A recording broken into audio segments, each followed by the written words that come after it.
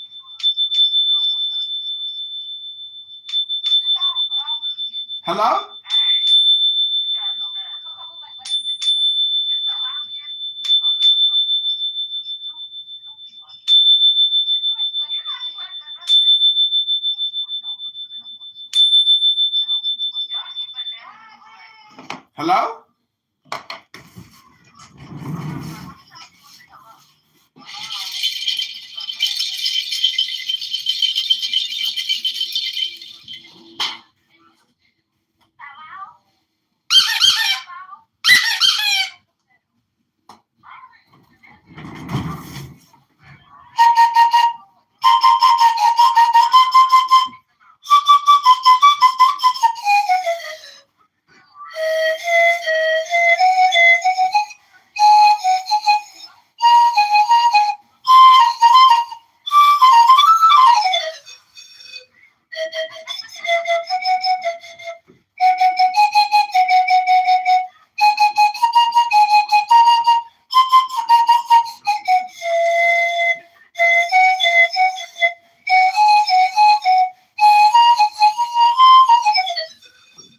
Hello?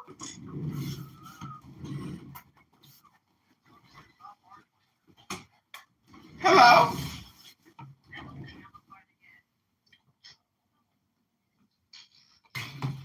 Hello?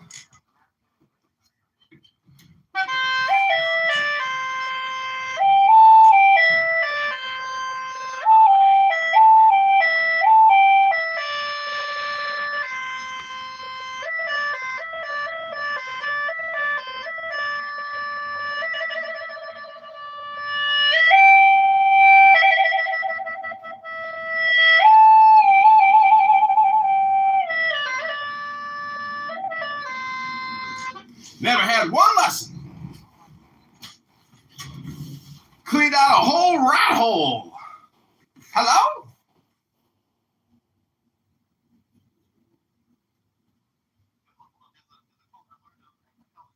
Hello? Nothing new under the sun. Hello. Everything that is has already been. Exactly. There's a quote from Jesus in the New Testament. There's nothing new under the sun. Supposed to be a reference to Buddha 500 years before him, who said the same thing. There's nothing new under the sun. Everyone is aware of reincarnation. Only the white man isn't. That's why they consider everything black civilizations know to be heresy or nonsense or gibberish. If white people don't know about reincarnation, does that not make them reincarnated and they're just unaware of the reincarnation? We don't know if they're reincarnated. Hello? If they're reincarnating like us. Reincarnating? It's the same cluster of assholes, fools. Asshole clusters? Baby Ruth? He backs me a Snicker bar? Hello? I think he's trolling. He's interrupting the build right now. So. The build? Hello?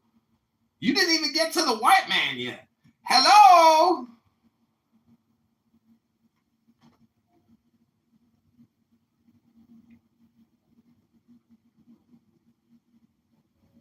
Hello?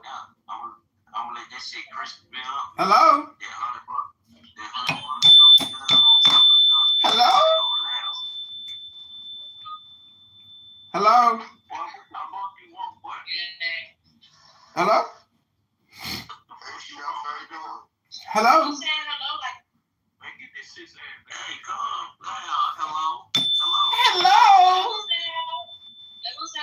Hello? Chef, you there? Hello? Yeah, I'm here. How you doing? I don't know what the fuck y'all. Hello? Hey, bro. Hello? Hello? Hello? Hello? Hello? Hello?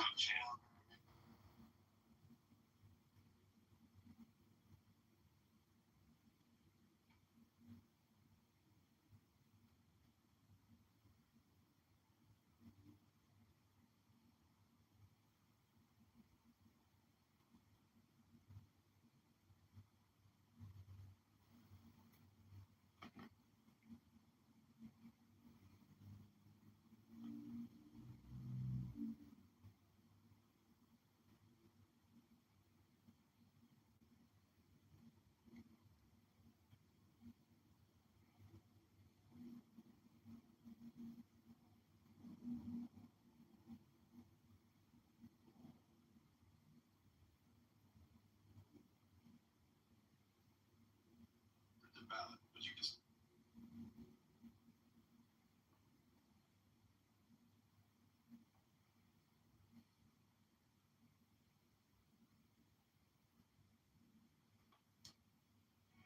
Breathe out, eyes closed.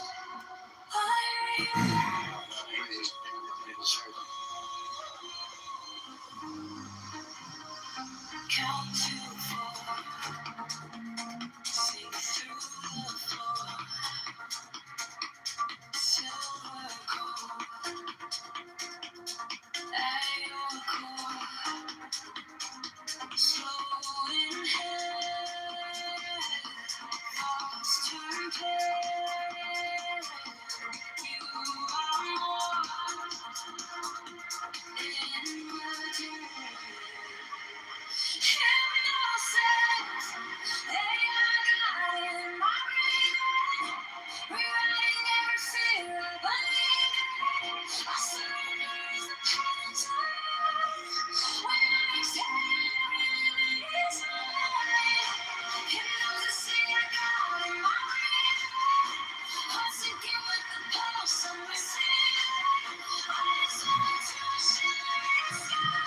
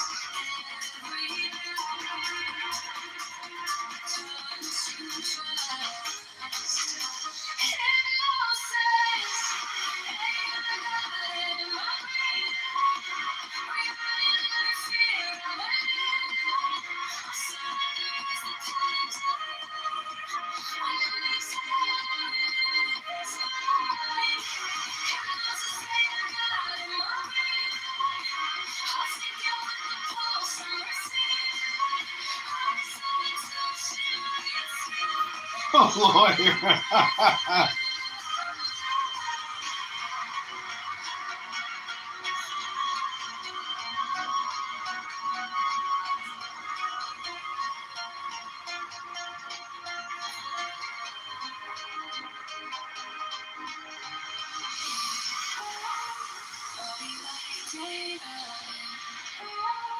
Waking up later, nothing to hide.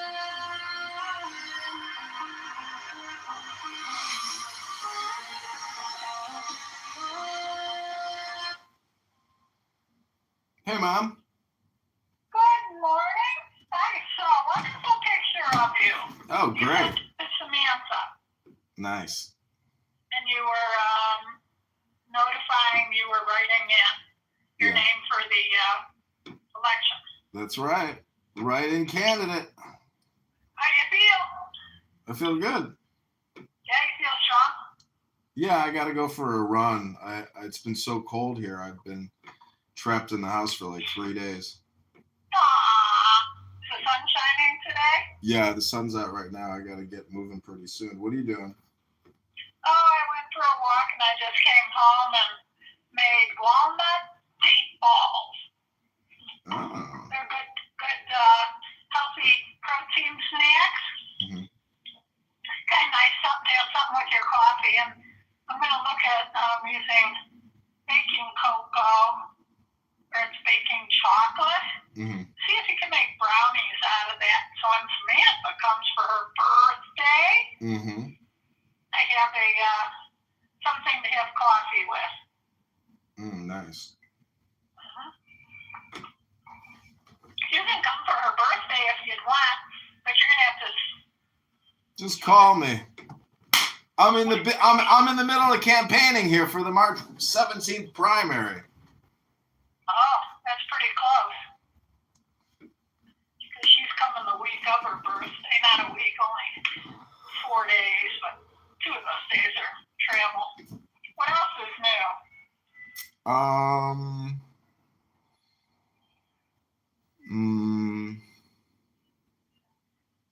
I don't know. Nothing really. Just, I had the trial with the unemployment hearing. Oh. And How'd it go? guess what they did? Well, where was it held, first of all? On the phone. Okay. He. Okay, so what did they do? The only thing I can think that they did was they fired you or they offered you your job back. No. This is the Illinois unemployment hearing for the unemployment money. They just pushed it to another trial with in the next 30 days. This was the third trial, and they're again referring it back, and they're saying send us more paperwork, and we'll have another hearing in 30 days. I was like, holy shit. Who are they? Who's included in the hearing? Myself and my former manager. He showed up to the phone call. And then a mediator, right? Yeah, a judge. Well, how did you feel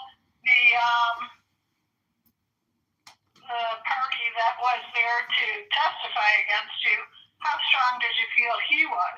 They didn't even get to him. He just said, yes, Your Honor, 3 times, and that was the end of it. That's weird. I know, it's so weird. And he was screaming. I was like, well, the paperwork says that the judge is supposed to be presiding over this. His name is Kathleen. And he's like, well, she wasn't here today. So I decided to do it myself. And I know what I'm doing. So you ain't got to worry about anything. I was like, holy shit, this guy's crazy. That's because he didn't want to be doing it. And he's being forced to it. So I just said, yes, Your Honor. Yes, Your Honor. Yes, Your Honor. Yes, Your Honor. Yes, Your Honor. What were the questions he was asking? He was asking why I filed late. And my response was, I called and your website was down. And I faxed, but, I heard nothing back. And then he says, well, you got to you have to send in the physical mail. And that's the problem. I said, there's just no. So anyways, I just have to send them a package of exhibits. And then we'll have another conversation. Do it.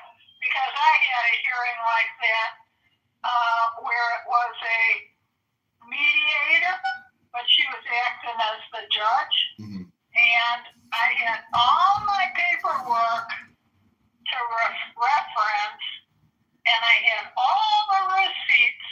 I had everything. Yeah, I did that twice, having bought everything, and I won. Mm-hmm. It was the other side that didn't have anything to stand a leg on. Yeah, the manager wants to make sure that I get nothing. He overnighted me a package from somebody else with pages and pages of stuff that he could refer to. And it's very punitive. He doesn't have to show up and do all of this, but he's doing it intentionally because he wants to spite me. But I have all the paperwork in the lawsuit against him, so we'll see how it pans out. I mean, it's worth like $20,000, so I hope I get it. Well, if you can't get it at that price, maybe there can be a compromise. No, it's all. 10 and 10. Hello? It's all or nothing. There's no compromising here. It's you got it or you didn't get it. That's it. But I love how your imagination's always working. Your imagination is always working. You can, I'll let you feel it for yourself, but when you're done fighting and you surrender, yeah, you'll see what a good feeling that is. Oh, I know what you're talking about. It blows my mind that this is a year later. I haven't received $1 from unemployment. The fact that they can withhold money like this when you pay into it, it's just such a hypocrisy. Well, it's because I think there's some fine lines where you didn't quit you were given multiple occasions to talk to them. You didn't, and you kept the fight going, but you weren't addressing them. I know that. You told me so. So it's kind of... No, I kind of feel like they're dealing with somebody fucking around. No, I understand. It is what it is. I got to deal with with the repercussions of my actions and communication. But you never know how these things turn out, because I've had it turn out in my favor before, which was amazing. You know, I mean, the judge literally chastised the other party and gave me the full benefit. So I was like, wow, that was amazing. Well, it also were different circumstances. Yeah. So you might want to put this to the mediator's ears, is how is it that we're at this point and they can keep requesting the same documents and it doesn't amount to closing this case? Well, they've actually never received the documents. I uploaded them to their website, and for this is like the final appeal, and it's got to be mailed to them. They do not accept digital. I would say mail it with a certified, you want a certified receipt? Yeah, I'm going to do that tomorrow. Then you've got it. Yep. That's really the only way that you got something in your hand that somebody on the other end received it. Yep. Doesn't matter who receives it, because that puts that person in place that needed to take it to the person that the name was addressed to on the envelope. Yeah, I also have to send it to the former employer as well. They have to be it's like a real trial, like it's discovery. They have to also receive the information. You know, I just read the fine line in the 32-page when I opened a CD with Discover, who I believe Citibank just bought them. But I wanted to see, when it comes time to that CD coming due, who do I notify? How do I notify that I do not want that CD to roll over? Well, they give you an 8-day window. And it said you have to write them. You get it? They want that CD to roll over into the next lowest rate, whatever the offering at the time being. So I say, always put it in the mail, because it's got a timestamp, it's got a receipt, and the receipt comes back stamped. Get it? So do it the way they're telling you gotta do it. Well, you sound good. How's everything? What are you doing the rest of the day? The Bears are playing the Rams. Oh, that'll be sweet. Well, I might be able to push myself out and get back into my landscape project. I've got 3/4 of it done, but the last 2 days were kind of brittle, windy. And I said, doesn't mean you gotta work, huh? So I ate too much popcorn watching the it might be Paramount, The Lioness. That is a militia group of about 7 to 9, and they have very highly dangerous jobs. Somebody's paying them for these major jobs, and so last night I must have watched 8 episodes. I'm not kidding you. I couldn't believe I did that, and hence I couldn't go to sleep, because now I had finished my book. Then I started these movies. I'm like, I got too much damn rest now. So I had too much energy, and I couldn't go to sleep. Yikes. You know, dangerous. That's why you got to do the same routine every single day. Yeah. Go to bed at 8:30. Stop eating after 3:30. Mm-hmm. And just chill out. Anyway, that's all I know. You get the car fixed? No, I didn't do the strut. I'm not really doing any long distance driving, so it's fine for now. You hate to put money into the car, don't you, for the age it is? Yeah, the car is 24 years old. 25 years old. What's the point of if it's working, it's working. Yeah, just for long distances, like going downtown Chicago, you wouldn't want to get caught in that highway and have your car break down, would you? Well, that's okay. That's okay, because then I could always call an Uber and get the hell out of there. But if I'm if I'm Rockford or Peoria or Springfield, I mean, holy shit, that's a different story. Well, then you just have somebody take you to a car rental. That's right. I guess you'd have to abandon your car there, wouldn't you? Yeah, it would be a major pain in the ass. Well, that's maybe where you just leave it. No, I'm not going to abandon anything. Put it up for sale. Well, anyways, your imagination is going off again, and I have to make a bowel movement and get ready for a workout at the gym. So I hope you have a great rest of your afternoon, and thank you for the call. I love you, and I hope you have a great rest of your afternoon. Okay, you're looking real buff. Proud of you for keeping up on your exercise. It's your melatonin and your good health. Okay, thanks, Mom. Take care. Okay, Bye, Jack. Okay, bye. Love you. Love you too. Bye.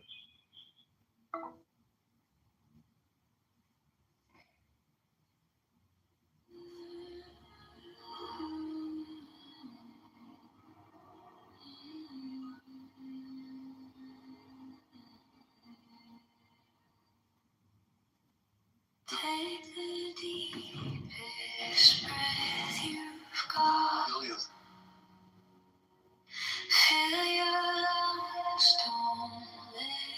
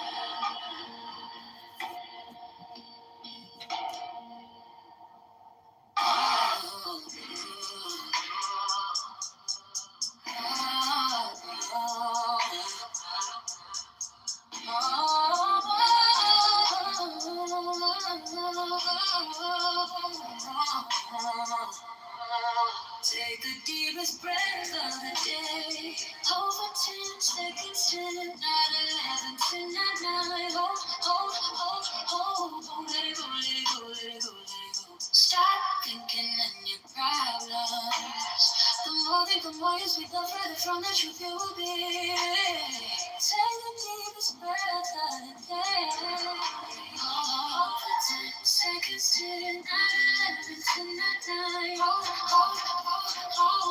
it go, let it go, let it go, let it go. Hold, let it go, let it go, let it go, let it go. Hold, let it go, let it go, let it go, let it go. Take the deepest breath of the day. Over 10 seconds to 9, 11 to 9. Hold, let it go, let it go, let it go, let it go. Stop thinking ain't your problem. The more think, the more you speak, the further from the truth you will be. Take the deepest breath of the day. Hold for 10 seconds to 9, 11 to 9. Let it go, let it go, let it go, let it go. Let it go, let it go, let it go, let it go. Let it go, let it go, let it go, let it go.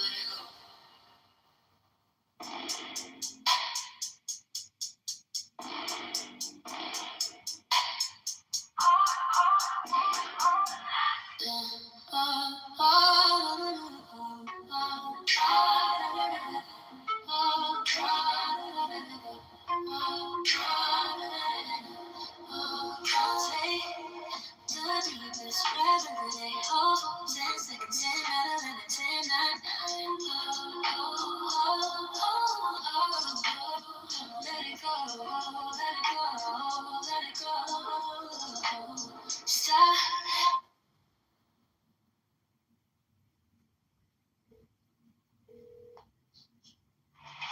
Hey, Don. Hey Daniela, how you doing? Okay, how are you? I'm good. I was just talking to my mom on the phone. What are you doing? You sitting by the pool in Mexico? ¿Cómo se dice pool en español? La piscina. Sí. Yeah, it's nice. Nice here, John. Yeah, I bet. 80s, like in the 80s. Paradise now. Super nice. How you doing? I'm good. I'm about to go work out. Yeah, I was out this morning. I was trying to get to the gym today, but I was out for a couple hours already. So I mean, I'm not gonna make it to the gym today. They close at 4 o'clock on Sundays. Yeah. But yeah, how's Chicago? It's cold. Yeah, it's cold, but we got the Bears-Rams game today, so it's like an exciting football day in Chicago. Oh, nice. Yeah. Did you follow the football yesterday? Seahawks are like, I don't know who won the game yesterday. I didn't follow that. I didn't see it. I think we might be going to the Super Bowl. I'm not sure who won the game yesterday, but Seahawks are doing pretty well. Well, how's life in general? Good. I'm a write-in candidate for Congress. I don't think I'll beat my opponent, but it'll be interesting to see how many write-in signatures I can get. Are you trying to raise money though before you just get on there as a write-on? I've been raising money since August. Did you raise that? How much did you raise? $700. What, did you spend it on campaign stuff? Yeah, travel, food. Yeah. Wow. And circulators. What's that? People that work for the campaign, they went out and got me signatures on my petitions. Oh, I see. How many signatures do you have? I had 1,600 something plus signatures, but they disqualified over 1,000 of them. So they kicked me off the ballot, and then I filled out a form called a write-in candidacy. Yeah. So I'm running as a write-in candidate. They have to literally type my name. There's no option to choose me. like you have a very good chance then. No, I don't have a very good chance, but it'll be interesting to see how many people I can connect with, because a lot of people are very angry with Darren LaHood, and I'm actually getting letters in the mail and phone calls and texts from people thanking me for running against him. So, yeah, it's encouraging. I mean, if your name was on the ballot, then Yeah. you would have had like a good chance. A good chance, because so many people would have flipped. A lot of Democrats would have voted for me because they don't want him in Congress anymore. Yeah, because most people just choose, I think, either Democrat or Republican. They don't know anything about whoever is running anyway. Exactly. They just choose their party. Yeah, they just choose the party. Yeah. Well. That's all right. I gave it my best shot. I got no regrets. So what are you doing? Are you still working right now? Are you retired or what? No, I got 2 pending lawsuits worth $230,000. We're gonna see how those play out, and then figure out what I'm gonna do. If I'm gonna try to start applying for jobs or move somewhere. I might move to Miami, to South Beach, or to West Palm Beach. I don't know. I think, since I don't have a job here, I might as well move to a nicer place. Yeah, I don't know why you're still there. Chicago's like. Yeah. I don't know. It's terrible. It's awful. It's horrible. Yeah, I mean, it doesn't excite me. That's for sure. I did. I mean, you got like one of the cities with like the most crime in the nation besides Seattle, and then you got like this huge black population, right?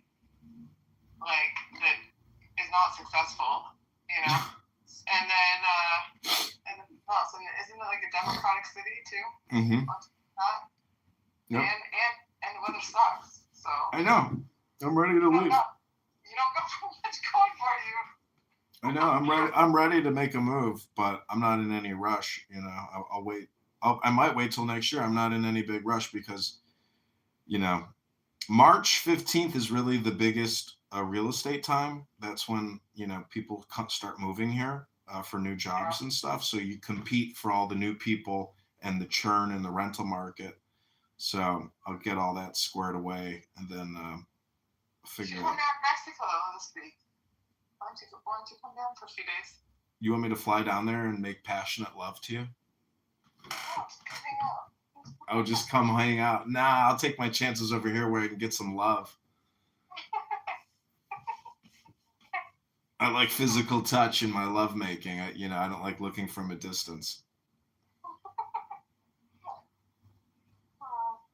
There's so many pretty girls here. You have no idea. It's just like I went out last night. I mean, all these girls are in college, but they're just so, beautiful. You're like, wow, just incredible. Aren't they all covered up though with the weather? In Chicago, they come dressed out like skanks. Mm-hmm. Even in the cold weather, they freeze. They just got no pain. They don't even care. They're crazy. Do they wear a jacket or no? No. They wear skirt. I mean, it's just crazy how these girls, it's dangerous. If the car breaks down, you could have, severe hypothermia and skin damage. Really? Yeah, it's dangerous. You gotta, when you drive, you gotta. Get around, but do people just Uber everywhere? Uber everywhere. And late at night, there's no Ubers, It's crazy. They kick everybody out of the bar. And there's not enough Ubers for everybody, so you got crazy people out there holding their arms, freezing to death, praying for an Uber. Yeah, that doesn't sound exciting. Yeah, it's horrible. I don't want to live here anymore. I want to live in a warm weather climate. I am gonna move. I'm not gonna live here. Everybody who moves out of Chicago to Florida or Arizona or California, etc., they always say I should have done it sooner. And they're so happy they did it. I've been telling you that for years. Yeah, but you live in Seattle, which is like the biggest. Your mayor is an open communist. Like you live in the most effed up city one of the most effed up cities in America. Yeah, I know. No, I agree with you, but I'm not really there like that much, and I try not to be there actually. I can't stand like the way the city is like running all that. But I'm in Mexico. I've been here for like a month and a half. Wow. I got a few days left, and then I don't know. I mean, it is beautiful here. Like it is like the weather here, John. You would love it. I mean, I gotta take a video and just send it to you. But it is the most perfect weather in the winter of like any place like in the world. I mean, it's in the 80s during the day, like low 80s. It's not like super hot, but like hot enough that you're tanning, like hot enough, but not like unbearably hot. And then the evenings at night, it's like in the 70s. So literally, yeah, like I'll come out of the gym, like if I do work out in the evening, come out of the gym, it's warmer outside than inside. I need no jacket, nothing. You know, like I mean, you got good healthy food. People are nice here. You got a bunch of Canadians that come here for like 3 months at a time. The lady standing next to me, she's awesome. And so I don't know, like it's pretty nice out here. Well, Canadians are the worst. They're the biggest brainwashed group of pussies ever. I know. Do you know what's going on in Canada right now? It's also fucked up.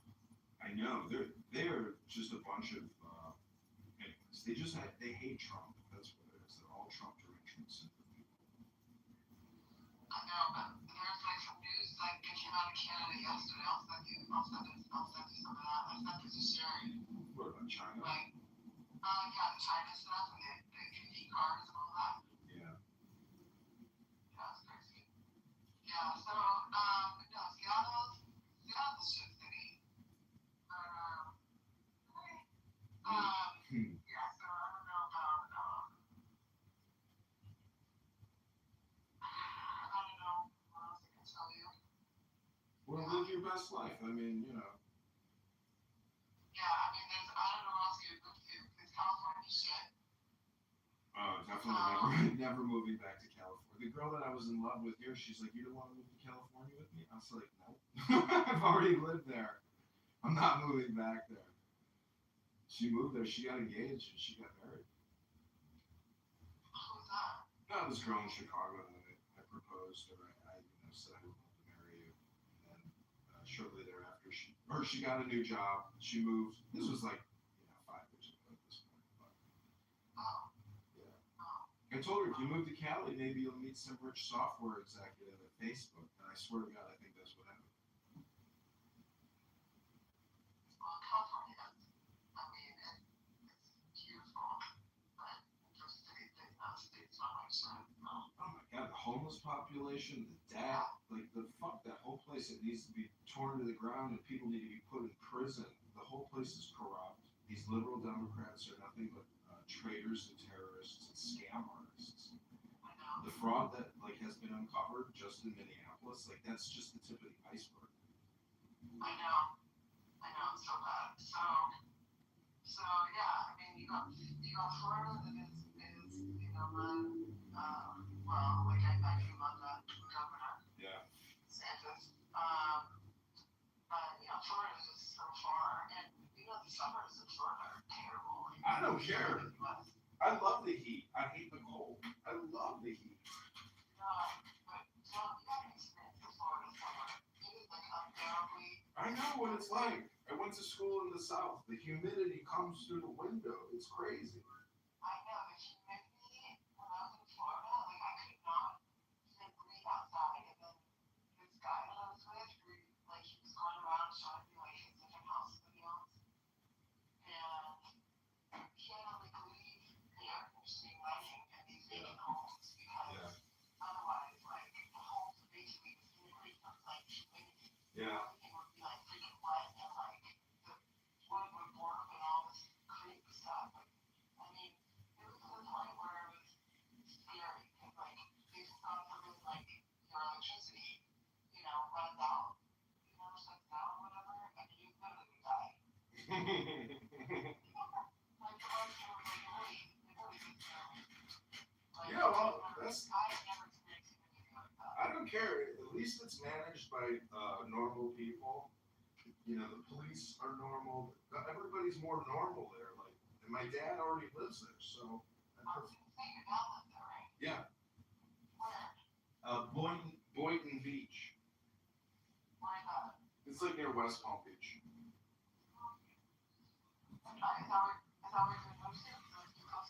Yeah, West Palm Beach, where all the Jews are at. Did he do anything Jewish? Yeah. He's married to a Jew. I know. I'm just wondering if he's involved. Yeah, my dad's very religious. He loves God. Yeah, I mean, yeah. We are my family on the dad's side are all rabbis. Yeah, Kitover means Kitover. That is good in Genesis, and the first Kitover moved to Israel in the 1700s. We're early Zionists. My grandmother was a hardcore Zionist who worked herself to death giving money to Israel. Yeah, when your mom was building the state, my grandmother was funding it. Yeah, charity.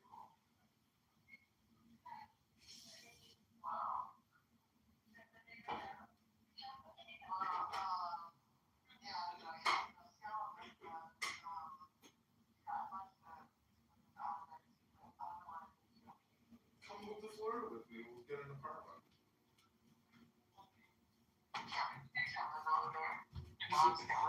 Oh, I forgot. You already have kids and grandkids. I don't know why I talked to you. You already have dogs.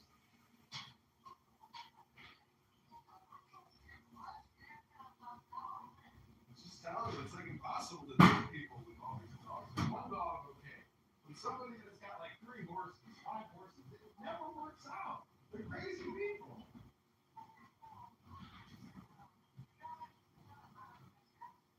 I saw. I was like, what? Yeah. I'm like, this is crazy. This girl is too much.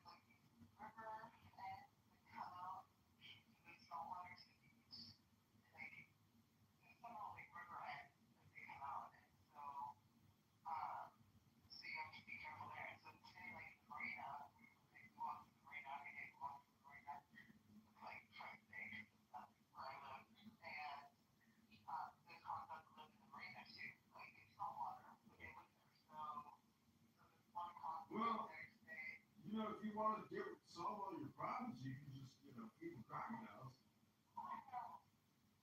Bye, baby. I love you. Good luck being turned into crocodile poop.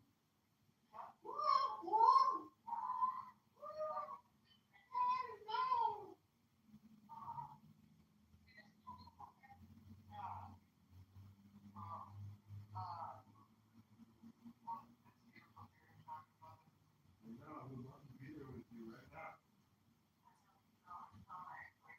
Today I wanted to take her out and take on a hike, but it's kind of a long way, like, to get to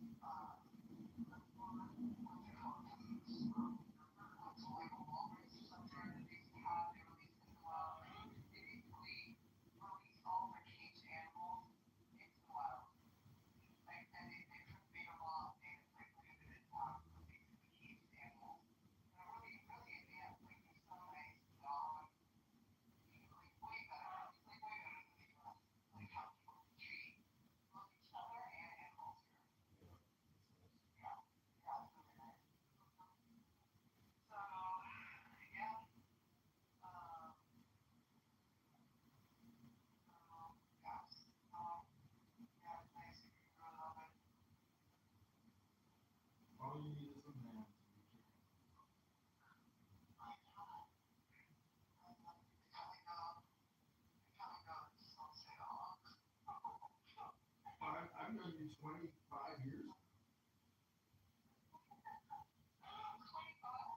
Yeah, but maybe in 2002, so 24. No, 2002. Really? Oh, well, whatever. A year. Okay. I'm just saying, I've been here a long time. 23 years. 22 years. Yeah, 20 years is a long fucking time. That's a career.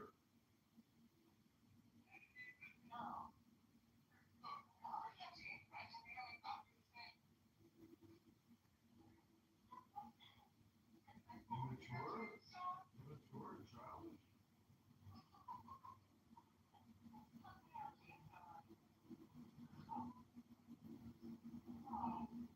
Well, you never got married, and you never got divorced, so if you would have got married, you probably would have gotten divorced. If you got married, there's a 60% chance you could also be divorced.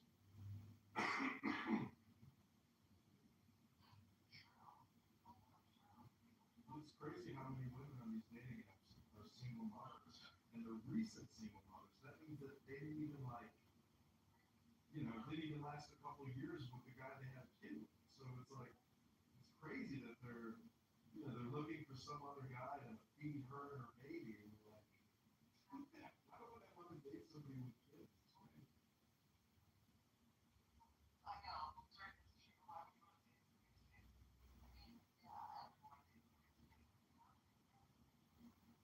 My sister got married to a guy with kids, but those kids were older, but nonetheless, they're still annoying.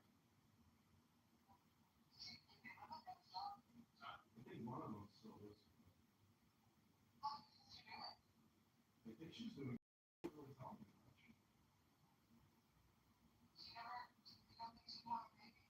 She can't have a baby. She's like fucking 50 years old. I think she was born in 1979.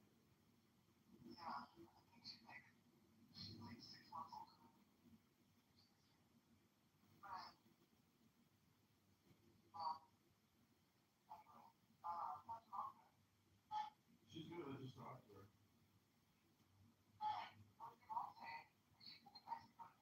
Yeah. Yeah, it's good. Yeah, I like it. Yeah, it's desert and mountain. Yeah, it's very nice. We could go there and visit her if you want sometime, but you probably want to leave after a couple hours. Because hanging out with my mom for more than a couple hours could result in hair loss or a migraine.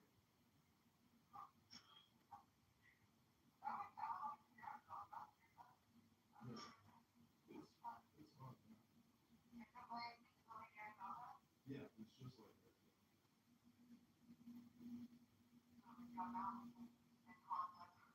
Mhm. Yeah, she's still alive. She just hit 100. Yeah.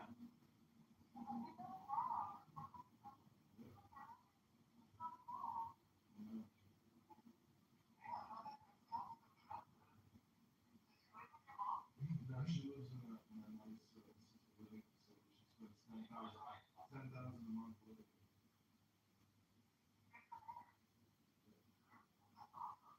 Yeah.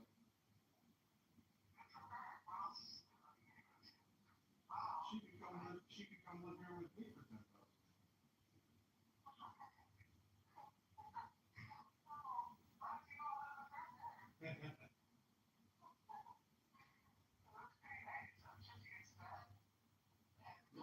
Yeah, she is. She's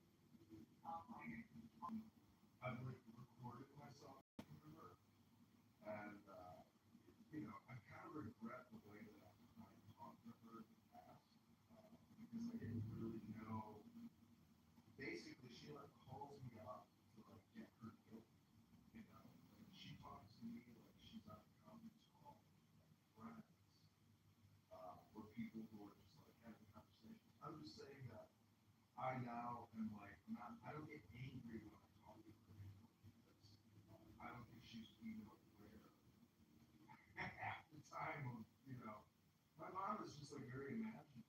She'll just start making shit up all the time, and it's just her imagination. It's just her brain working. So I just don't get angry anymore. And actually, I'm just happy because like I don't get angry anymore. In the way that I used to. Like she can't push my buttons. Um, I'm just along for the ride. There's no reason to have conflict. It's just like let her be. If she wants to be a horrible, awful, terrible, obnoxious person, just let her do it. Like I'm not getting angry about it. It's just the way to live your best life. Just let her do it.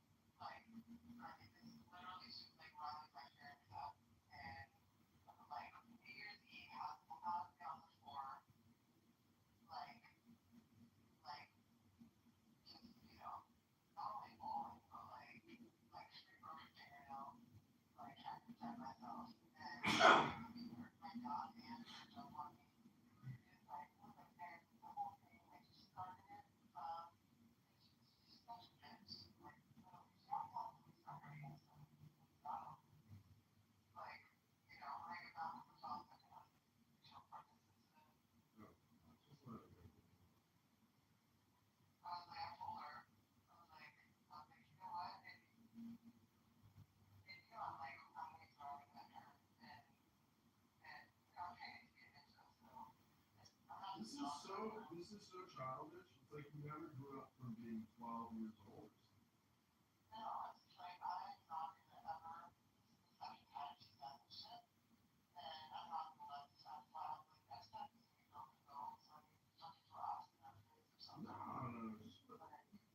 You yourself are your own worst enemy. The fact that she is physically assaulting you is bizarre, insane, and crazy. You need to take a step back and let your sister cool off because she's using you as her punching bag. Because she herself is so fucked up with stress.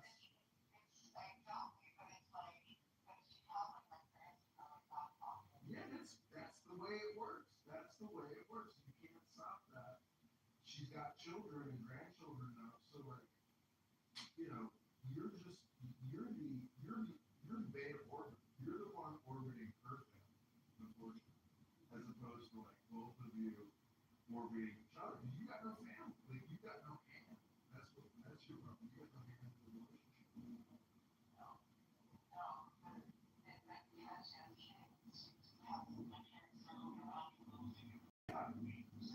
Yeah, I get it, but that's the problem's welcome to the Dutch.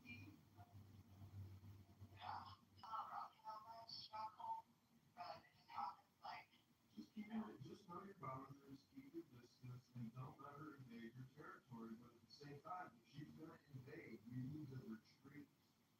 You can't be this aggressive ninja fighter that you think you are because it'll destroy you.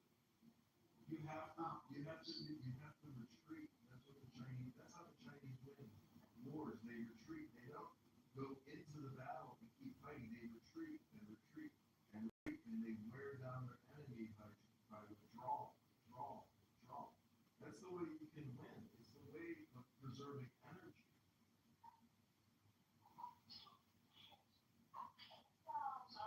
I'm telling you, you don't have wisdom, Daniel.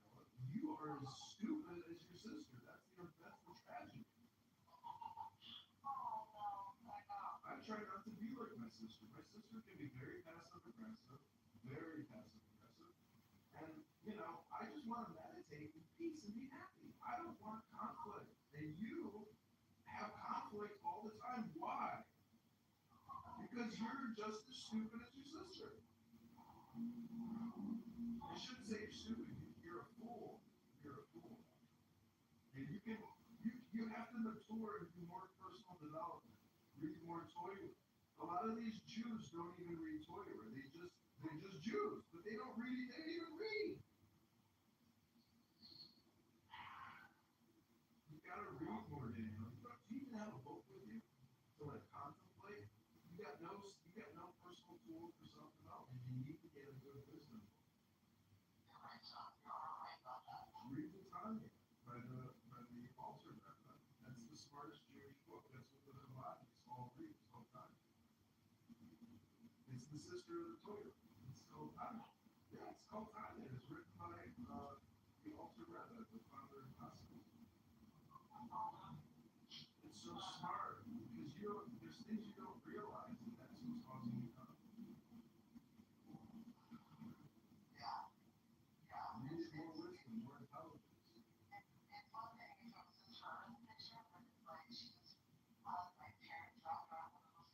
Mhm.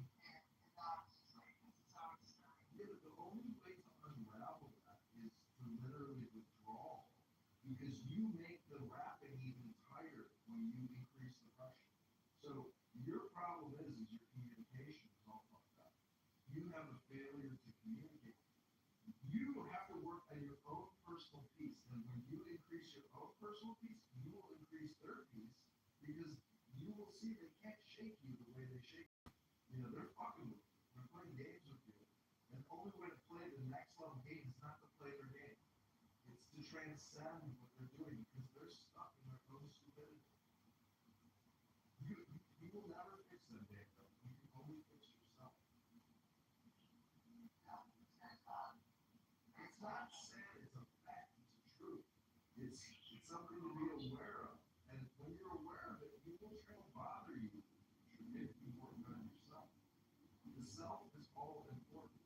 You're not working on yourself, that's why you're having all this conflict.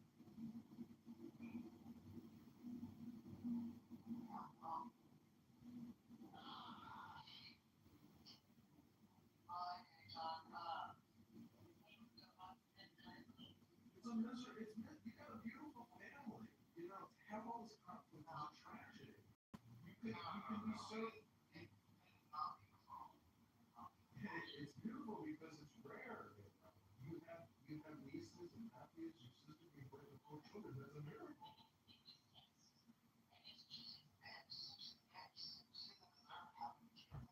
You would be a super bitch if you had kids. You would be the biggest bitch in the world. That's what bears do. Mama bears are ferocious. Mama bears are violent. They eat anything.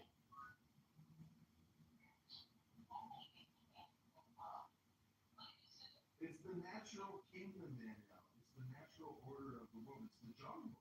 We live in a jungle. You know, this is all primate behavior, Danielle.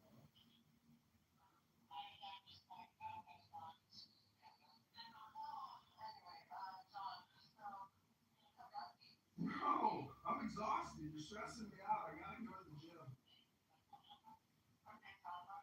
Okay, take care.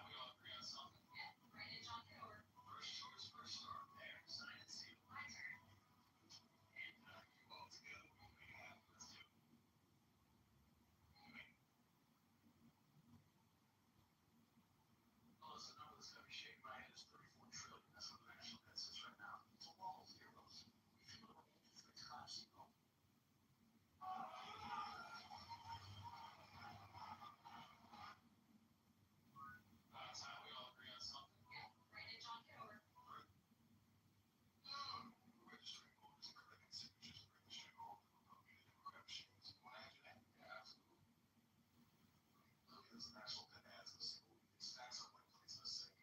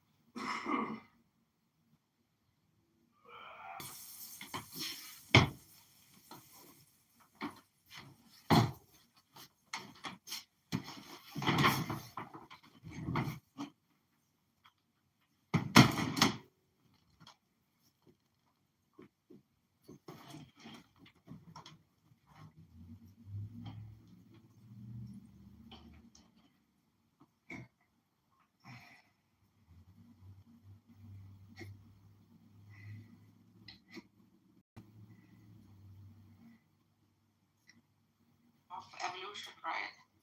Mm-hmm. So we don't have more humans, our race declines, therefore it is a negative. Beneficial. It's not beneficial to the collective. So as a human family, we start to die out. That is one like naturalist argument against it. Yeah. Which even an atheist will not like deny.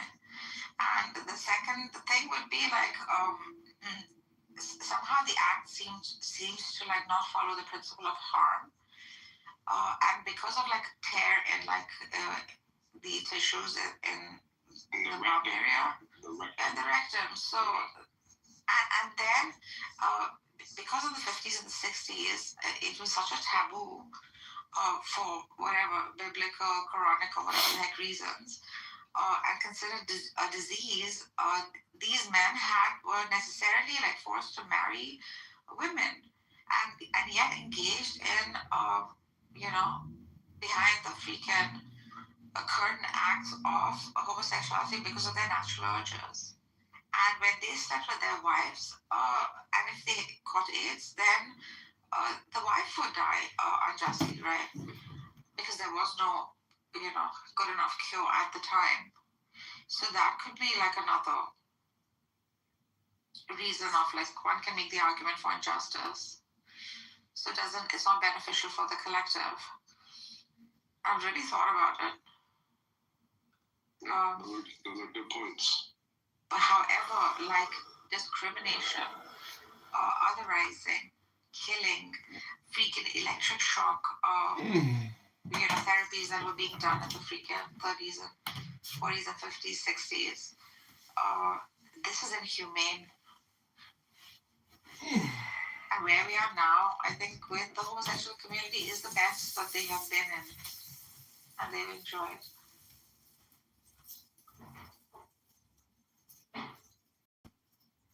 We want to know more about the stuff going on in Iran. Why no idea. The whole thing collapses, then makes itself up. Collapses, makes itself up. So the region is freaking rich. Like my country is so rich in petroleum and gas that I remember just a few years ago when I visited, and years before that, and even when I lived for the gas at home that you used to cook your food with, everyone from like whatever 50, 60 years has been just getting free gas. So the region is very rich in resources. However, with the going of the replacement of one man with another, which by the way America helped do, the getting rid of the Shah and bringing in of Khomeini, when Khomeini turned his back to the West and said F off, we're not going to be we're not going to be subjugated. Sanctions began, detachment, otherizing, whatever. And this country has been self-sufficient for the past 50 years. What you see now is not just the application of Islam gone back, but a product of like a 9-year freaking long ass war. Okay, which led me and my family to leave the country. But also, and by the way, the quick rebuilding of it after being completely destroyed after the war. However, the corruption that has set in within the system, the sanctions that have pressurized people like so much that they can eat meat like just once a week. And similarly, in the time of Shah, the uprising happened because the poor started to call out. He would have these huge banquets and call all international guests and Persepolis and have like cutlery made of gold and all this lavishry. And on one side, and then poverty amongst like people in villages on the other.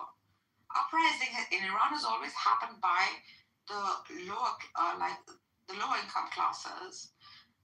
So this again is happening. However, there's also like no social freedoms were given to a group of people who are just innately built free for philosophy, for art, for sciences, for we seek freedom way more than someone in Saudi Arabia or someone in freaking any Arab country. The temperament of the country is set towards freedom. And when you take that away and enforce principles such as freaking hijab, say, for example, even on like Christians and Jews and stuff, although worn very badly, like it doesn't serve the purpose, right? It's just like thin cloth on the head because it is the law. There's gonna be an uprising.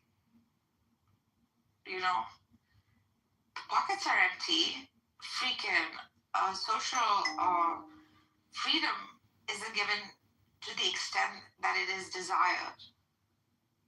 And then you have external pressures such as America and Israel and God knows how many other countries and factions that are Iranian outside of Iran that want it to topple, such as like Mujahideen. All of these other groups, along with all others that are interested in the region for whatever reason. That's what it is. And there is brutality, there is tyranny, like amongst the government agents and how they freaking treat protesters, other agents within it that are like, allowing for this to happen. Yeah, sure.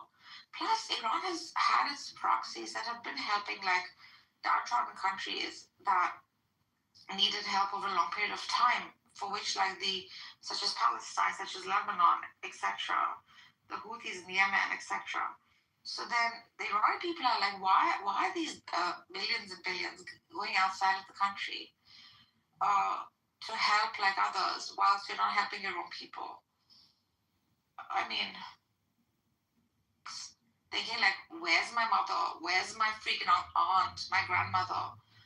They could have just been, whatever, shopping outside and gotten hit, God forbid. So there's a lot of anxiety too that happens during these times. Yeah, it seems kind of stressful, man. Yeah. I don't even know where to begin. And I believe Hashemi was telling me yesterday, one of my Iranian friends, he's like, fuck, man, they're like turning off the lights, okay? And they're shooting in darkness. Bob, think about it. Run out of money. You kidding me? Run out of money. You kidding me? These guys are built of millions. Billions. Yeah, All of Rafsanjani, Khatami. But they could, the US government could give sanctions where they'll beat up their reserves in there. Of course, the poor are going to run out. The poor are going to run out. Not the government agents that. No, fuck no. So because of the corruption, this has happened. Even though there were sanctions, somehow the Iranians had learned how to make every freaking thing within Iran. So self-sustaining powers are just huge within the Persian race because of like prior invasions and the large scale of the empire and stuff. So it's a very self-sufficient sort of system, and people very productive and highly skilled. The ones who are going to suffer are going to be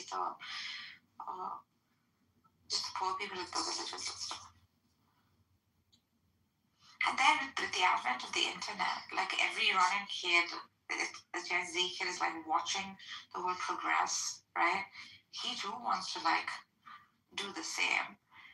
And then and he's making product, he's renting, etc., but he can't freaking sell it because the US doesn't allow for any other country that it freaking allies with to interact with them. It's a sick form of bullying too. Yeah.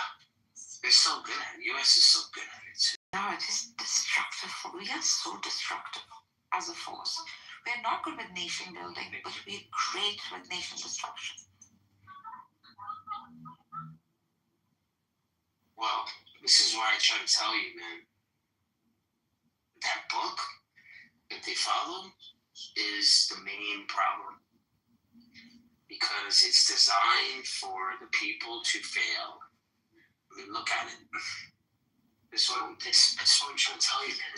The more and more I do research on this stuff, and I'm not trying to say it's like, oh, because he's fake or he's a fake pop, or trying to shit on them. They have not had a preservation sort of culture for a long time. They don't have a preservation culture like the West, and because they got invaded, all of Europe, with this book, they made sure it's never going to happen again. They made sure that it's never going to happen again, and that if it does, it's going to be easy to dismantle. Look. From Shia Islam to Christianity, they're basically extremely similar. Like in worldview. Is it Iran? No. Or we trained you guys, or was it Iraq? Were they training the fighters? Was it Iraq? I think it was Iran. At what time? At what time? The 70s? Yeah, Iran. It was Iran, right? So it was the 79. 19th. Yes. So back then, they trained the pilots with some of the best pilots the United States has ever trained on the F-14, and they got the most kills with just prior to the revolution. With the how do you call it? With that specific plane, the F-14. And they kicked ass, man. They learned quick. These men. There was only one guy. There was one guy that took out. I think it was like 12. That was a lot back then. Dude, he was like the real Top Gun. Like, you can look it up. He's an Iranian gold sort of guy. And U.S. had a really good relationship, but then something went south. South showed his back towards the end. He too sort of evaded because he. Well. Oh well. That's who we are. You should be more like the Persians need to bring back their own culture back. Fuck the religion. Yeah, exactly. Religion is truly the opium for the masses. Always been an affinity for this thing called God. It's not a godless society at all, right? It has affinity for God in its people, in my people. So when you and that element of godlessness or atheism is not befitting. You know how certain personalities cannot be non-godly. Yeah. So countries are like that too. Works well perhaps because there's no drive for that. Worship or love or philosophy or things like that. Analytical society. But the philosophical societies or peoples will always have an affinity to this thing called God. And surely a godly society is way better than a godless society in some form or the other. But separate is very good reform within Christianity. Oh, yeah. You kidding? Yeah. Yeah. Like, I think, we can't even argue, really, and blame Protestants, right? Yeah. We would, like, there would be people that would just put the kind of, like, give the blame to ourselves, right? We were the reason why this revolt or protest started. Maybe it was something within that we should blame ourselves to make sure something like this doesn't happen again. And that's the preventive measures that the church uses. They look within. Yeah. And I think that's important, That is reform, yeah. Now, are they perfect? No. Never perfect. Not perfect. But they did go all fucking crazy. I remember I was a kid and we were walking once by the University of Tehran and with my aunt, and then her friend, very, very pretty most Persian women are like highly beautiful. And she fucking had these bright red nails, I remember. Like these long, sharp, bright red nails. She's young and beautiful. She's going to university. Fucking a car. I'm still traumatized. This is why I never wear my nails red. Because I have anxiety because of that incident. And this car pulled by. A lady came out. She said something in the girl's ear. And then the girl went in, my aunt's friend. Fuck, Beth. I sat there and I watched it. And she sat in the car. So kind of like a Tupperware box was brought out. Okay? Her fucking hands were put in it. They were cockroaches. Really? Fuck. Like, even now when I think about it, I feel like vomiting. Because of the anxiety that runs through me. Yeah, and then she came out and we all just walked away like a mundane event. It was for like a few years this was happening. I was a fucking kid. My eyes were like, I remember how shocked I was. And we just walked away. She didn't say a thing, my aunt didn't say a thing. Cats. No, there's no point. The problem is that people have power. Nothing to do People with have power. The people have power. That's what I'm trying to tell you. It has to do with control. Yeah. That's why when it changed, it's exactly like it was in the beginning. They're gonna hold to this with no evidence whatsoever. They're gonna hold to this, and that is the subliminal message, man. It's deeper than that. I'm telling you, a lot of people see this with the Bible too. That's why when they look at this text, they're like, man, this has been modified. This has been controlled by somebody. There's just no way how cryptic it is. It just keeps changing. You know, it's made for a specific audience, you know? Like even till today, I see any chick with red nails, I just put my head down and turn my head away. Like that's how impactful things like these are, I think. It is control, obviously. Christianity has this. They have Christianity has people control. Look at the U.S. Look at the U.S. Everyone pays their taxes. Everyone minds their business. It's a consumer reality. You know? It's not a real Christian state. America I don't think it can qualify as like a real Christian state. What were Christian states, like godly states, were probably during the Victorian period. And then for a few years that followed it, European societies, 18th, 19th century and prior, like these actually enforced and enacted and lived that way. Now, were there freaking mass killings, massacres because of differences in thought within Christianity? Hell yeah. Yeah, but I don't think Christians are killing as much as the Islam people. Yeah, definitely. But they were concentrated killings for a short period of time in history, but large numbers, and then the numbers would dwindle, and just this is not the way of the Lord. But it's the way of Islam. Yeah, that's the weird part. The weird part, right?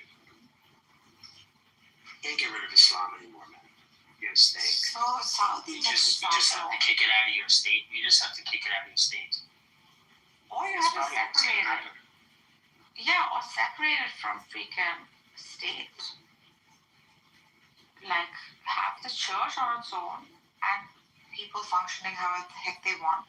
Because if you see like societies like Turkey and these places that I've been to, Dubai and not Saudi, They want nothing to do with Islam. They've separated them completely.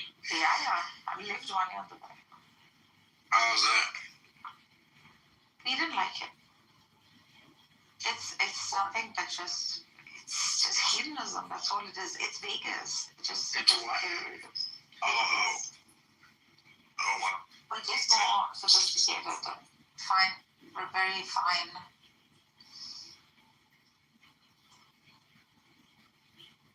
And you're living like in a very rich culture of like India, and these people are very hospitable. You And that's like the in whole- this country.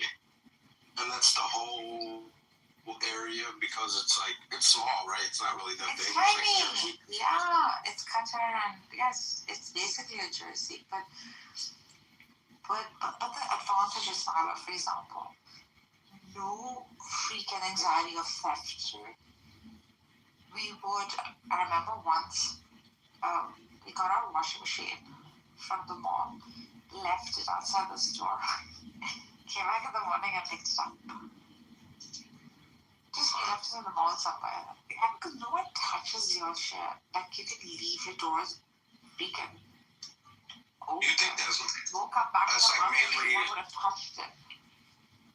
you think that's mainly due to like Punishment. there's just a lot more punishment, gets more Yeah, we're gonna have for richer people in that area? mostly people are rich there, but the workers there too, like, would never do such a thing. They don't discriminate. The law is the law. Yeah. I think they paralyze the finger. No, I'm sure the law definitely helps. Yeah, that helps. Then the safety for like women, for example, because any sort of like I think they overplay that though. Because honestly, like in a neighborhood where I live in, yeah. it's a nice suburb. I mean, so like theft is not. I mean, I don't know the stats, right? But as far as like I've seen people leave, like I've left my car door wide open, and nothing was stolen out my car. I know my garage, my neighbors, they've left the garage door open, literally 24 hours for a year straight.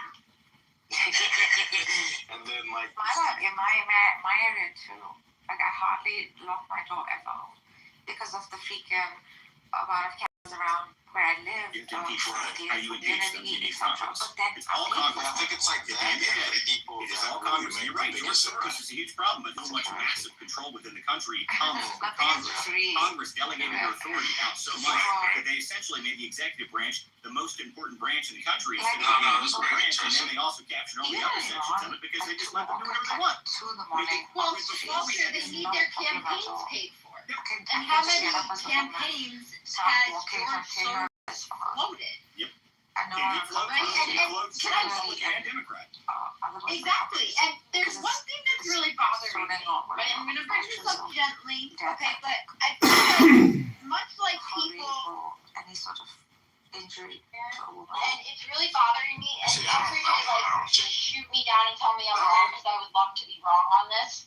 But other than ICE being involved, right, and them having the target of ICE, other than them having the target of like what was happening with George Floyd, or the other times that Minnesota has literally been on fire by its own citizens and protesters, okay?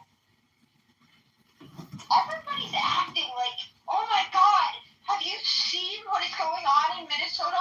Oh my God, this is terrible. This is the worst thing that's ever happened. What are you talking about? Right? Like, I understand it's bad. I understand they're rioting. Right? I understand they're targeting police, but like, they've done that before. Right? Do you remember when they were looting entire buildings and literally torching them? Torching entire cities in Minnesota? Like, having Tim Walz's wife says that she sleeps with the window open in the summer so she can smell the smell of burning tires because she loves it. They support the protester. I feel like they are almost like everybody is hyping this up that it's like, oh my God, have to do something. We have to do something. Like, is this really unprecedented? Is this really the worst rioting we've seen? Or, like, again, are we being forced or sped up to make decisions because that's what they want us to do? Because, like, I don't see anything, like, that bad that I've never seen before coming out of Minnesota, guys. Well, and part of the problem with that, Jim, is that we've now all gotten used to it, which is crazy. It's really, to be honest, it's nuts. I mean, it's the fact that we are now in a scenario where we actually really have gotten to the point that it is a desensitized thing. This is not normal stuff. I mean, this isn't stuff that we grew up with in the 90s and the early 2000s. This came about in the past 10, 15 years of them doing this. Now, of course, it happened before. It happened in the 70s. It happened under the Weather Underground. It happened back then. But it did happen with WTO as well. Yeah, I mean, it's happened. It's happened before, but the deal is it's been a period of reasonable calm up until we got to this point, and now things are just popping off like crazy again. Yeah, but Summer of Love, Walter? No, I know. There was multiple riots happening, right? No, I agree with you there. I mean, my point is that it's not necessarily that. It's that we've gotten desensitized to the point that this stuff shouldn't happen in the first place. It is happening, and it's been happening, and we're all used to it now, but it shouldn't be happening is what the point is. If they wanted to stop it, they could. Point of order, moderator, point of order. This is all funded by NGOs and USAID and Soros, and if we had the willpower, we could shut it down within weeks by doing mass arrests and ending this fucking nonsense. Okay, establish that, but what I'm saying is, I feel like we are being, like, hyped up to, like, be forced into making quick decisions, and when you make quick decisions, you make bad decisions. Right? Like, what is happening in Minnesota that we haven't seen in the past 10 to 15 years that we should all be like, oh my God, this is so bad? Like, what is the quick decision you're afraid of? The idea is that she's on the same page that I'm at, which is that the Insurrection Act, this is what the Democrats want. Okay, they want the Insurrection Act. It's going to play into their narrative, and that's what they're hoping that we get, the Insurrection Act. They're desperate for it. They're obviously pushing for it. But I've been telling people, really, here's what they really want, guys. What they want, more than anything, and this is cynical, but this is true, they want a Kent State moment. That's what they're aiming for. They want federal law enforcement to shoot protesters in the streets, so that way they can absolutely shred the country out of saying, look what's happening. That's what they want. They are desperate for it. They are absolutely desperate for it because that's the number one narrative that they've been trying to push. That's what they're pushing so far. In every single area, they attack ICE so often, so much. The deal is that now, because ICE has a ton of funding, they actually have the ability to get the training to deal with it pretty effectively without having to go super violent. But the deal is, Walter, remember, you're right on. You're right on, Walter. You're right on because Kent State, remember, it was a woman who was shot. Yeah, well, the deal is, and why would we give them? What have we witnessed in the past couple weeks that we really should be all up in arms, being like, oh my God, we have to stop this. Like, y'all let your cities burn for almost an entire year when everybody was supposed to be inside because, oh my God, COVID. Right? So, like, what is happening here? Because, like, I get it's bad, and the only injection is the ICE officers, but they were targeting police. They were taking over entire police stations before. They had Chad. They had this. Like, what is so really bad happening that we should be, oh my God, President Trump, get the Insurrection Act. Like, what? Well, the deal is that they're hoping that he goes as far as it needs. I think part of the problem is that in 2020, you probably should have used the Insurrection Act. It sounds cool. The ridiculous unrest then should have been used, but it wasn't. And the deal is maybe they're hoping that Trump's going to have the ability to do it this time. I don't know. At the end of the day, I'm not sure that the action of the Insurrection Act is the best choice. I just know that at some point we have to do something. And the problem, again, I have is that at the end of the day, the DOJ is where we should be seeing some more major action, and they're just not doing it. Okay, I got to get to some hands here. Go ahead, Tom. You've had your hand up for a minute. What's up, buddy? Hey, good to see you. I'm glad you spoke about Congress and the need to reform it. And things aren't all bad news. We are about to retire Senator John Cornyn, who's been there forever and ever. And we're going to replace him with somebody that's much more to our appetite. A man named Ken Paxton is going to be the senator from Texas that everybody really appreciates. He is currently the Attorney General, but I'm happy that we're going to make progress. So we're also going to make progress in the House of Representatives here in Texas. We're going to send Dan Crenshaw packing. And whether you think Wesley Hunt's a good guy or not, he missed a lot of votes, especially this past year. I mean, a ton of votes. And, he may be campaigning with President Trump and all these great things, but last time I checked, if I was going to go be a member of Congress, I would actually want to be there to exercise my authority as a congressman, represent my people, and actually show up to vote. So we're going to be replacing him, too, with somebody that's way better. Are good things that are happening. I know personally around me here in Texas there are. I wish that was the case everywhere else, and we could get things like the SAVE Act passed, and we didn't have to worry about people like Senator Katie Britt from Alabama. I don't know why we should have to worry about anything from anyone in Alabama ever when we have control of the White House. But we have a Congress, and that's just a shining example. A lot of people say that people perhaps like Britt or other people that are not choosing to vote yes on the SAVE Act, which is, abomination. But these people, they must be choosing to not support it because they have families that are tied up in it somehow. It's some NGO or tied up at some organization or somewhere. Somebody in their organization is on the payroll. These very strange situations where you have Republicans that should definitely be voting for things that aren't, and it's repeatedly, and it always turns out to be some money connection, unfortunately. You find out these people, they ran as some MAGA candidate, but they're just as bad as Mitch McConnell, or they're just as bad as John Thune, and you're just wondering, what are they doing there? Tom Tillis, he's another terrible one. And the only thing I can think of to solve this problem with the NRSC spending tens of millions of dollars on people like John Cornyn, which they did. They just did. Tens of millions of dollars trying to prop up somebody that they knew was going to get blown out of the water, right? That's what makes these Senate races so damn expensive. And I'm glad we don't have to deal with them, but I'm looking forward to taking care of people like Lisa Murkowski, even if we have to rearrange the way things are done in Alaska.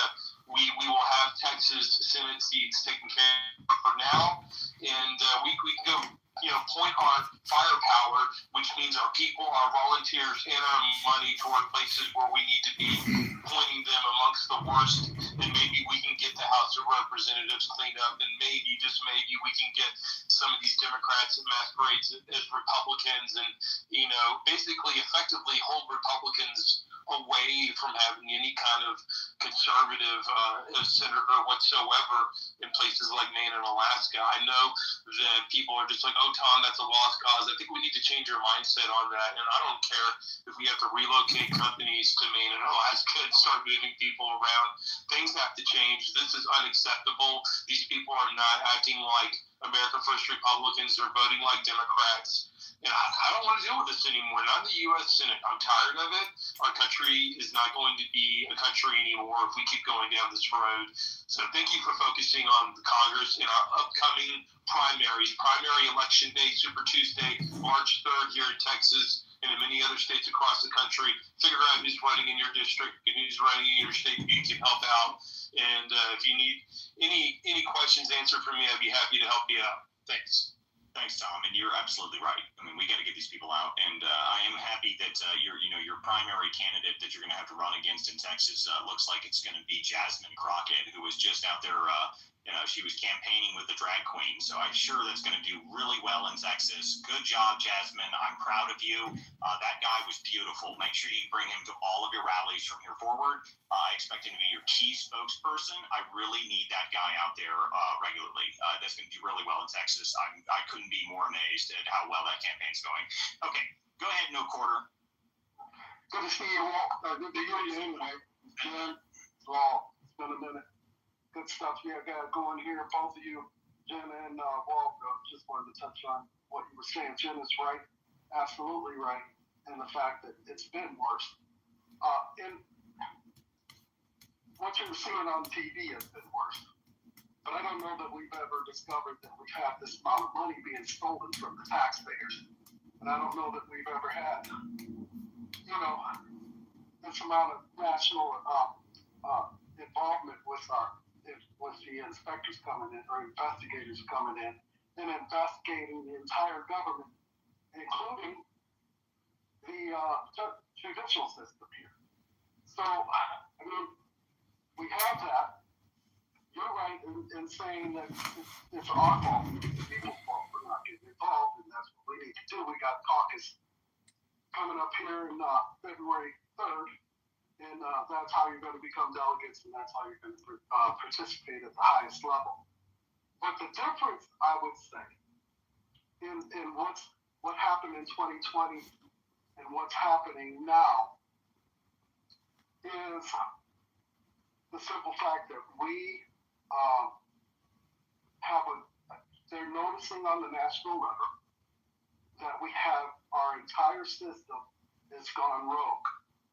And that needs, one of the main reasons why I joined American Mission some time ago is because I knew that in order for Minnesota to straighten out in any form, that there would have to be involvement on the national level. Because internally the system is completely corrupt. So I think understanding all over now how bad it is here in Minnesota, and the fact that if we don't get some indictments on the from the governor down, then none of it's going to matter anyway. So anyway, point I wanted to make is the fact that you can elaborate on that. Well, the fact that we have our entire government and our judicial system and our law enforcement is corrupt. Yes, the corruption runs very deep, and I guess the biggest part about it to me is you mentioned something that's the most important is, we have a absolute desert of accountability in this country, and that's a huge problem to me. We don't have accountability for the lawlessness. We don't have accountability for the complete disrespect that has happened to the judicial system, to the Americans' constitutional rights. All of these things are huge problems to me, and they're actually the most important problems, really. But we have no accountability for the lawless actions of rogue administrations and rogue bureaucrats and federal agencies with three letters. It's gone on for far too long. So a couple hours ago, the House Judiciary Committee said that they're going to be holding Hillary and Bill in contempt this Wednesday. Yeah, I know. I'm sure they're shaking in their multi-million-dollar house. I'm sure they're terrified. The deal is that unless something happens, the problem is you have to have a DOJ that is willing to move on that. Okay, so they can do all of the contempt and everything they want. They can hold as many hearings as they want. They can do all this stuff, but all they do at the end of the day is they refer to the DOJ. That's all that happens. So if the DOJ is going to actually move and actually do something and arrest them, if we see Hillary Clinton in handcuffs and Bill Clinton in handcuffs for contempt of Congress, then I will be, then I'll say something might actually be happening. But right now we're on the something probably won't happen part of the meter. Nothing ever happens. What's the meter at? It's like nothing ever happens. Something might happen. Something is probably going to happen. That's the meter. So we're on something that nothing ever happens. Is where we're at still on the meter. I'm not going to hold my breath to see Hillary Clinton in handcuffs. As much as I would enjoy it, I doubt it. Has anybody checked to see if they're still in the country? Yeah, that's a good question. I know that it was pretty funny when the country of origin stuff came out. Where what's his name, Alex Soros was listed? Niger. Where Niger is? Niger happens to be one of the few countries we have in the world that does not have an extradition treaty with the United States of America. Yeah, she's there with Chelsea Clinton or something, to be honest with you. I saw that. But, Jen, the one thing I did want to say is we don't have to check if these people are out of the country. It's a former, Secretary of State, and it's also a former president, right? So Secret Service is literally with them. We know exactly where they are at all times. It's not like we don't. That's the thing. When they're getting held in contempt of court, it's not us saying, oh, we don't know where they are, we can't believe it. No, all Trump has to do is let me pick up the phone and say, where's Bill? And they're going to say, oh, I'm with them right now at the ranch. What do you need from them? Really, Jordan, what I'm saying is the one thing the Clintons really don't want is to be in handcuffs, because at that moment, discovery takes over, and it gets real interesting, right? So if the Congress is ballsy enough to say, yeah, we're going to hold you in contempt and send it to the DOJ. At that moment, right now, I mean, maybe if they control Pam Bondi, but you have Donald Trump in the office, right? Like, do you not, like, I would be a little more scared of a Trump held in contempt than, like, any other president. Well, and then the other thing you got to think about in the long calculus of this is the Democrats might just throw the Clintons under the bus because they don't care anymore. So, you know, you've got the option. Exactly. Yeah, they might throw the Clintons under the bus, but here's the problem with that is if they go forward with it, you arrest the Clintons for contempt of Congress, and then you do all that, and the left gets back in charge. They will arrest all of us, just so you're aware. Well, remember, Don't do that without the Clintons. hold on a second. Remember a couple months ago, Hillary Clinton, didn't she come out and say that if you take me down, I'm taking everybody with me? Oh, God, yeah, I remember that. That was beautiful. Yep. That was beautiful. Yeah, I hope that happens. You know, we'll see. I mean, the around the Clintons is very astronomical, so everyone needs to be a little bit aware of that. So I assume that, you know, that should be pretty interesting when that happens, if it happens. What were you saying, Porter? I was just going to give up this mic and just say thanks for letting me here. So. Hey, it's good to hear from you, man. It's been a minute. I'm good to hear from you. Always want to hear from you. You're more than welcome to come back anytime. You know, I don't know if you guys are aware, but those who don't know, the Political Theater is a weeknight show that runs on X every night, weeknights at 9 p.m. So you guys can always come in here. The show is on every day of the week pretty much. Even if we're traveling, there's a live video version of it. You can always go to WCDispatch.com, and that's where the live video version of the show goes. We do the weekend editions where it's just audio, but there is a live video aspect to the show that is during the week. We have both the space and the live video that runs during the week, so you guys can always tune in here on X, or you can go to WCDispatch.com and check it out there. And this is the best way you can support the show is subscribe on WCDispatch.com, or you can support me by subscribing directly here on X, and you get behind the scenes of the investigation stuff that I'm working on, the Somali fraud investigation. I've actually got a pretty interesting line on some of the stuff, so if you're interested in that and you want to support my work, you can always do that there. Okay, let's see here. One more thing, Walt. Critical fail is what has to happen here. We don't need to jump off like Jen keeps saying. Trump is allowing, I should say the administration and the DOJ is allowing this thing to just fail on its own so that they don't get blamed for all the crap that's getting ready to go down. So thanks again. Man, good to hear from you, buddy. Okay, John Clover, what's up, buddy? Yeah, I recently went to a Democrat congressional debate in the 9th District here in Chicago and Illinois for Jan Shinkowski's seat. And Danny Bliss and Kat Abu, a radical feminist Muslim, these people are claiming that they're going to arrest Secretary Noem, Secretary Hegseth, they're going to arrest everybody, Kennedy, everybody. And they are so deranged and so dangerous, in my opinion.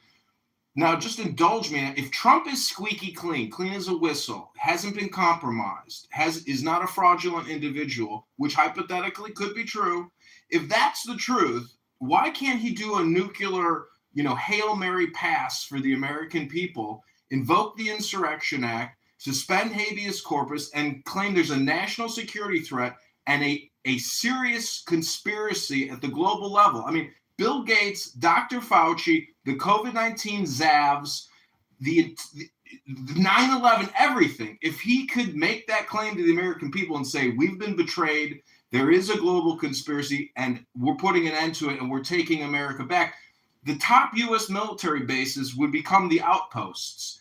The U.S. military, and he's already preparing on deploying the infantry from the 17th Division. I can't remember who, but the point is, I'm just saying, if you are a believer that the deep state from JFK to 9/11 to COVID-19 is all interconnected and that we have traitors in our midst, and it's obviously Bill and Hillary are two extremely corrupt, demonic, murderous psychopaths, and the fact that there is this underground pedophile network, and again, I would only hypothetically propose this if Trump is squeaky clean. If he's been compromised, then this type of activity will never happen because he is covering it up. He's not trying to expose it. Let me just give you one piece to counter to you here is The problem with what you're suggesting is you want the absolute radical reaction to actually fixing all the problems. So some sweeping major reform that's going to take out the entire government, and you think they're going to arrest all of these upper-level echelon people. These things aren't going to happen, but it's not for the reason that you're saying. It's not because someone's corrupt at the top. It's because the concept of arresting all of these people is you have to be able to do something where you prove the crime. And if you just go suspend habeas corpus and going after these people, you're not going to be able to sell that to the majority of the American people, dude. It's not going to work.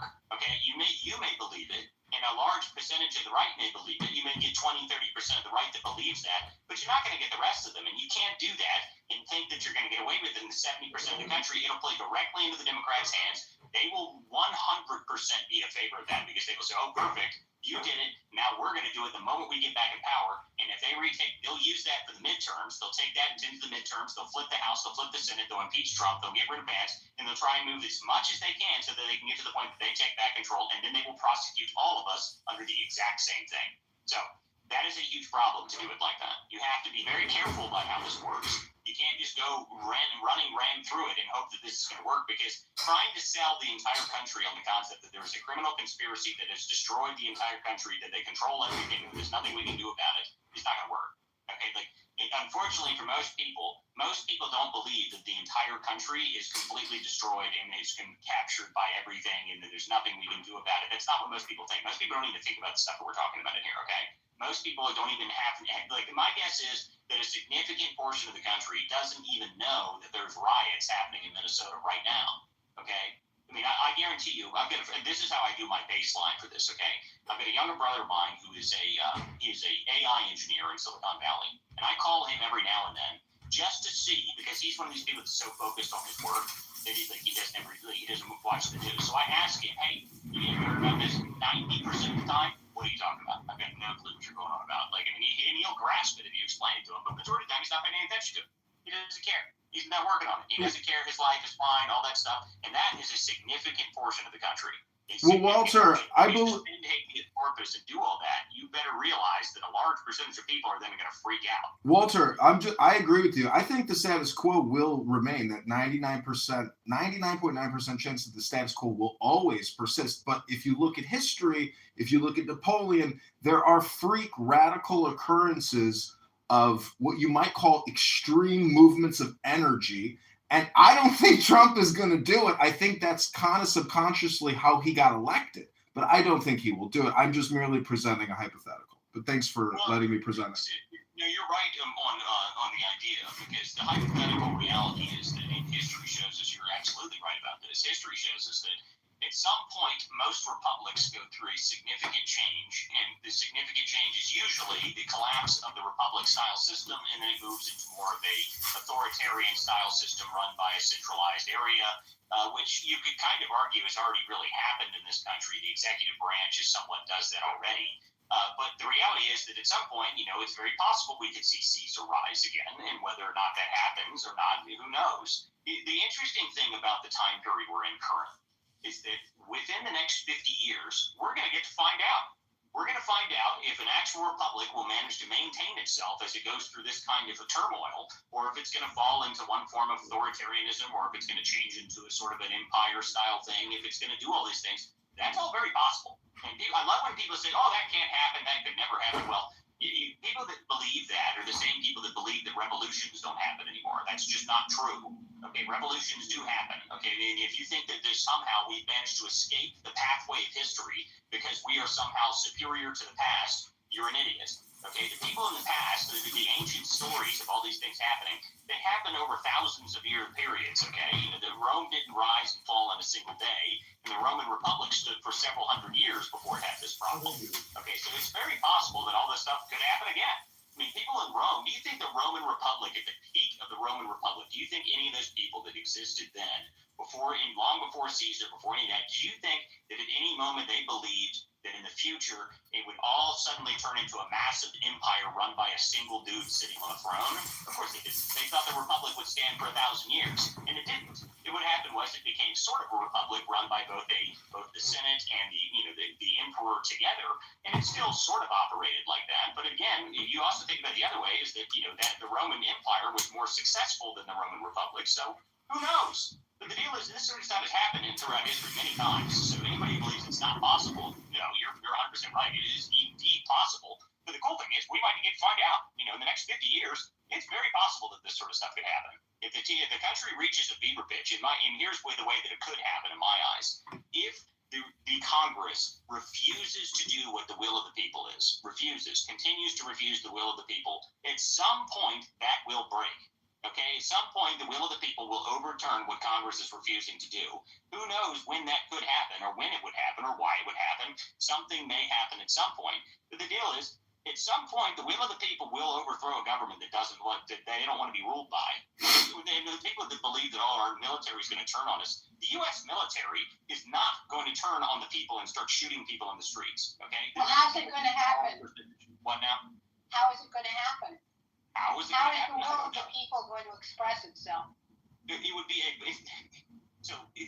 history, Susan, what would happen? It would be an extremely violent revolution where lots of people die. That's how that would happen, according to history. And whether or not that happens again, who knows? But the reality is, these are things that could happen. I mean, it's not going to be pretty. If this does happen, it would be very, very bad. It would not be good for any of our current lives. Let's just put it that way. Because it would not be pretty. It would not be great. You would much rather that the country sort of plod along and fix itself naturally if it can, which it might. I mean, the deal is that we are making significant progress in being able to do that. But to John's point, the point is that it could happen in the opposite direction. That is always a possibility. Violent revolutions happen. Violent revolutions have happened throughout all of history, and if a key moment sparks everything off, you have no idea if it's going to happen or not. It's very well good. It's like the Eye of Sauron is the perspective, meaning the frame, because the mainstream media and mind control with all these platforms and especially mainstream media, Napoleon was the first person to ever pull out cannons and mow down his own people. He was already a part of the military establishment. So the American military, if they take out these radical leftist street terrorists, it can be framed in a way that is an assault on we the people. So I'm just saying the framing matters. Well, you never know. Again, this is an extreme hypothetical because the point being is that it is something that is possible. Whether or not I think it will happen, I significantly doubt it, mostly because our system is reasonably resilient. I mean, in a way you know that, okay? Our system is extremely resilient because somehow, over the past 40 years or so, we've allowed billions and trillions of dollars worth of fraud. The entire country has been run by people that are morons, and somehow we're not, all swimming in, gutters, and, the lights still come on, and, everything still seems to operate, and, generally speaking, most people's lives in this country are way better than anywhere else in the world. So our system is pretty resilient. There may be the political unrest going on right now, but political unrest in terms of, getting to the fever pitch of a violent revolution, I would not say we're anywhere real close to that, because even if you're doing stuff in single states and all that stuff, at the end of the day, it's really, honestly, it's not that bad. Okay, so I'm going to go over to a couple people here. Go ahead, No Rose, you had your hand up. Hey, how you doing? I'm doing just fine. How are you? I'm doing great. And did Jen leave? Oh, that's a bummer. Yeah, I was just going to mention American Mission had posted this video of a very sane gentleman. I had reposted it, talking about protesting and how that word has been misconstrued, right? And it goes back to, for me, Walter, the moment the governor and the mayor of Minnesota said what they said, that should have been it. They should have been under investigation and charged with not upholding the law. Period. I mean, they're not upholding the laws in their state and in this country. And that is happening across the board in many states. But I think you're right, Walter. The accountability problem and the blatant disregard for law and order is really, when you see the repeat releases of these criminals by these judges, the failure to prosecute,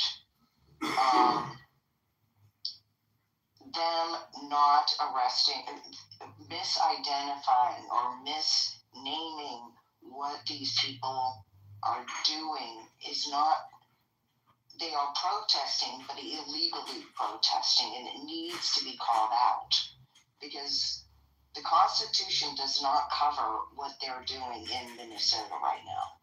It does not. That is not assembling to let, your legislators or, know that you do not agree with XYZ. What they're doing is lawlessness. And the governor and the mayor and the police are responsible for keeping law and order. And they're egging it on. And Jordan made this point yesterday, Rose, that, I don't think we've ever seen the governor come out and directly say, we are at war with the federal government. I've never seen that before. Has anybody else seen? I don't remember that ever being said before. So to me, yes, I agree with you that this is a fever pitch of a different kind, specifically in Minnesota. But again, to me, I think the real reason Walz is doing all this is because, Walz is in the process of, he's now not even running for governor again. He's in the middle of a huge fraud, thanks to him. He kind of doesn't have anything to lose. Well, hold on, Rose. He also has to testify to Congress as well. And my assumption is that they also want the Insurrection Act, so he's forced to stay in Minnesota while all of this is going on, because either way, there's not going to be a clean transition of power while that's going on, right? So if they do invoke that, then he's kind of power. Oh, I don't have to show up for Congress. Look what stay type deal, right? Which is probably why Trump won't do it, which is my assumption, right? I'm not saying that that's fact, but I would assume that if Trump calls an Insurrection Act, let's say Monday, and Walz has to testify to Congress by Thursday, they're just gonna reschedule that. You know what I mean? Mm-hmm. He's not going to call the Insurrection Act because Walter and Jen are exactly right. That is the trap. But what they can do is go forward with Waltz and with Keith Ellison and the whole gang and start going in that direction of holding them accountable, right? And force them into a corner where they're going to have to obey and enforce the laws of this land.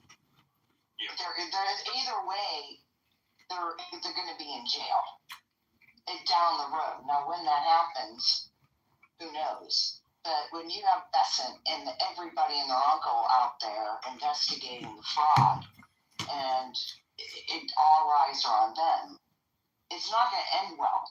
It's not going to end well for them. Now, I say we keep things in perspective. All of the No Kings protests and the recent marches, that's kind of, to me, and correct me if I'm wrong, Walter, they're showing their numbers. Like, this is how many people we can amass, right? Here's the thing about the big protests, okay? And I've been working on an article that I was going to release. I was probably going to send it to Town Hall for this one, but the real reason that they curate these massive protests is it's what I refer to as protest culture. And I actually got that word directly from some of the protesters in Portland. And the reason they do it is because it maintains their control. Okay, so these big protests they were doing in Portland, one of their strongholds. Why are they doing these big protests in a giant stronghold of theirs? Well, while they're doing the big protests and they're surrounded by propaganda and people screaming about how much they hate President Trump, they've got 25 people walking around the edges of this, outside of the edges of the protest, registering new voters. They're registering new voters. That's their voter drive. So they do these protests so regularly so they can constantly generate new voters. Constantly. That's why you have such a problem being able to fight these people once you get into these cities. How do you recapture the cities? Well, you've got to register voters and you got to get people on your side. You got to get people to talk. But they've got these big protests every single weekend, every single day.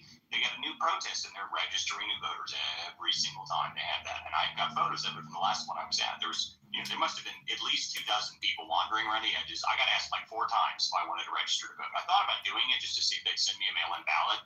But I decided, it wasn't probably a wise idea. especially since it was only about 24 hours of me being there, and Antifa had already labeled me as a target. So it was interesting to see, though, because it was very clear that they that's the reason they do it. The reason they have these big protests and they keep the culture going of protest is because that's the voter drive, and it works. And it works well because the radicals like it, their base likes it. They keep propaganda in the middle of the streets to get their voters out there. It's effective.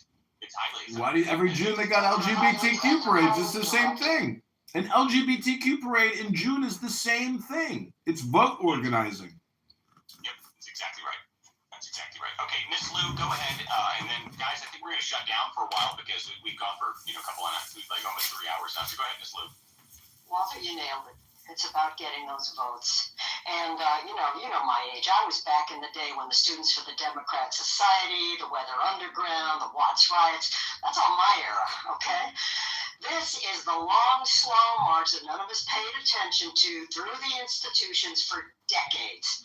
But for the first time, the communists that have infiltrated this country in every corner of it, including our government, have aligned with, they call it the Red-Green Alliance, have aligned with the communists that they subverted in the Middle East to get over here and import these guys, and the Somalis are just bag men.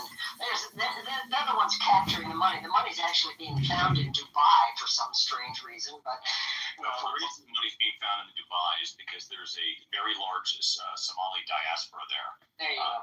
That's the reason that it's being pushed there. That's part of the Somali fraud investigation where we're at, and figuring out the physical cash part of it, which is the thing that I'm focused on. Which, by the way, I don't know if you guys noticed the post I put up here on the top. I was actually talking about this earlier. I've got a source that she literally wrote the book on South Sudan. Actually wrote the book on it, and she was explaining to this and gave me a really good insight into why exactly some of these places exist, these Somali resource centers, these education resource centers. In those things, I think that we need to start kicking some doors in because I think we're going to start finding large amounts of cash in these locations. So that's why all that stuff's happening. There's a reason that it goes back even further. It goes about the 90s when this stuff started, and it was because of the Office of Refugee Resources, or whatever the hell it's called. Office of Refugee Resettlement. That's what it is. We switched it so that it was run by refugees, which just turned into an ultimate fraud organization that's operated for a very long time. So hopefully we can fix all that stuff, though. But there's one other thing I want to land with, Walter, and I saw a post on it and confirmed it with BNK, who was in your space earlier. Mm-hmm. These Chinese that are coming in, and where they're having surrogate mothers, but they're also creating babies that they can that are going to be birthed as American citizens, and we're talking hundreds of tens of thousands of them, that they can use as voters because they'll be American citizens, but they'll be Chinese voters. There's a whole thing on this, on how they're trying to get American-born babies any way they can. This is something that's actually existed for a long time. This is one of the biggest problems with birthright citizenship. The concept that you can come here on a tourist visa while pregnant is insane. Especially if you come here when you're like 8.5 months pregnant and then you give birth in the United States while you're here. That's the craziest thing in the world to me, that we give those people citizenships. I don't know why we do that. The whole concept of birthright citizenship needs to be reevaluated. And actually, we might get an answer from the court on that, which would be fantastic. I would love to hear that. I would love for that actually to happen, because that's one of the biggest problems we have. The concept that you can just wander across the border, drop a baby, and then suddenly that kid's an American citizen and gets access to all Americans' rights, benefits, and everything else is insane and was never just... If you're a small company... Hi, I'm Patrick Philly, East Chase Leisure. We're with the Chicago Sun-Times. I just realized I'm very cool. As far as I know, there are other witches who support the Bears, but I'm the only one that... Normal theater. We might have another late night show. I don't know. I'm thinking about popping one open here in a little bit after I go eat some dinner and relax for a little bit. But guys, make sure you guys follow all my people up here on the stage. I appreciate all the people who came up and actually chimed in. This was a good conversation. It was a good show this afternoon. Make sure you guys follow everyone up here on the stage. Subscribe to the content. Go to WCDispatch.com if you want to support this, and you can support me right here on X as well for subscriptions. All these people, I think Jack Tron and Jordan both have subscriptions available. So if you want to support our work, you want to support this show, that's the best way to do so. You can subscribe right here on X. This is a completely independently run group and an independently run show. So I appreciate everyone who comes here and chimes in for the show. And we'll see you guys next time with the Political Theater. Thanks, guys.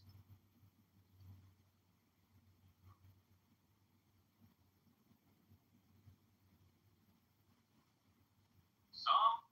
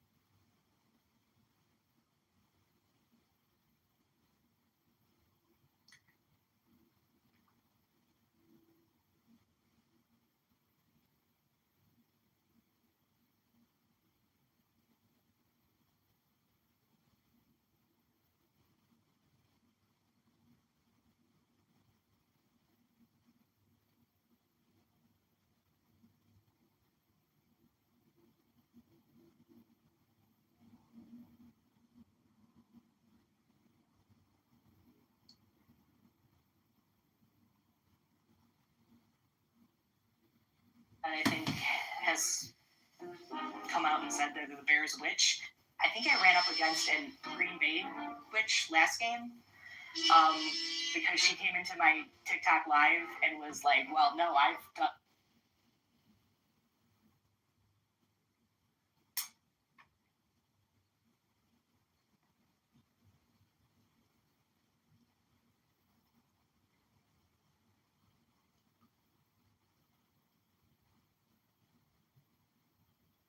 Right? Yeah, I'm putting John Kitover. Fuck John Kitover! Rain John Kitover! Vote John Kitover! Rain John Kitover! We got you, John! Counts, right? Yeah, I'm putting John Kitover. Fuck John Kitover! Rain John Kitover! Vote John Kitover! Rain John Kitover! We got you, John! Counts, right? Yeah, I'm putting John Kitover. Fuck John Kitover! Rain John Kitover! Vote John Kitover! Rain John Kitover! We got you, John! Counts, right? Yeah, I'm putting John Kitover. Fuck John Kitover! Rain John Kitover! Vote John Kitover! Rain John Kitover! We got you, John! Counts, right? Yeah, I'm putting John Kitover. Fuck John Kitover! Rain John Kitover! Vote John Kitover! Rain John Kitover! We got you, John!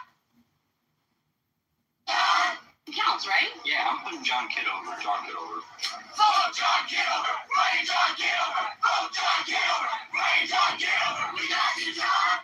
Counts, right? Yeah, I'm putting John Kitover.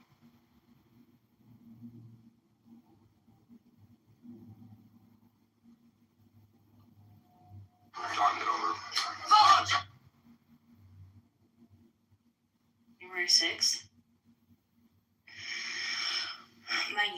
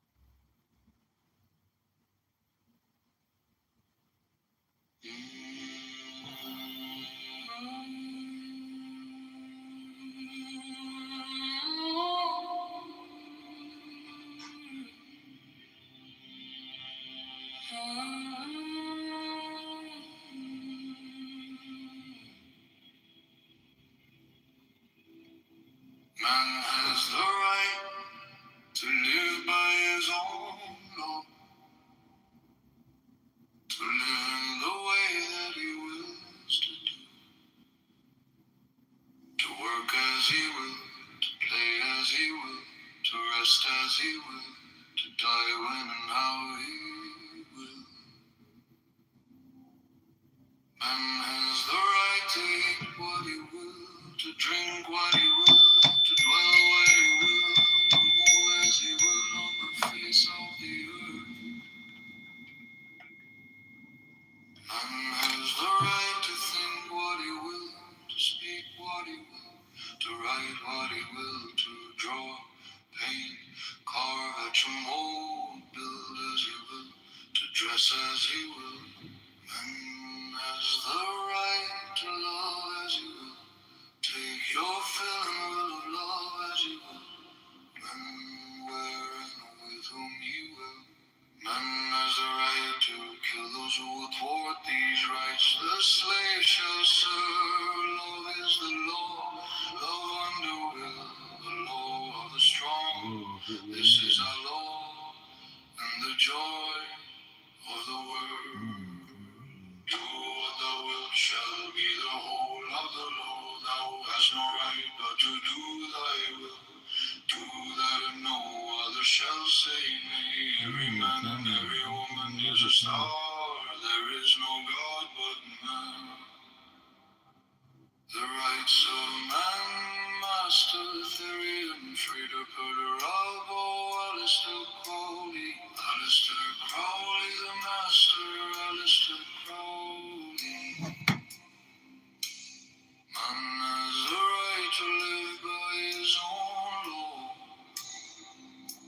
to live in the way that he wills to do, to work as he will, to play as he will, to rest as he will, to die when and how he will. Man has the right to eat what he will, to drink what he will, to dwell where he will, to move as he will on the face of the earth. Man has the right to think what he will, to speak what he will, to write what he will, to draw, paint, carve, etch a mold, build as he will, to dress as he will. Man has the right to love as he will, take your fill and will of love as you will, when, where, and with whom you will. Man has the right to kill those who thwart these rights. The slave shall serve. Love is the law. Love under the law of the strong. This is our law, and the joy of the world. Do what thou wilt shall be the whole of the law. Thou hast no right but to do thy will. Is that Abby Eba? No other shall save Nope. me. Every man and every woman is a star. There is no God but man. The rights of man, master thee. I'm afraid to put her elbow. Alistair Crowley, Alistair Crowley, the master. Alistair Crowley.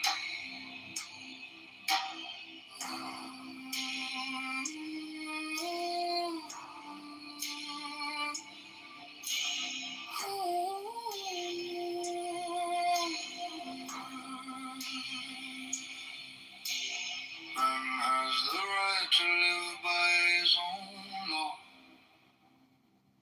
to live in the way that he wills to do, to work as he will, to play as he will, to rest as he will, to die when and how he will. Man has the right to eat what he will, to drink.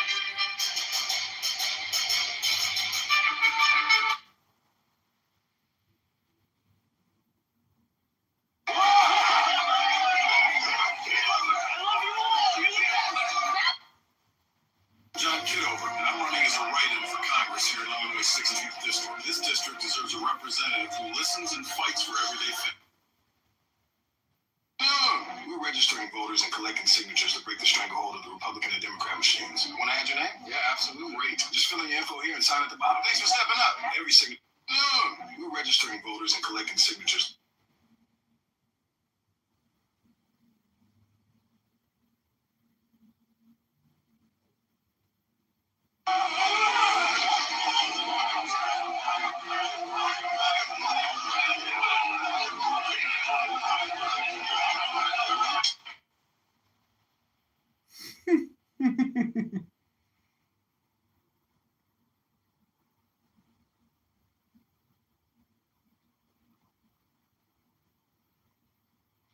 To dwell where he will, to move as he will on the face of the earth.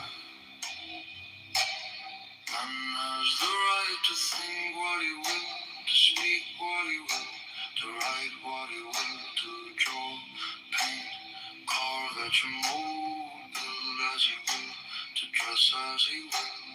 Man has the right to love as he will, take your fill and will of love as he will, when, where, and with whom you will. Man has the right to kill those who thwart these rights. The slave shall serve. Love is the law. Love under will. The law of the strong. This is our law. And the joy of the world. Do what thou wilt shall be the whole of the law. Thou hast no right but to do thy will. Do that and no other shall say nay. Every man and every woman is a star. There is no God but man. The rights of man, master theory, and afraid to put her elbow. Alistair Crowley, the master. Alistair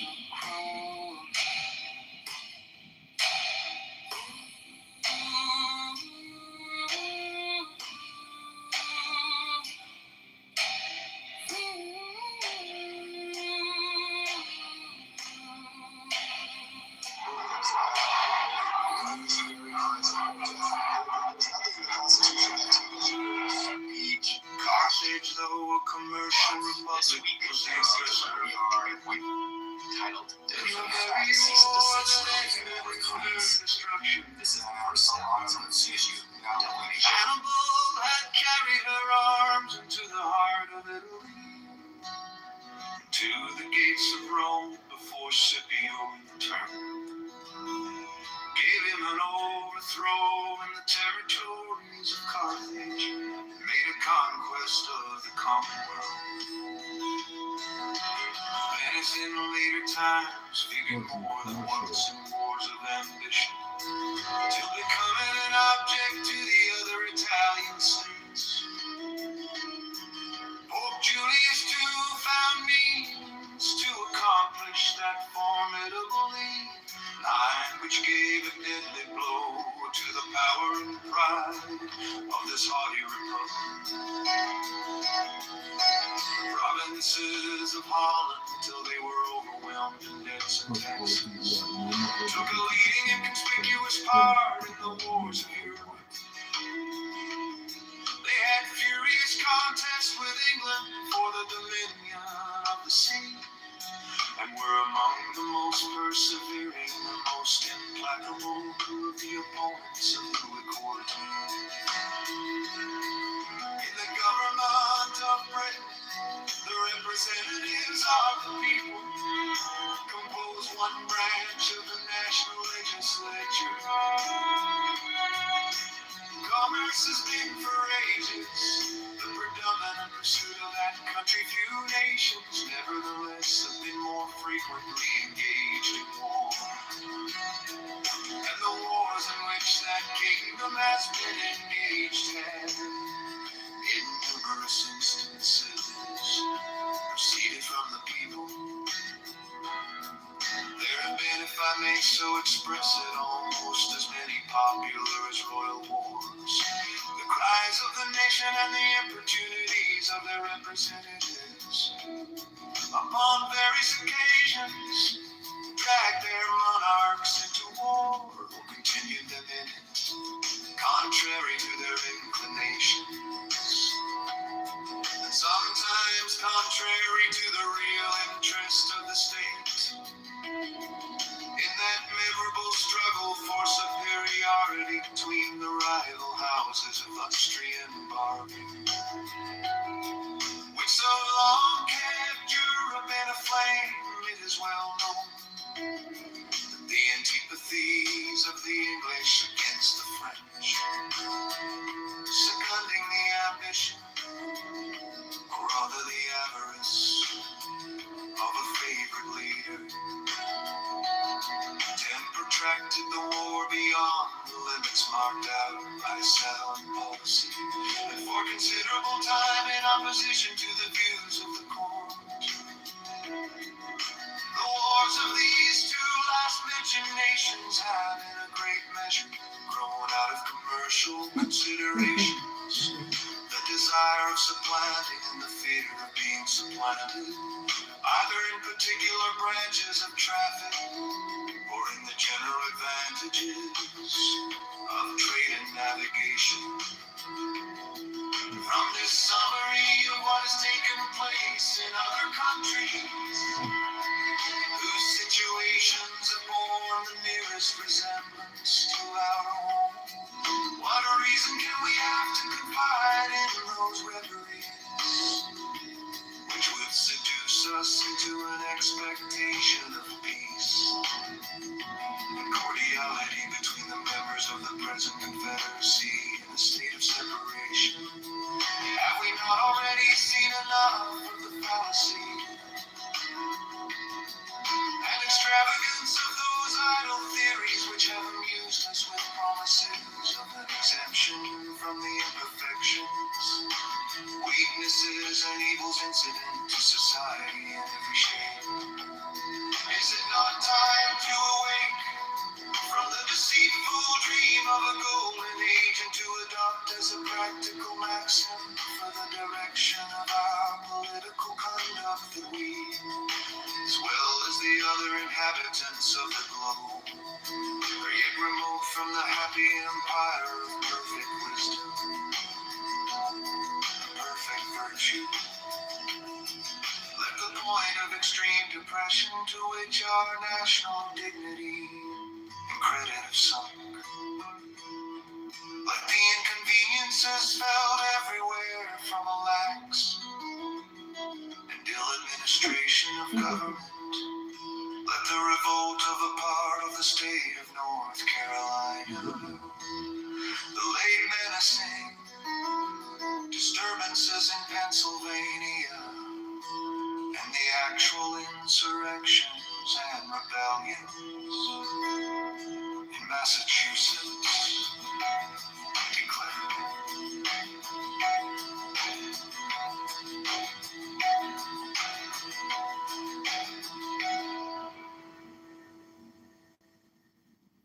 I need to be free of those telling me what to do in order to attain my fulfillment. We gonna show alarm.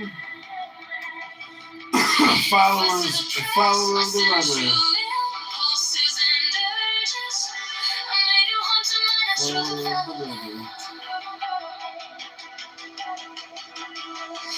I am a mature person. I can read whatever I wish. Watch whatever kind of TV program or movies I wish. It doesn't affect me at all if I always say no to others in regard to sex or drugs or alcohol. I will never be accepted by others. I will never have any friends. I don't need confession. I haven't any graces. And besides, if I stay away more, there will be less danger. Of routine confessions. My prayers don't seem to be answered. Seem to be answered. So what is the use of praying? My conscience is the only guide I need. As long as I am at peace with my conscience, I need not worry.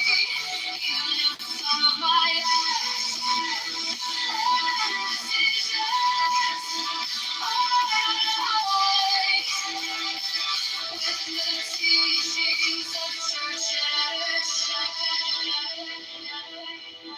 and so on without end is the cleverness of the evil one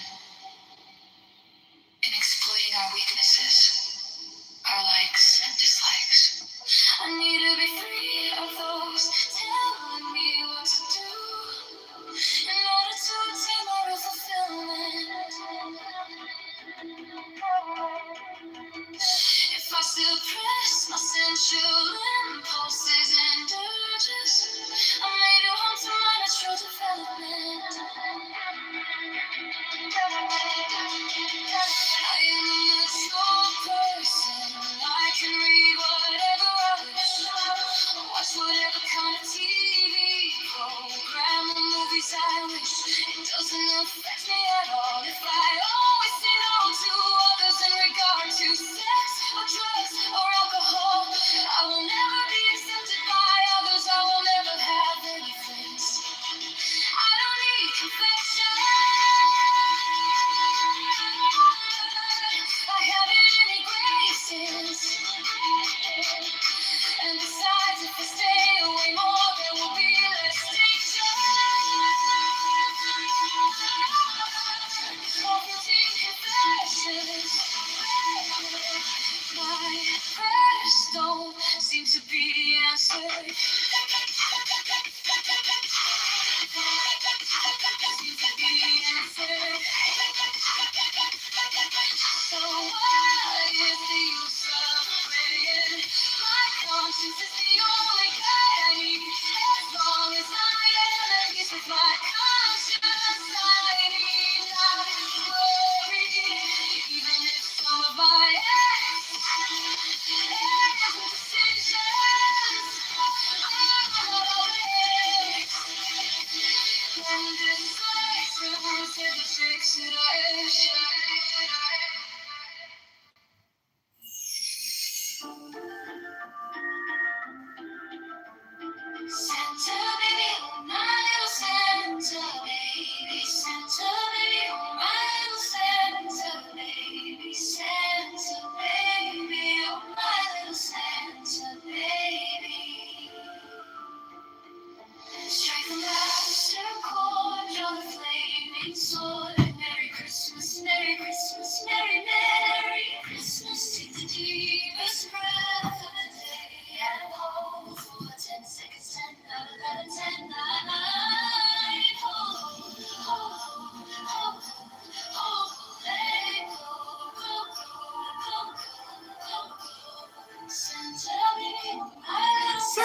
Santa baby, Santa baby, little Santa baby, baby, oh my little Santa baby.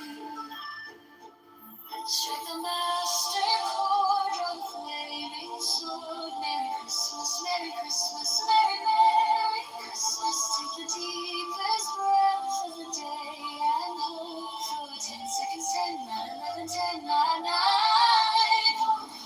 Hold, hold, hold, hold, let it go, go, go, go, go, go, go.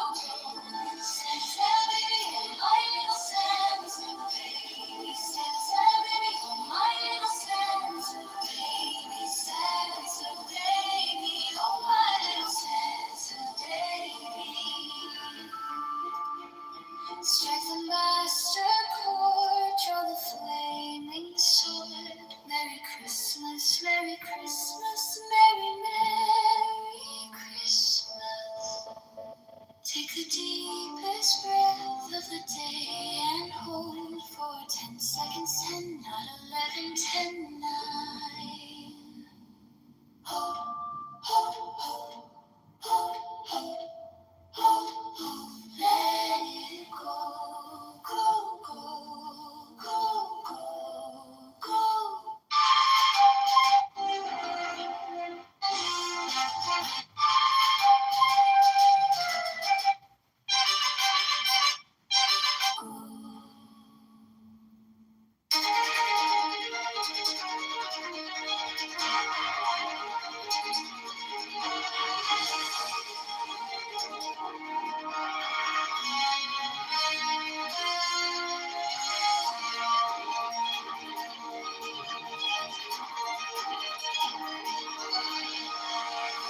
To the people of the state of New York, a firm union will be of the utmost moment to the peace and liberty of the states as a barrier against domestic faction and insurrection. It is impossible to read the history of the petty republics of Greece and Italy without feeling sensations of horror and disgust at the distractions with which they were continually agitated, and at the rapid succession of revolutions by which they were kept in a state of perpetual vibration between the extremes of tyranny and anarchy. They exhibit occasional calms. These only serve as short-lived contrast to the furious storms that are to succeed. If now and then intervals of felicity open to view, we behold them with the mixture of regret arising from the reflection that the pleasing scenes before us are soon to be overwhelmed by the tempestuous waves of sedition and party rage.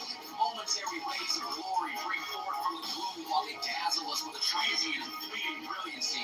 They at the same time admonish us to lament that the vices of government should pervert the direction and tarnish the luster of those bright talents and exalted endowments for which the favored soils that produce them have been so justly celebrated. From the disorders that disfigure the annals of those republics, the advocates of despotism have drawn arguments, not only against the forms of republican government, but against the very principles of civil liberty. They have decried all free government as inconsistent with the order of society, and have indulged themselves in malicious exultation over its friends and partisans happily for mankind. Stupendous fabrics reared on the basis of liberty, which have flourished for ages, have, in a few glorious instances, refuted the gloomy sophisms that I trust.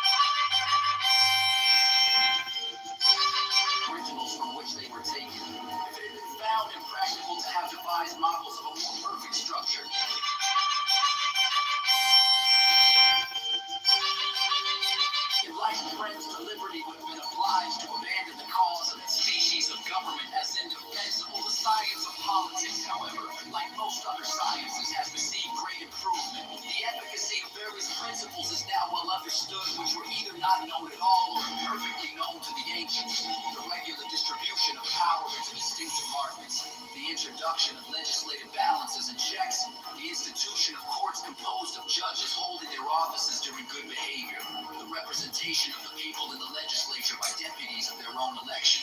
These are political discoveries, or made their principal progress towards perfection in modern times mere means and powerful means by which the excellences of Republican government may be retained and its imperfections lessened or avoided. This catalog of circumstances that tend to the amelioration of popular systems of civil government, I shall venture, however novel it may appear to some, to add one more on principle which has been made the foundation of an objection to the new Constitution.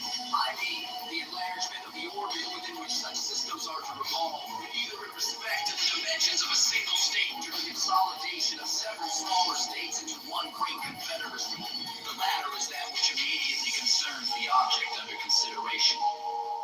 It will, however, be of use to examine the principle in its application to a single state, which shall be attended to.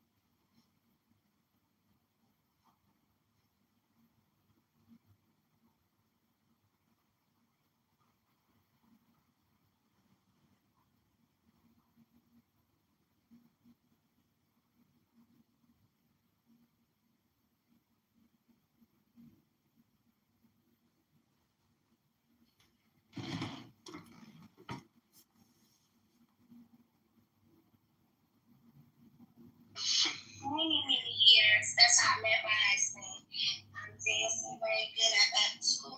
But what I will say is first of all, I'm not really into women, and so, but like I said, when I'm bi-curious, that means I might try some shit, you know, every now and then, but that's not really. See, but that's where things change. That's my fault, Archie. But that's where everybody keep crashing at with you. On one end, you're saying no, and then simultaneously you're saying when I feel like indulge and I indulge, like it's not making sense. And every time they try to make it make sense, you're the one that tries to make it seem like everybody's simultaneously. It's not that they're confused. You don't want to own what you're saying, but you still say it. You don't want to own it. And my book don't say it. But to say I indulge when I indulge, and then when I don't want to indulge, I choose not to indulge. But I got you. But the difference, and the reason why I did the men instead of the women, because men hold men accountable. You don't feel it is what it is, my guy. Ain't go bouncing around it with it. When it's time for women, you're giving off the impression it's more relaxed than it is men. And it's no, it's the same thing. It's just when women do it to women, we are because you're repeating yourself. How can we you know what the same thing? Gigi, listen to what I'm saying. When women are offered a lane, women give them a lane to shuffle and dance. Men don't offer that same lane to other men. Like it's not a back and forth. We go I'm not a man. All right, so listen. Let me say what I gotta say. You can't tell me what I'm saying because you're a man. If you want to speak to me, you want to speak for me. And I don't think you want that. How are you going to speak for me? Come on in for a second. Repeat yourself 3 times and find it from me. As I was saying, you can't speak for me though. I would never allow that. Everybody know who I am, baby. I got my opinions. I ain't never switched. I ain't never changed. It ain't going nowhere. I said what I said. First of all, we are not like you. Period. We ain't like you. We are not men. We get to pick and choose what the fuck we want to do when we feel like doing it, how we want to. But we're not just going to be labeled by a program that y'all made that fuck up anyway.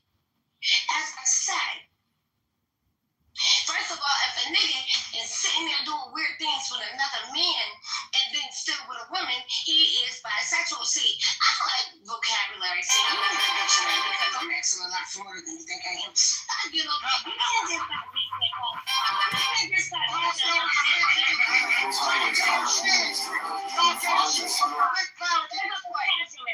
Pick up a dictionary and find out the meanings of these things. Now, if you are a man that's just with a man, only been with a man, only dealing with men, then you're gay. How the hell, when I say I'm not gay, y'all get offended and literally go through I can't be gay because I'm a woman. I'm not a lesbian because I have a husband. You're not gay. I might want to be curious and do something. Superman. I'm not going to lesbian because I don't just be sleeping around with women and things like that. No. There's also a thing called I'm not going to switch that up. That's just what I said. I'm not judging you or anybody else. That's just what it is. And I don't even, don't be mad at me. Well, Gigi, I didn't cut you off. I'll let you speak. Can I say this without you cutting me off? Go ahead. Go ahead. I'm at this conversation with Archie. I feel as though Archie's an intelligent brother. Archie, let me ask you a question. What's your question, brother Claire? You say things like that. You're curious about selling. Wait a minute. Gigi, you just said you could have a conversation when you was beating up. Yeah, but do not insult me, though. Wait a minute, you just insulted everybody just now with the whole. No, I never insulted anybody.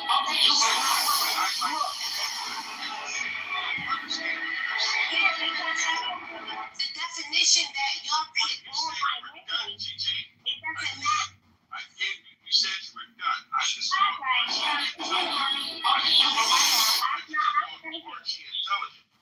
take it because I'll take it too.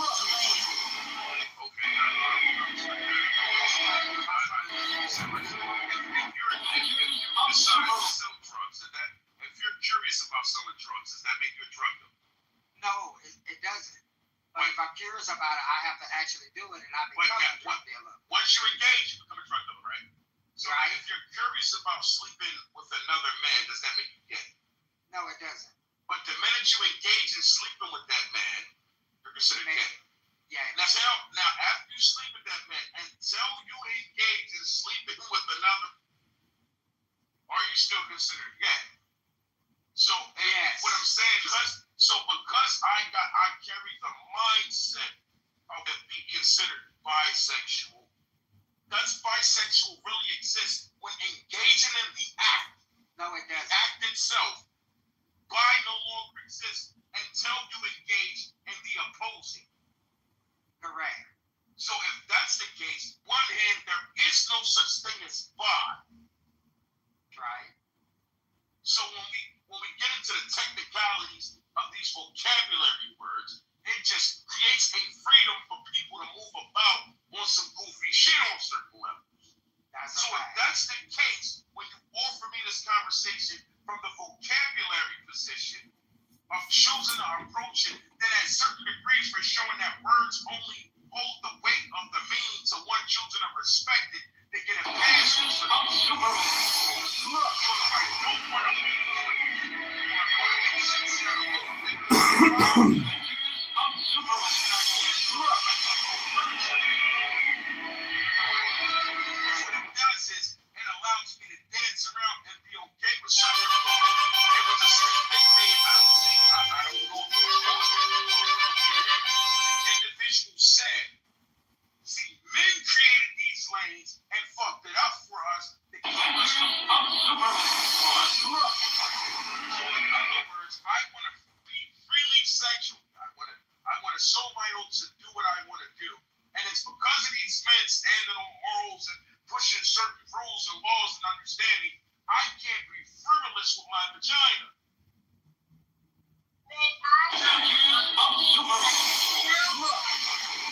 It sounds like you one of them pastors, and then you got one goddamn person in the front seat, which is Orchie. So let me educate you on something really quick, right?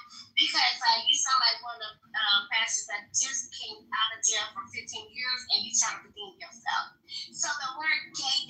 orientation, sexually or romantically attracted to a person or worse, you specifically of a man. So that whole speech you just gave, talking about people just using words to get around. Yeah, come on. Can I get an amen, Archie? No. What it is what it is. A gay motherfucker is a nigga sleeping with a gay man. A lesbian is a lesbian sleeping with a woman. A bisexual is a gay or a man that's sleeping with both sexes at the same time. Can we preach the proper way with a definition in a goddamn dictionary coming from Webster? Where is my choir? Is my choir? Amen. Where you at, Archie? Amen. Do I have to read it to you again? See, that's why y'all niggas gay as fuck. You don't even know the definition of a goddamn gay man. A gay is a nigga that is sleeping with a Archie, where my amen at? You amen it. This fake ass, lying ass preacher. And he probably did 15, 20 years goddamn preaching. You read me? Listen to me. Did he not talk about that goddamn prison? Yeah, yes, he did. He's gonna pass that motherfuckers. You know, goddamn well, the only reason why he bring up that gay shit, because he probably sat in prison for a long time and seen it. So, you gotta be mindful. You coming from a man point of view. Like, you think women that same way, because an asshole is a coochie. And that's really a booty hole. So, don't not you have to call me gay because I'm a woman. That's a coochie, baby. Well, Gigi, check it out. What you did was. Archie, where my amen at? You just heard that preacher. He was preaching to the motherfucking choir, and the only person that was sitting on the stage was. And I think that sit down with a whole definition on some real shit. Okay.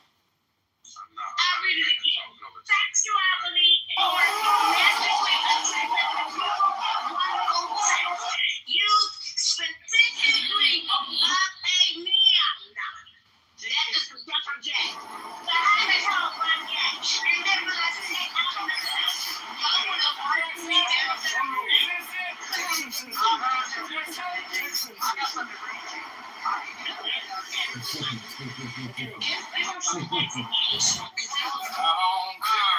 And this here, it says, because people do it, God let them do shameful things that they want to do. Women stop having natural sex with men and start having sex with women. To what Eve asks you, in the same way, men stop having natural sex with women and begin wanting each other all the time. Men did shameful things with other men, and in their bodies they the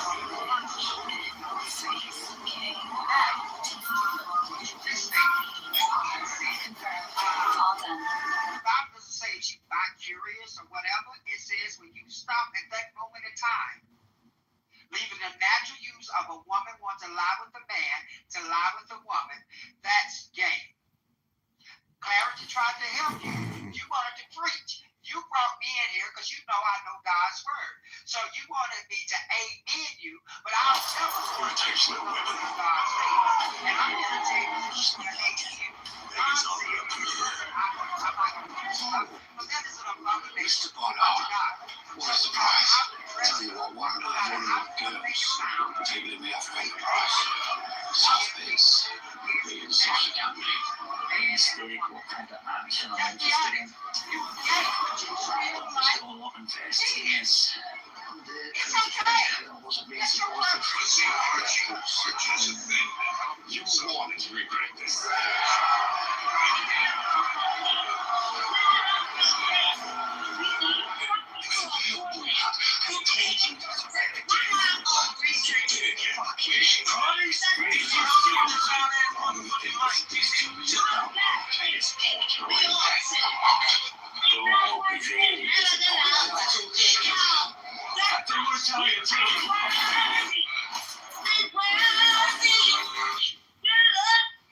You ain't speaking. You ain't going to heaven unless you get on your knees. And the kids are your freedom. And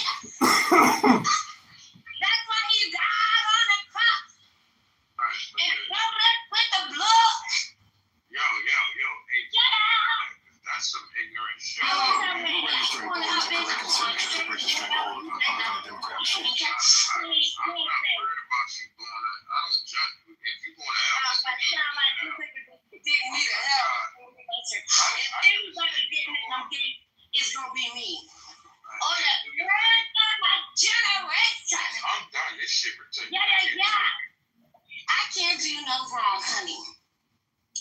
Okay, you talking about the prayers of the saints from a long time ago? I'm covered. Oh my God. The best second content of the day. This is wonderful. Well, listen, you sit in here. Archie, this is some serious. Oh my God. What's your favorite drink? Dumb shit. Like, What's your favorite drink? he's a little retarded. You're trying to base a focus and a point on that doesn't make any sense. So if you want to go to the scripture, I could do that. I got the Bible back and down. From Genesis to Revelations, I can read it in the scripture. And then if you want to go to just what makes sense, we could do that too. We could just make the fuck shit up like everybody else did, right? At the end of the day, if you want to go to the dictionary, we could do that too. You tried to call me gay. This is how we got here. Let's revert back to that. You called me gay, and I just corrected you and said, first of all, I can't be gay because I'm not a fucking man. You're arguing the fact that I can't be gay. He's a little bit tired. Yeah, he's going to call a woman gay. So that means you think that I'm in the same I think that was me that led. You know, that's what he said.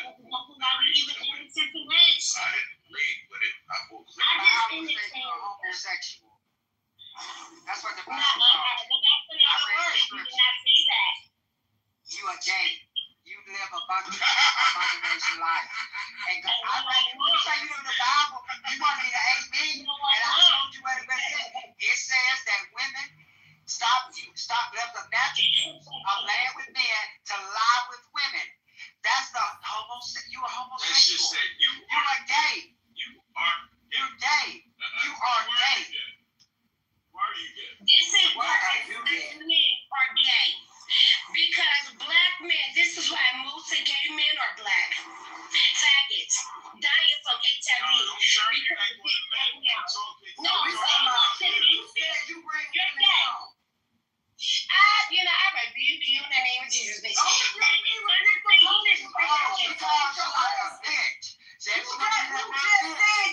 bitches home to fuck with your husband. You open up your marital relationship for sex activity. What the fuck? Anybody else listening? Let me try to. No, because you bring them home to smell their pussy. That was the original statement. That's what I heard first. The smell, first of all, we clean over here, baby. Yeah, we ain't held up. We clean. That's a whole different story you talking about. You talking about 50 people. Because he was talking about when the girl sat on your husband's lap naked, and he was like, you might as well bring her home. Bring her home so I can smell her pussy. That's what he said originally. If you want to turn a conversation into something disgusting, I'm going on mute. Because I'm not going to speak on it. Yeah, that's disgusting. I'm not going to speak on it. Honestly, listen, if you feel insecure, go get in the fucking shower and then come back when you clean. Insecure about repeating that you would choose. I don't like he said it. You literally said it. I was trying to tell you, you said it twice. I'm not learning the original statement, and then there was the second statement where somebody said you bring home women to fuck them. That wasn't the original statement. The original statement was you said you bring them home to smell their pussy or your husband has to. I mean, that's alright, I'll go on mute. No, you're absolutely right. And you went fucking liar. You went further than saying that you are dirty bitch. First of all, who the fuck is sniffing somebody's coochie? You. Exactly. Oh my goodness. This is crazy. You know what? Let me do me a favor. Take your finger.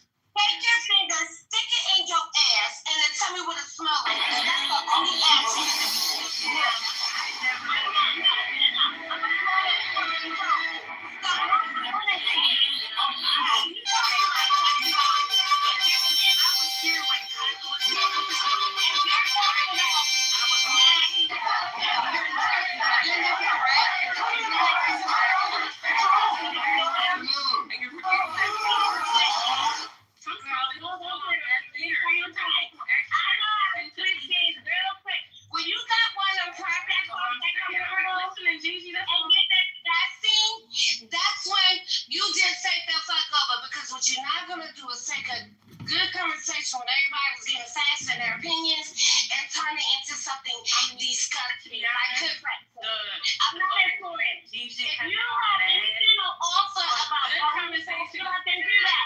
If you're not going to talk about anything that we were talking about, do me a favor. Stop your funky ass shit like that. Because you were saying like that. Like, you ain't even got the basics. Like, go get a fucking bath. Ain't not like you fucking want to look. Alright, go get, bitch. Go get, and then come back when you fresh. Alright, you ain't protecting none of your fucking. See, this is what I'm saying. When you on this app and you talking to people, make sure that you say what you really mean. It don't always fall on deaf ears. Like, people are actually really intensively listening to these conversations. I'm not listening to nothing you say because you're not making no sense. It's general. I don't give a fuck. You're not the only person on stage. You get started off the whole world. When you say things, that's what you're saying over there. Talk? Dang, you've been talking this whole time. You a dirty bitch. You don't even have to think about that. That's fine. Oh my God. Because she's dirty. Archie, I literally repeated to her what you are lying. The stage was exactly. And I'm not like, wow, here's the very beginning. Let me tell you something. GD, so I wish that would. You know, you're fucking on his dick. What are you talking about? You're repeating the same things you've been hearing about how women are. No, honestly, you've been hearing the same things. I was talking in clarity. All right. And also honesty. None of it had to do with downgrading a woman in a smell of a private part. That's what be like, I didn't mean it. Be like, I didn't mean it.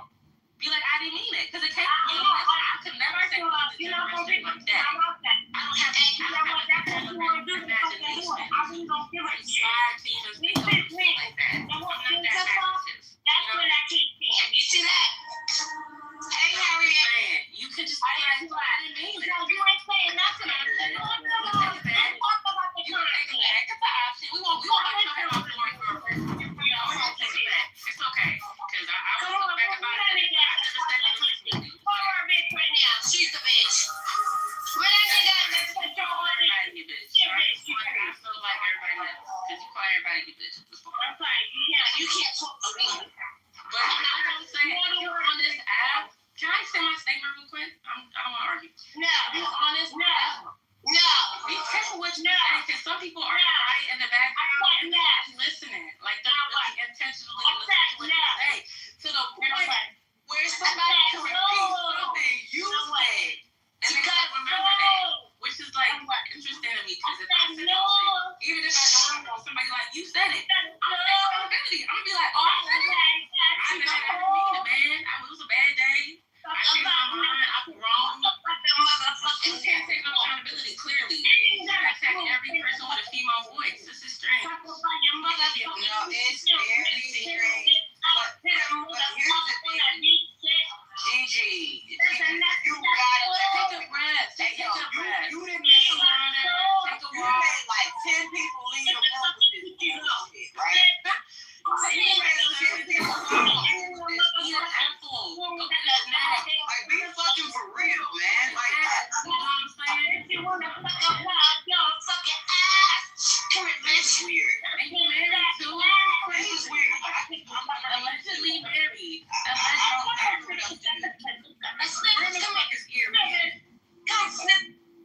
Them spirits is coming through. Honestly, you gotta be careful. That's what I'm saying. Be careful what you say on this app, man. People are listening.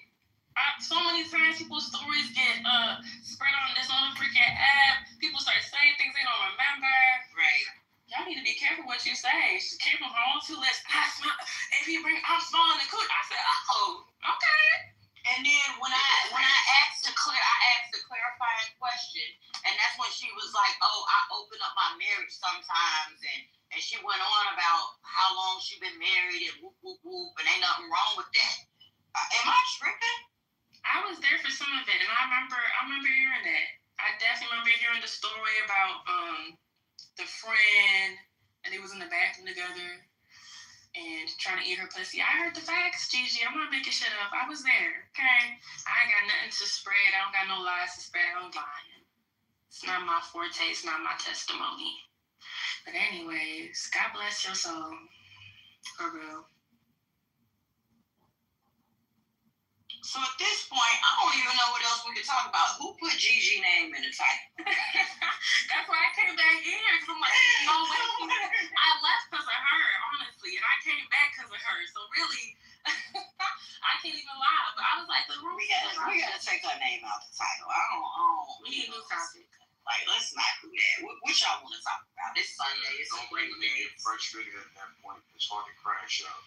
Well, And normally when you try to hold people feet to the fire in positions of things they said that they now realize is fucked up. They refuse to take accountability. They shift the dynamic of giving off. They start to deflate to make it seem like you're crashing out. So what they do is they try to get you to crash out so it can look like the derailment of the conversation is just confusing. And it's not confusing. It's just they don't want to take ownership of what they said. But clarity, you pulled up late, sweetheart. When you pulled up, married women go wild on Clubhouse. Yes, please. Yes. I'm in motion. I'm getting ready to go to the grocery store. But when you say one thing within the freaking room, it wasn't like I heard it another day. This was today. This was this afternoon. Like an hour ago. Be for real. Yeah. So when you say one thing and then you say something completely contradictory to it, it's similar to, not having women around your men. That's what she was saying at first, and then it turned into my homegirl that wanted to eat my, you know what I'm saying? She's saying on my husband's lap. Like, be for real. Be for real. What are we doing? I mean, if you want to be honest, if it's two totally different stories, then in one room she read it and she realized saying that would make her look a certain way. In another room she read it and she found this was like, oh, well, I can be comfortable with saying it in there. Simultaneously, they're not under the impression another person heard them prior to, and now at this point they start to see what they look like. So now what it turns into is what I like, what we call word semantics. You understand what I'm saying? And what I'll do is I'll keep engaging in a word semantic part, because what it does is it strips or it blinds the individual from the ownership part. So notice she never really pushed against the fact that she was said not lesbian or bi. She wanted to be called bisexual. So when you called her gay, it allowed her to say, no, I'm not gay because that's men. But when Archie spoke about the word homosexual, notice she couldn't get around that. So she only could keep responding to Archie. Well, that's not what they said. That's not what they said. Because at this part, I'm not arguing the whole position of they're wrong. I'm arguing the position of they used the wrong words. You understand what I'm saying? When simultaneously the end result of calling her gay, she understood that. So I can't argue the fact that you're calling me gay. I can only argue the fact that you're calling me gay and I'm not a man. So notice she was never really arguing with y'all on the fact of being wrong per se, what y'all was speaking about. She was calling y'all wrong from using in her book the wrong choice of words. And that's what she wanted to stand on. And when that stopped working for her, at this point, her language is barely, and that's the end result to anybody on Clubhouse that lacks the accountability, can't shift the dynamic of the approach. They start just over-talking you. And over-talking you, they feel as though they cancel you out. And in canceling you out, it also in their mind cancels the message that you're trying to convey.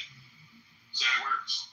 So even when he was trying to speak to her, notice she couldn't more so deny what he was saying, only attack what he was saying. And in the process, when she couldn't destroy it, at this point, I'll just drown it out.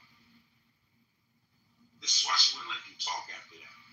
The same thing she did with Archie, the same thing she did with me. When I can't destroy it, I'll just consistently drown it out. And I'll drown it out until either they cancel me out or the individual leaves. But they refuse to take accountability or accept what's being said. But because we're over at, if you mute me up, I got no choice but to hear it. And that's what she was doing. She was refusing to hear it because if I keep listening, eventually accountability has to set it. So she was saving her emotions and trying to trigger yours by responding to the way she responded. It wasn't gonna work. And honestly, I love this app for a little bit of a emotional wherewithal than with exercise, because a lot of people just show their true colors very quickly. And I was going to give her some advice. Like, if she would control her emotions enough, I was going to give her some sound advice. People need to stop telling their life stories on this app. Avoid everything at all costs.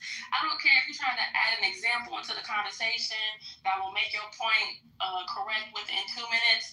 Stop telling y'all life stories on this app thinking this is a safe space for anybody. This is a war zone. What? I've been on this app for a while, but I've been on here for the last 2 weeks, maybe a month, and I'm just like, this place is a war zone. Why are we even safe? If you're, it depends on your approach. Just like social media, it's a tool. You feel what I'm saying? With your approach to using a tool, be the exposure of your craftsmanship mentally. You understand what I'm saying? So one thing I can say about this app is it strengthened me on knowing on how to listen genuinely. But you can't give a person advice that's not taking accountability to their actions. Absolutely. So when you see they're no longer accepting or receiving, they're only just trying to be belligerent and talk. These are individuals that are using, let's say, Clubhouse as said a psychiatrist. They're coming here to believe shit, get rid of shit that they can't believe in their own personal home, or they can't believe in society because of how they feel as though they will be looked at. So a lot of times they get on here and they express themselves in a lot of different fucked up ways. And when they do that, they're not looking for advice. They're not looking for help. They're looking for an out. And a lot of times Clubhouse become their out. That's why you go into a lot of shit be chaotic and shit like that on here.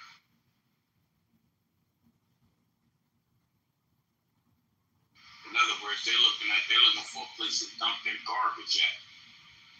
And what better place to do it on Clubhouse where you get to talk shit to people that you normally wouldn't talk shit to at first. And while under the influence, so you can say, I don't remember that. When your ass sober up the next day and you hear about shit. Oh, I can't believe I said that. Oh, yeah, you believe it. Well, Archie, not only that, some people like to be the center of attention. That's true. So, a lot of times when they say something, when they know it's some foul, fucked up shit, and they bring it to the stage so all focus can be on them. Notice, even when you talk around these type of individuals and try to change the subject, everything you say, they revert back to them.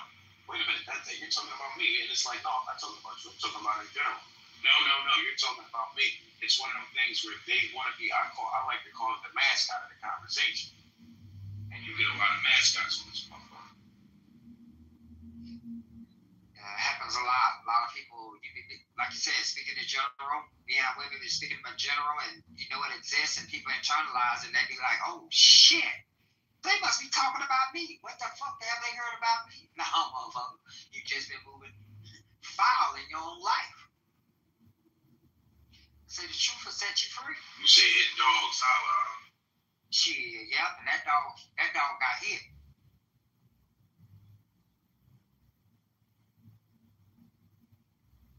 Well, I'll tell you what, that kept me up. Shit.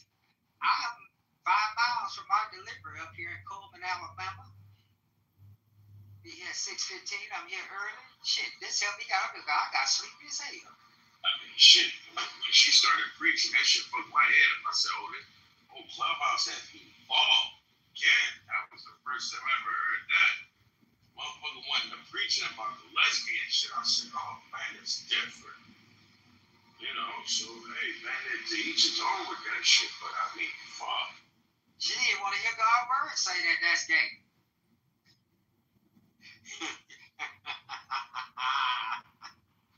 Well, what she did was, like I said before, Archie, put her in a bind.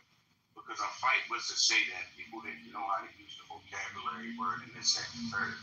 So, when Swan said she's gay, her fight was, I'm not gay because a man can be gay. I'm lesbian. You motherfuckers don't know what you're talking about. But when you switch the word to homosexuality holds both genders accountable at that point. Facts.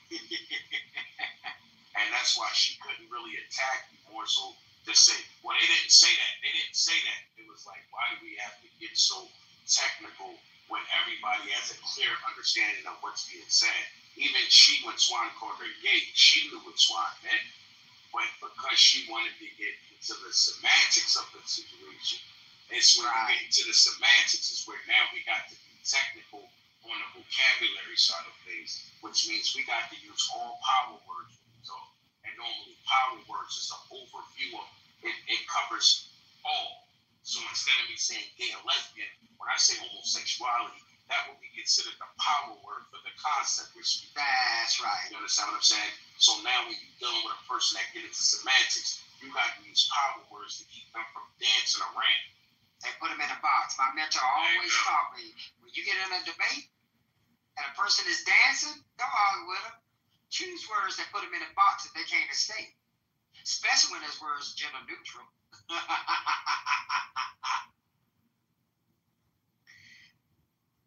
Y'all still in here acting crazy with Gigi? She left? Girl, she was in here doing the most. And what else is new? I couldn't take it. I had to put it in the Google. I couldn't take it no more. She act crazy. I was wondering when one of y'all was going to do that. I was trying to be diplomatic and shit, you know. Well, at least y'all know there's one married woman that tell you if you put your man beside her, she gonna take him down to dinner. Oh my God. And she wasn't out of line. Well, but here's the thing about Swan with the being diplomatic. There's nothing wrong with being diplomatic. The problem is when you get the extremes. Is that you, Lorenzo? God damn it! What is we doing here? This is clear. Yeah. All right. Whatever, child. That voice cannot hide. But the thing with being diplomatic, I'm sorry. I was trying to make you a moderator. Come back up. Not you over here fucking up. I'm sorry. He made me laugh. Yeah. You know, Erie did that shit on purpose, man. You know she did that shit on purpose because we got rid of I like Lorenzo. Swan, the thing with being diplomatic, there's nothing wrong with it. It's just when a diplomatic individual will always lose on being in a room with an extremist. Because the extremist uses the way the diplomatic move to their advantage. You see how it works? And Gigi was an extremist. So an extremist normally, as long as you allow it, they will not hold back. They will keep their foot on the gas full throttle. And because she seen nobody was willing to address her or put her in that position, what she did was now start to take advantage. This is when she starts canceling everybody out. I'm only going to let you speak until I'm uncomfortable with what you're saying. The minute I'm uncomfortable with what you're saying, you are no longer allowed to speak. Notice she did that to me, Swan. She did it to Archie. She did it to Dean. Everybody that she felt uncomfortable, she will let you speak until she felt uncomfortable. Or she didn't like what you were saying. And then at this point, she turned that extremist come to the forefront. You can't talk no more. And I'll just drown you out. I'll disrespect you. I'll do everything I can do to cancel you out because at the end of the day, this is how extremists move. And the only thing that kept the conversation on a certain level was the fact that nobody came off the mic trying to vouch for it. If anybody would have came off the mic and tried to vouch for it, you'd see this room turn into something real stupid, real fast. All they would have took is one person to come off to agree with them. Ticket time bomb. And that's what he made on a ticket time bomb. Just one. Do I got one? And Gigi would have screamed, Autobots! Roll out!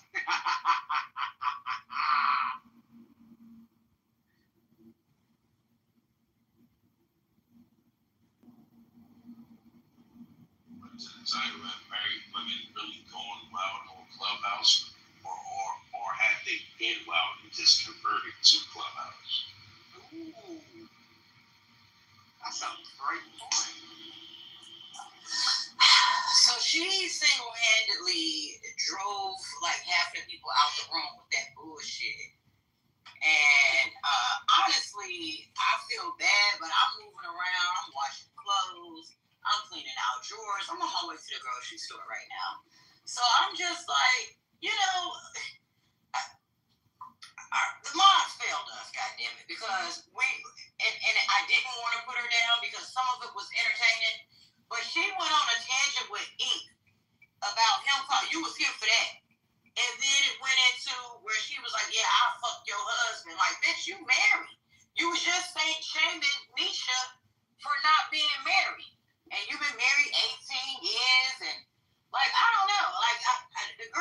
crazy. And how her marriage is this, that, and the third. I'm like, ain't you the same one that was on stage in your back room of your house on the second floor talking about jumping out the window because this nigga was whooping your ass? Like, that was you, wasn't it? She's like, yeah, that was me. Like, what the fuck are we talking about? Like, these replays would be crazy, Erie. I wouldn't see why she would fuck your husband. I mean, she let other females fuck her. Yeah, the replays is on, Lord. I wonder, I'm curious if she allowed her husband to bring me in home and they doing them together.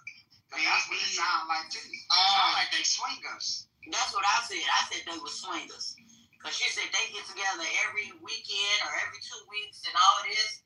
And let me come downstairs and see my homegirl butt ass naked sitting on my husband's lap. Because why the fuck are you so comfortable to get butt ass naked in my house, for one? For two, and sit on my husband's lap. Three, what the fuck are you doing letting this bitch sit on your lap? Four, what? She said, well, I just went and sat beside them. Well, Swan, you're missing a part in that same conversation when she said that same female was bisexual and she knew it. No, I ain't missed that part. That's the same one. That was a setup thing. That's the same one she said went in the bathroom with her trying to eat her pussy every time she went to go piss. And I'm like, who the fuck go to the bathroom with their homegirl at their house? Now, we at a club. That's one thing. But I'm at home. Why are you in the bathroom with me while I'm using the bathroom? It's all But if I already know you bisexual, if you're trying to go to the bathroom with me, we both know what you're trying to go to the bathroom for. Right. And in the process, if I don't stop you, then to a certain degree, that would be called leading you on. Child, people act strange when they're on drugs. I'm going to just leave that there. Okay, it sounded like it was dope. I was wondering what type of dope niggas on. Because I don't do drugs. You know what I'm saying? I drink my tequila or whatever. But I don't do drugs. Get your ass out the street, white woman. And we know that wasn't me.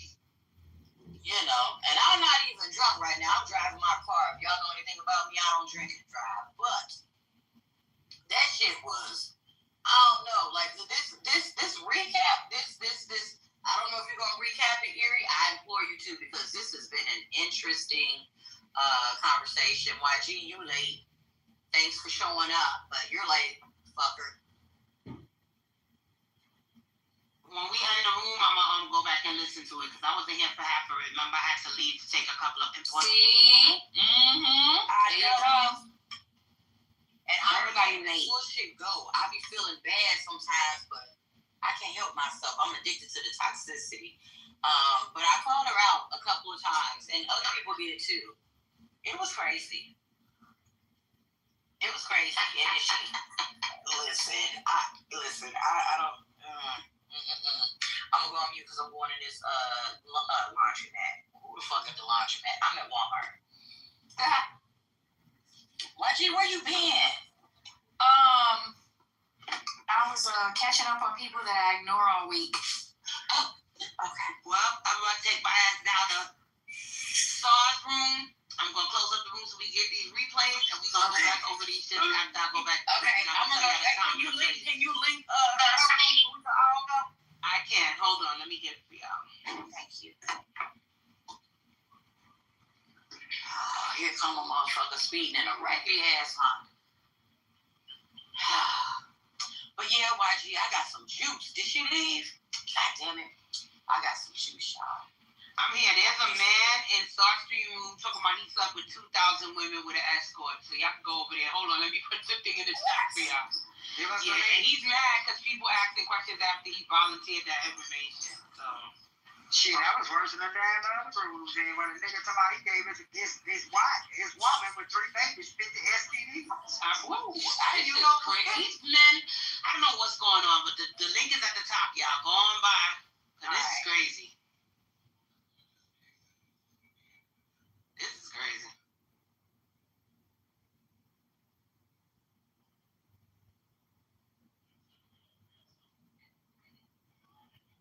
Go ahead, go people.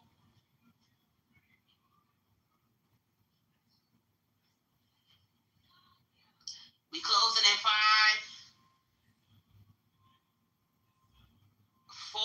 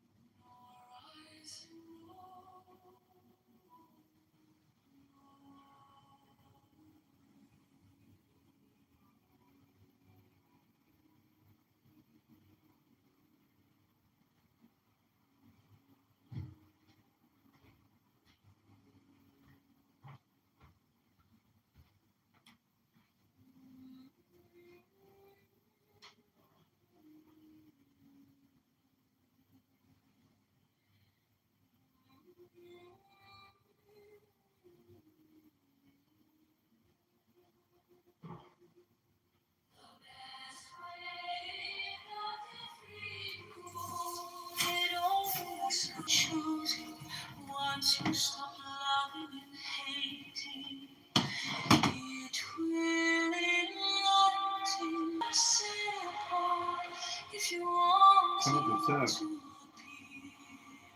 Do not be not knowing that it is useless to quiet thoughts.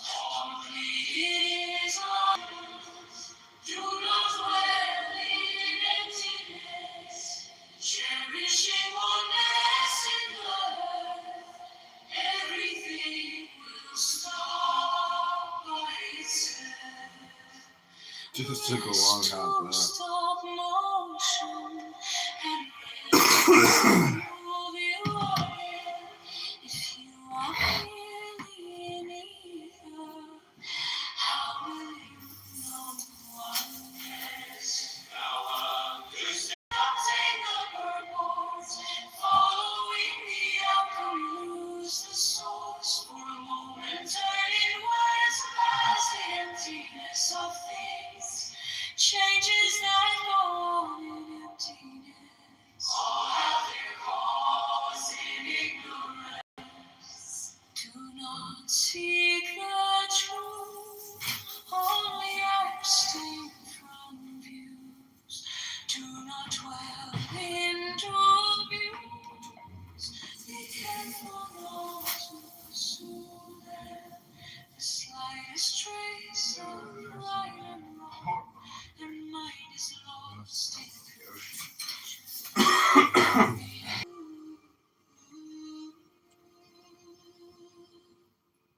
Best way not defeating you. It only excludes picking and choosing. Once you stop loving and hating. I picture that. Blake, you're under arrest for corruption. Hands behind your back. I can't do this. I'm gonna let them. Defense, line up! Defense, line up! This is what we do with politics that protects the people. Time to plant something on it. Makes the mind knowing it is useless to quiet thoughts. Complete is like great vacuity with nothing lacking, nothing in excess. You grasp and reject. There is no suchness. Not follow condition. Do not dwell in emptiness.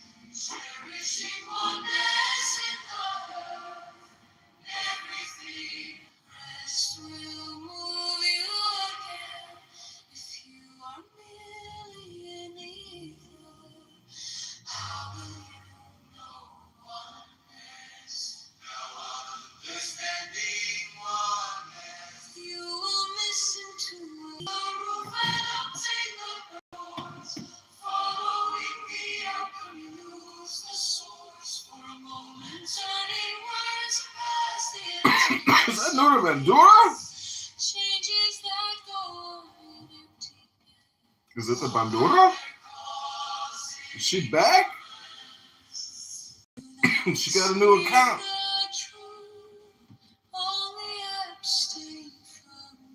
Do with politics that protects the people. Time to plant something honest. Ladies, I'm gonna get it from Congress.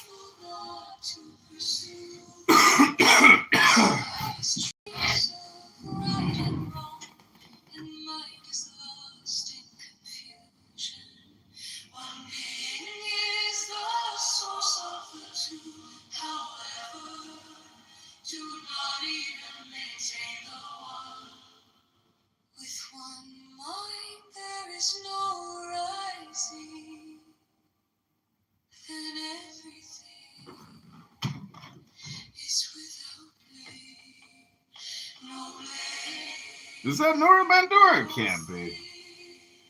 The end? That's your PTR? That sounds like you. Everything is always so dramatic. Nora specializes in drama creation. She is a dramatist.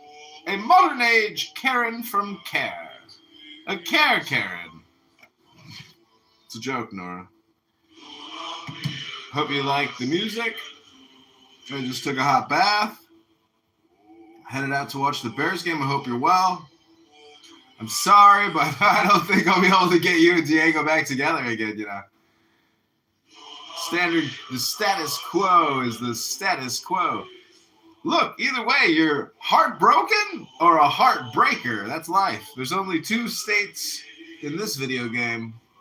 The heartbreaker and the heartbroken.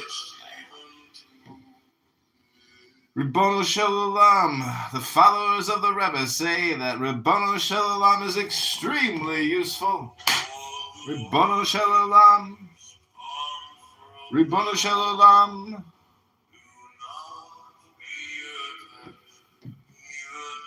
Do not be attached, Nora. That's the whole thing. You're too attached.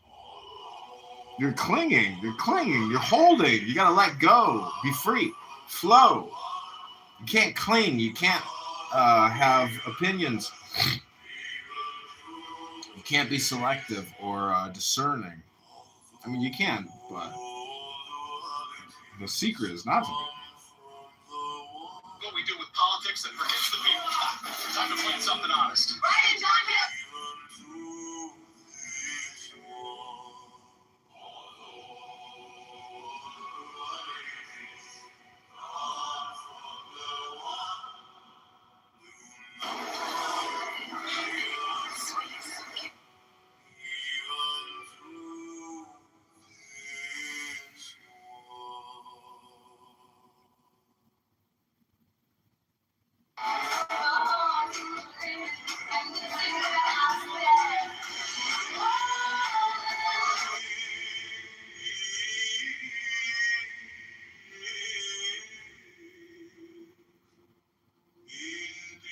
What we do with politics that forgets the people.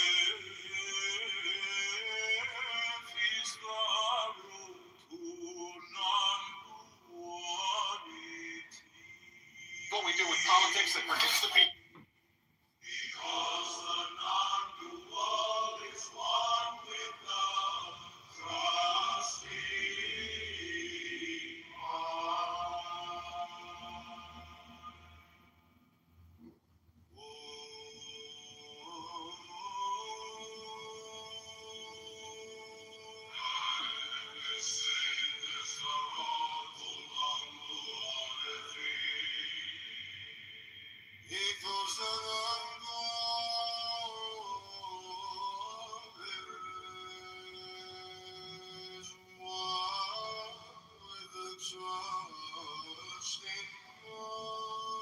You cannot talk to customers like that. You're not a customer as far as I'm concerned. You want to buy the car? Not from here. I want to see the manager. You want to see the manager? Yeah. I'll show you the manager. Here's the manager. Right here. Here's the manager. You cannot talk to customers like that. You're not a customer as far as I'm concerned. You want to buy the car?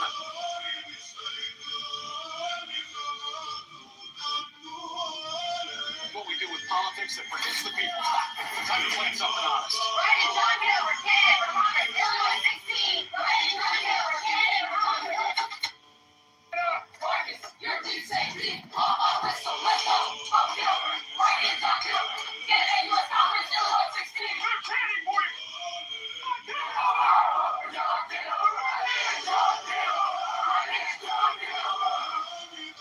Thanks, folks. Let's do it. You're under arrest for corruption. You can't find your man. I can't do this. I'm an elected official. Drop the briefcase. Take charge. Not anymore. Come on, I demand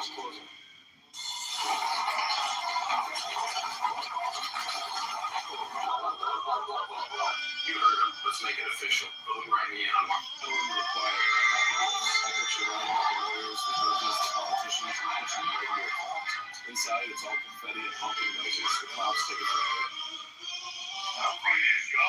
March 17th, 2022. We'll all be. That's quite the endorsement. Never thought I'd get campaign advice from a mortal.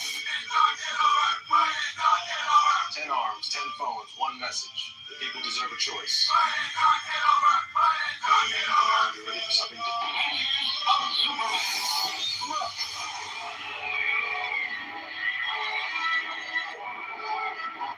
Those highways tie our communities together. From the farms at Sunrise to the factories that keep America running. We deserve a representative who shows up for all of us. I'm John Kitover. It is a belief that comes from first-hand experience. A faith and wisdom of enlightenment. What we do with politics that pushes the people. Time to play something honest. Right is not here for candidate for Congress. Illinois 16. Right is not here for candidate for Congress. Which is our true.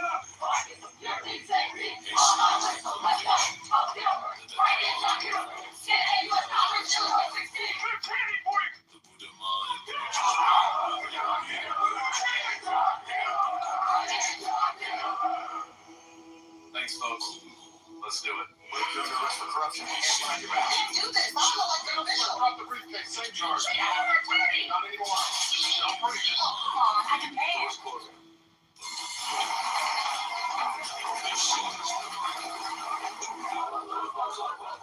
You heard him. Let's make it official. Vote right in. I'm going to be quiet.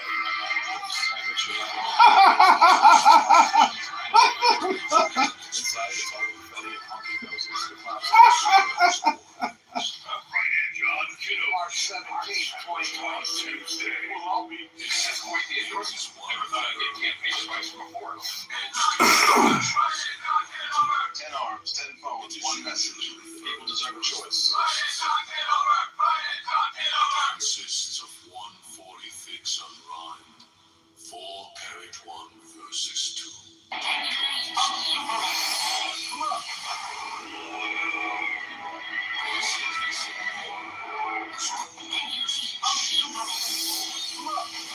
She was the principal poetic form in use in the early period. It is first used in the Book of Otis Fire. The night stretched quiet. The fire whispered, and the old pages carried voices past the The world outside lay still. The summing consists of lines that are 4 characters in length. One step at a time. Contrary to most closer, Almost there. So bright. Into the light. One step at a time.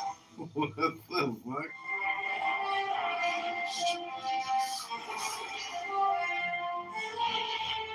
This is not the faith in the ordinary sense. It is a belief That's just it.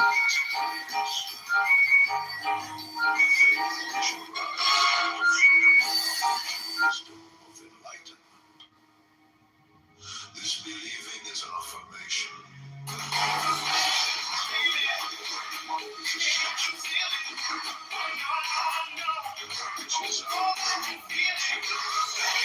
Hasten is the conviction that at the bottom of all lies the one mind.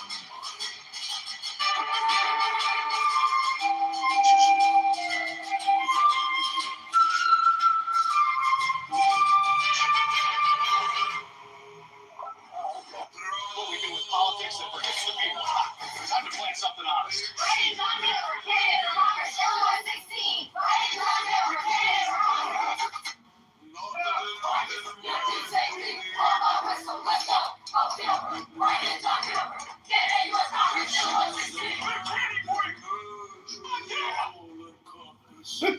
Who are you? Why are you famous? What we do with politics. Inscription. What we do with politics that forgets the people. Time to play something honest. Right is not here for candidate for Congress. Illinois 16. Right is not here for candidate for Congress.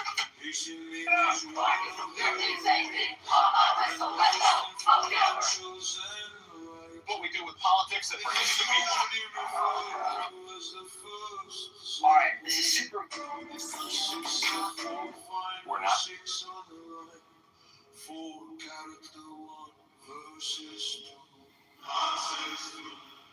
Total sister 4 characters. Is it in me was a hosting shit for 4.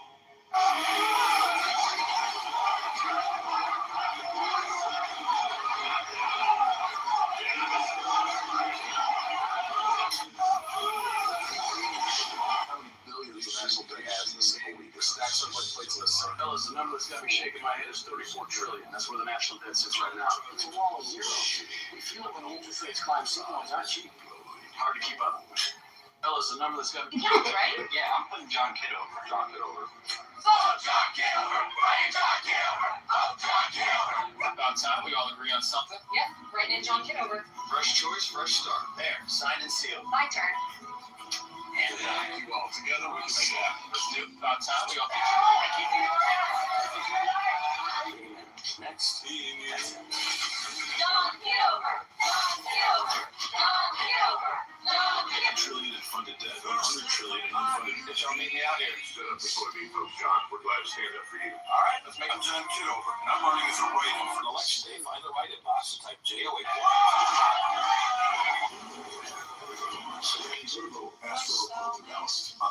Those highways tie our communities together. From the farms at sunrise to the factories that keep America running. You deserve a representative who shows up for all of us. I'm John Kitover. Those are some of the zip codes that make up Illinois' 16th district. You deserve better representation. I'm John Kitover, running as a write-in for the United States Congress. We're politicians like LaHood have forgotten the people. Don't forget, right in John Kitover. Good morning, Dave. John Kitover. Great. Here's your bell. I'm just quiet. Smaller caliber of bullet than I have to say this without getting emotional. All this newfound kind of political smaller. Watch every fall that spring. What we do with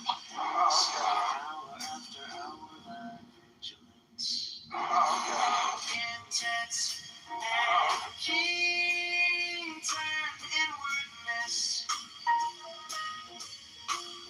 No animal in all loose. 6 on 1 thought, securely pinned. Still every whisper of the wind.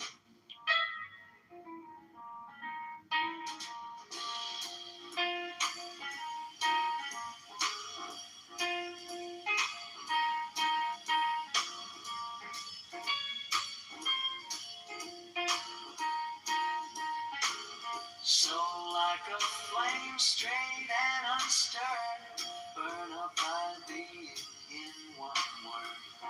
Next, still that ecstasy, prolong my meditation, steep and strong, slaying even God should he distract my attention from the chosen act. Last, all these things in one overpowered time that the midnight blossom flower. The oneness is yet, even in this, my son, thou shalt not do amiss. If thou restrain the expression, shoot thy glance to rapture's darkling root, discard any name for sight and stress, even of this high consciousness. Pierce to the heart, I leave thee here. Thou art the master I revere.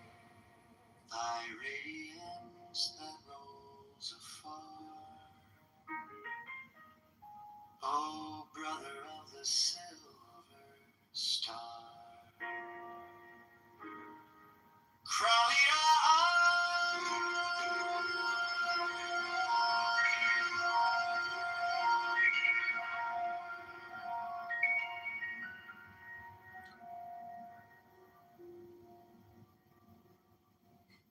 In Chicago, you have to be a homeless vet living in a shelter before VA would even consider you for this. They would rather you die.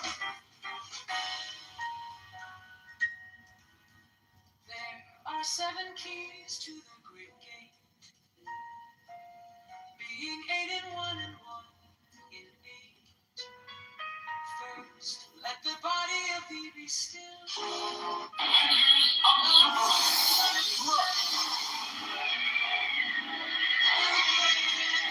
Dost thou make the fidget babes that tease?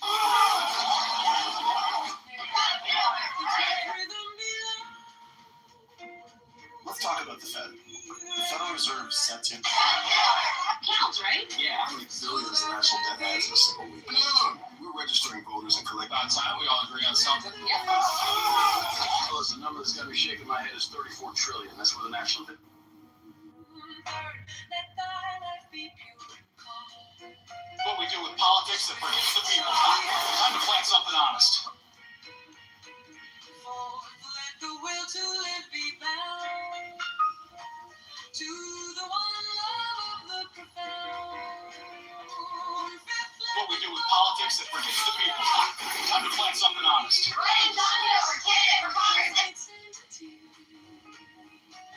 What we do with politics that protects the people. hour after hour thy vigilance, intense and keen, turned inward bids.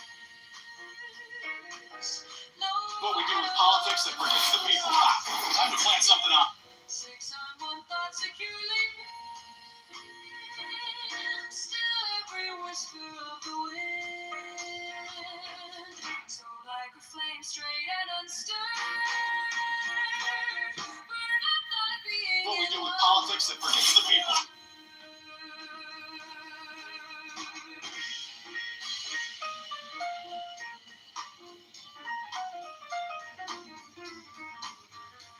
What we do with politics that protects the people.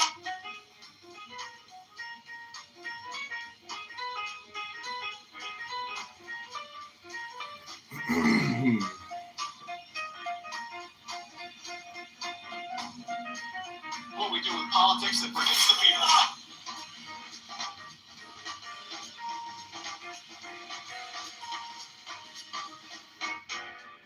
Next, still that What we do with politics that protects the people. along thy meditation steep and strong, swaying even God should he distract thy attention from the chosen act.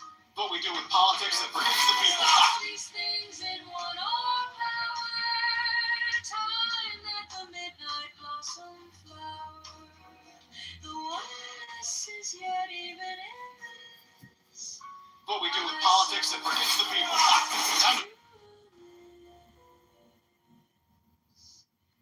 If thou restrain the expression, shoot thy glance to What we do with politics that protects the people. Time to plant something honest. Right, John Hiller, candidate for Congress, Illinois 16. Right, John Hiller, candidate for Congress.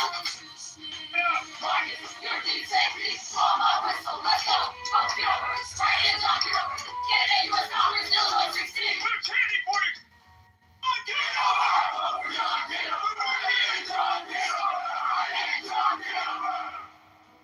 Thanks, folks.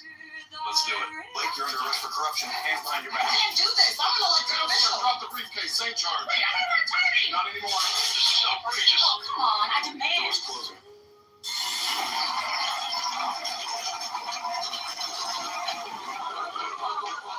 You heard him. Let's make it official. Vote right now. Only the plan. The lawyers, the judges, the politicians, marching regular clowns. Inside, it's all confetti and honking noses. The clowns take it from there. John Kitover. March 17th, 2022. Tuesday. We'll all be. That's great. Never thought I'd get campaign advice from a foreigner. 10 arms, 10 phones, one message. The people deserve a choice.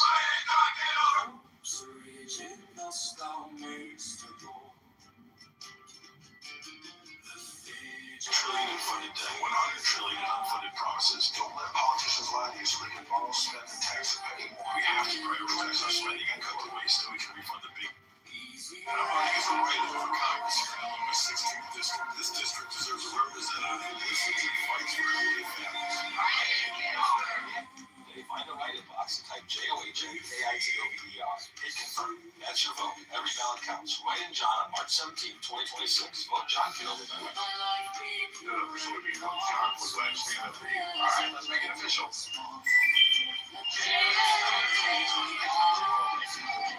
Trillion in funded debt.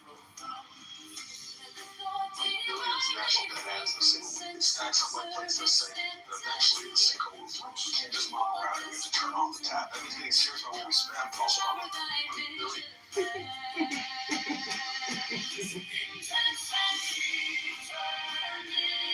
What we do with politics that brings the people.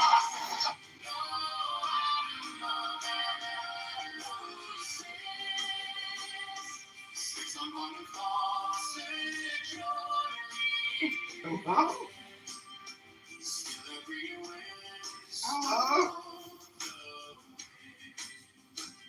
What we do with politics that brings the people. Time to plan something honest. Hilarious.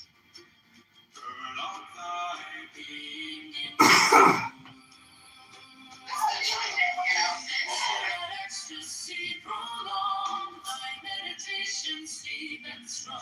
Sleep even God should he distract thy attention from the chosen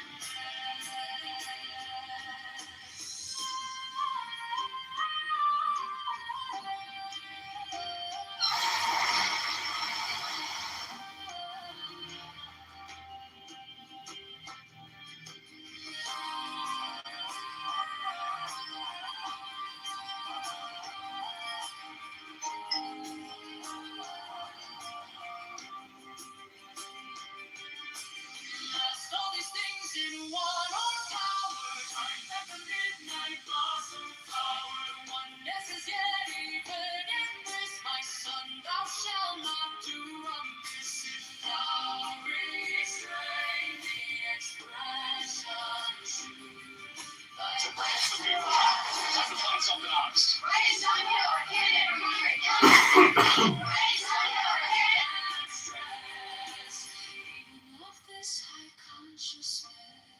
About time we all agree on something. Yep, bring in John Kitover. Fresh choice, fresh start. There, signed and sealed.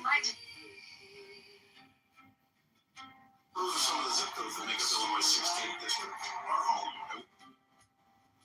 Thy radiance that rose brother of the silver star. You know that feeling when you're lying awake at 3 in the morning, your mind spinning by the broken record, going over everything you should have said, could have done.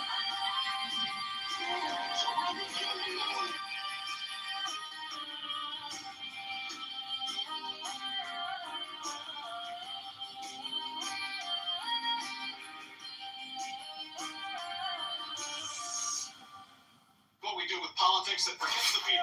Those are some of the zip codes that make up Illinois' 16th district. Our home. And we.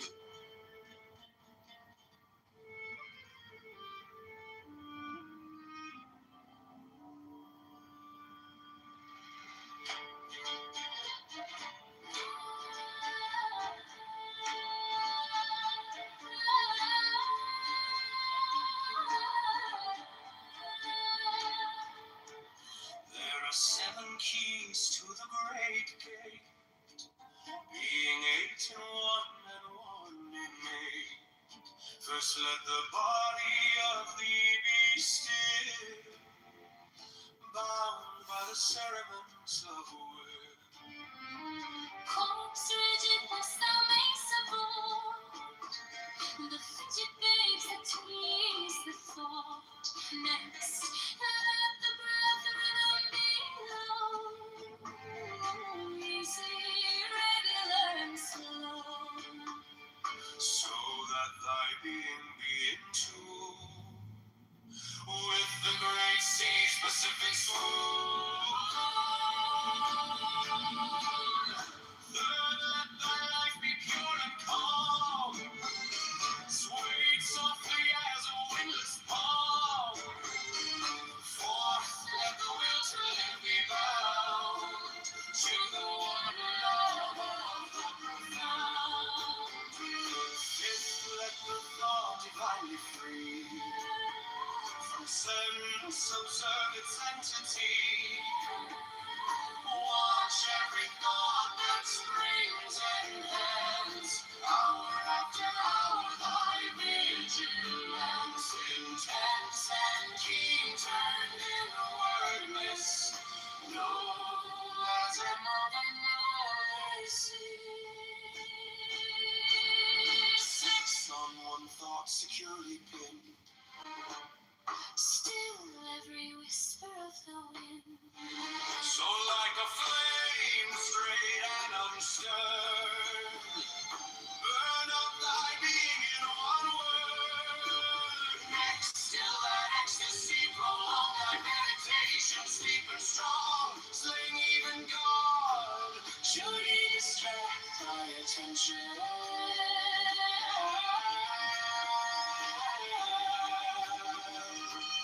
From the chosen act.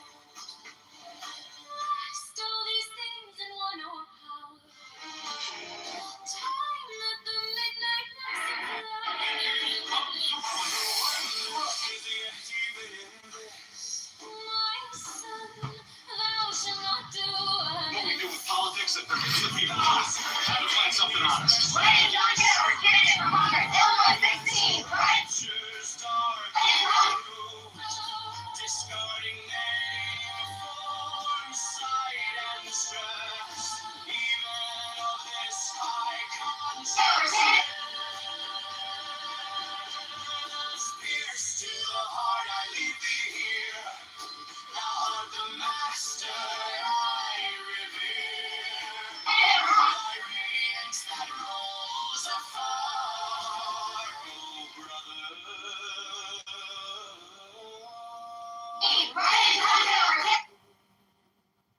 Of the silver star.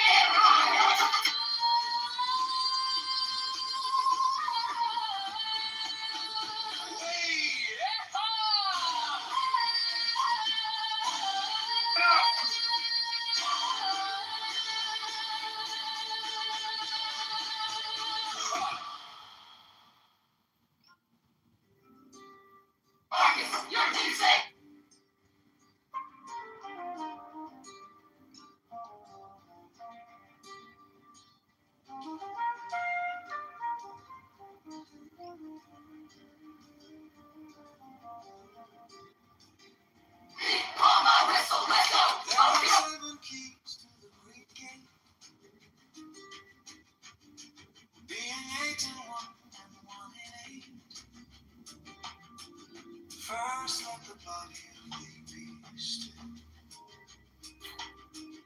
bound by the cerements of will.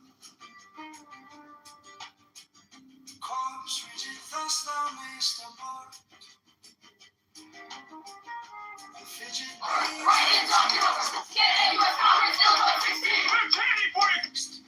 let the breath rhythm be low, easy, regular, and slow, so that thy being be in tune with a great sea specific soul.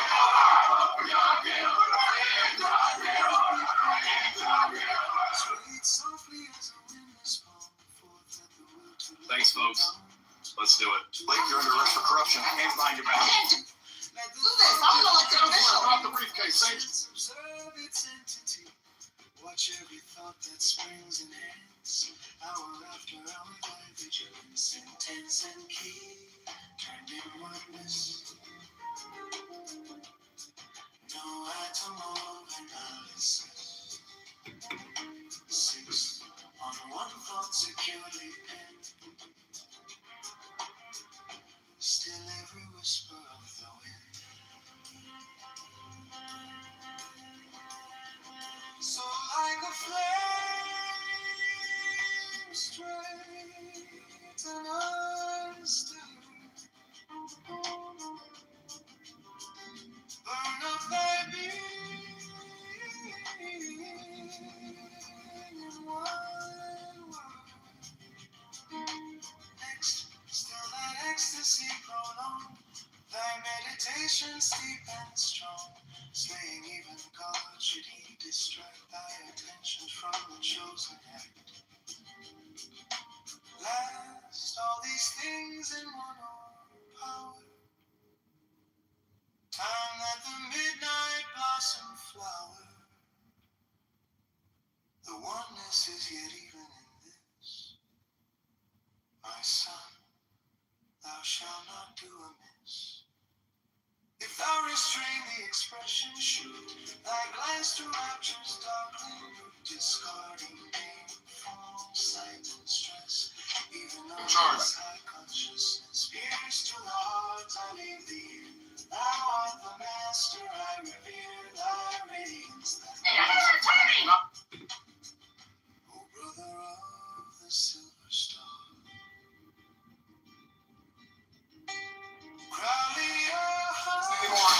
Outrageous. Oh, come on, I demand. Doors closing.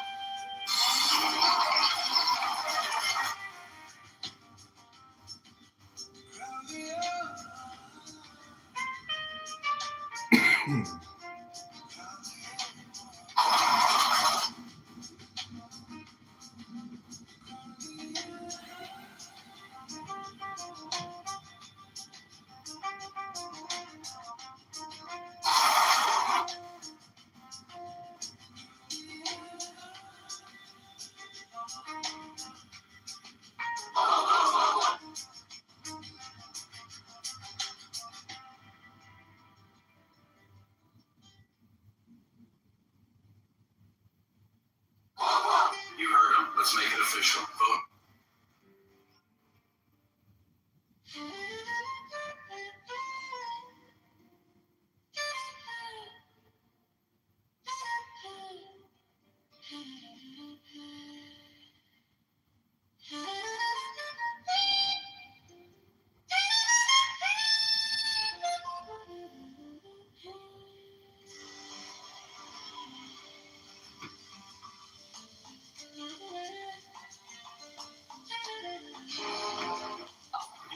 There are 7 keys to the great gate, being 8 in You one. heard him. Let's make it official. Vote right in. First, let the body of thee be still, bound by the cerements of will. Corpse rigid, thus thou mayst abort the fidget babes that tease the thought. Next, let the breath rhythm be low, easy, regular and slow, so that thy being be in tune with the great sea's Pacific swoon. Third, let thy life be pure and calm, swayed softly as a windless palm. Fourth, let the will to live be bound to the one love of the profound.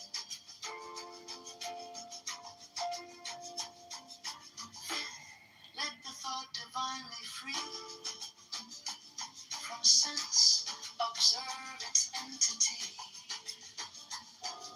Watch every thought that springs in hence, hour after hour thy vigilance. Plus, the number that's got me shaking my head is 34 trillion. That's where the national debt sits right now. It's a wall. Plus, the number that's got me. 6 on one thought securely pinned, still every whisper of the wind, so like a flame, straight and unstirred, burn up thy being in one word. What we do with politics that protects the people. It's time to plant something honest. Right, John Hill, we're candidate for Congress.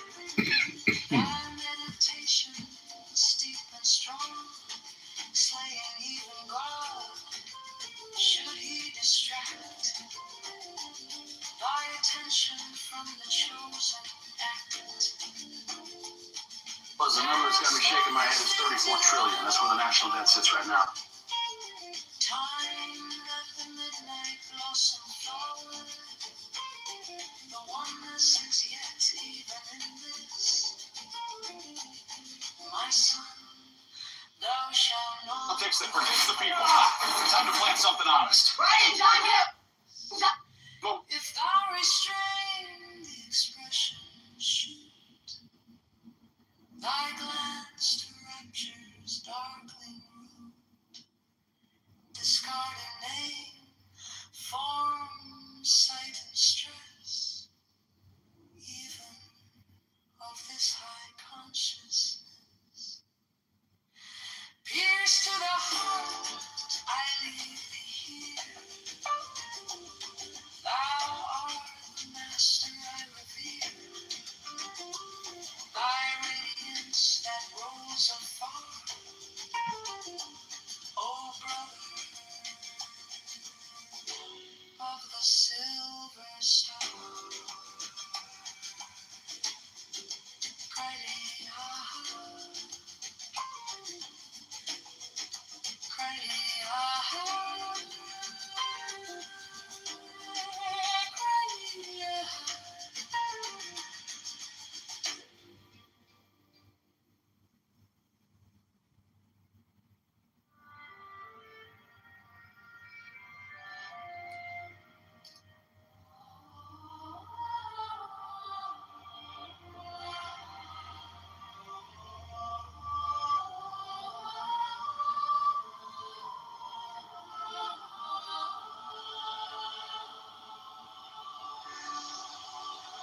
There are 7 keys to the great gate, beating 8 in 1 and 1 in 8. First let the body of thee be still, bound by the cerements of will. What we do with politics that protects the people. Time to plant something honest. Ryan, John Hill, our candidate for Congress, Illinois 16. Ryan, John Hill.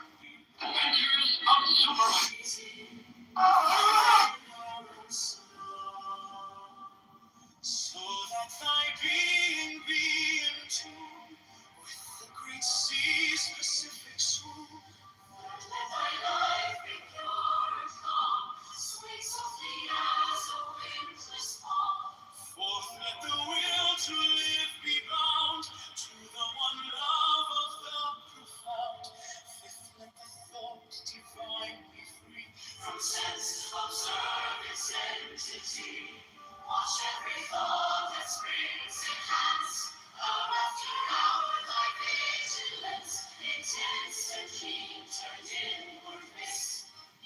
No atom of analysis.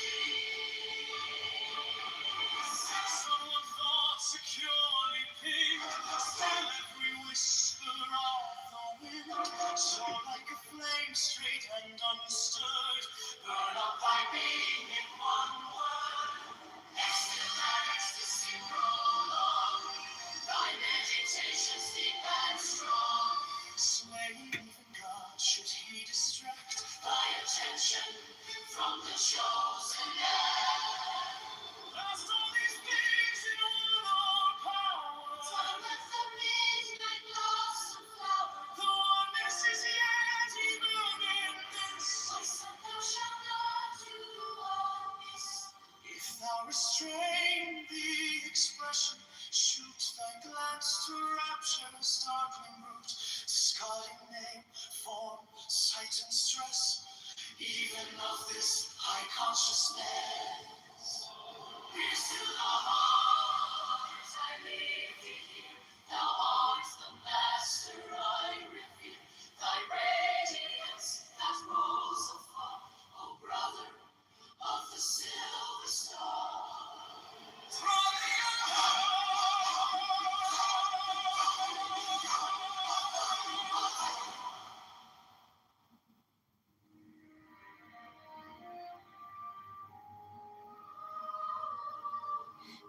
There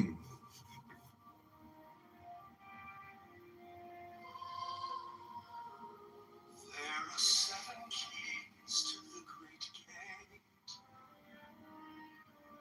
being 8 in 1 and 1 in 8. First let the body of thee be still, bound by sediments of will. Corpse rigid, thus thou mayst abide. Fidget babes that tease the thought. Next, let the breath rhythm be low.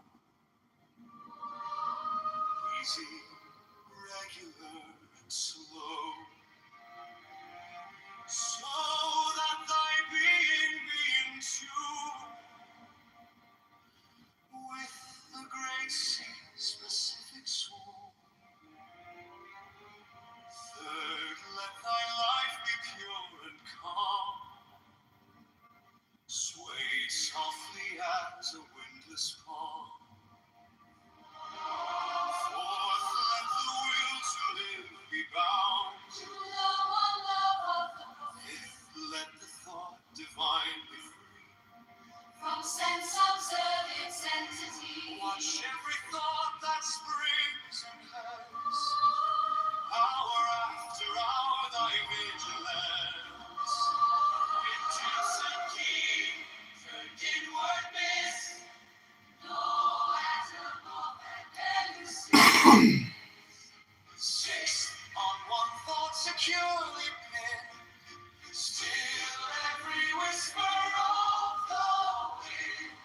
So like What we do with politics that protects the people. burn up thy being in one word. Still that ecstasy prolong. Thy meditations deep and strong. Saying even God should he distract thy attention from the chosen act. Last all these things in one all power. Time that the midnight blossom flower. Oneness is yet even in this. My son, thou shalt not do amiss. If thou restrain the expressions, thy hands to raptures darkling, discarding name form.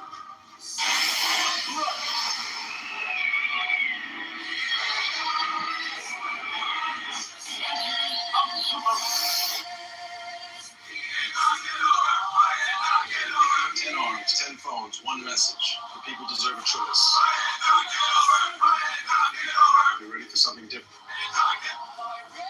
It's late, you're under arrest for corruption. Hands behind your back. I can't do this. I'm an elected official. Drop the briefcase, same charge. Not anymore.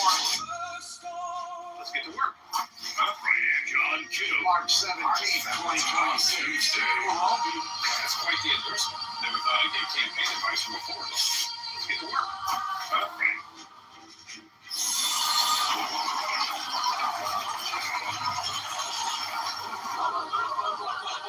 You heard him. Let's make it official. Vote right me on Mark.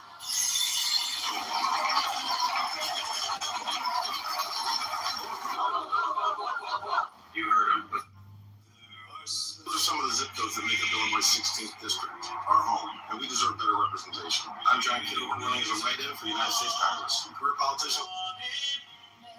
This is what we do with politics that protects the people. Time to plant something honest. Write-in John Kitover, candidate for Congress, Illinois 16. Write-in John Kitover, candidate.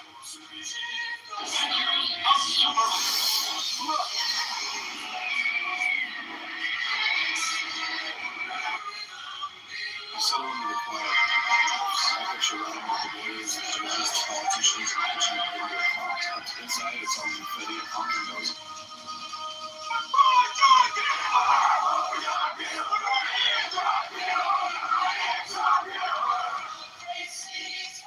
What we do with politics that protects the people. Time to plant something honest. Write-in John Kitover, candidate.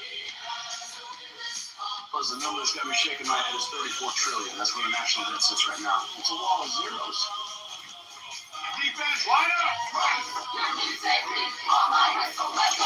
Vote Kitover, write-in John Kitover, candidate. Illinois 16.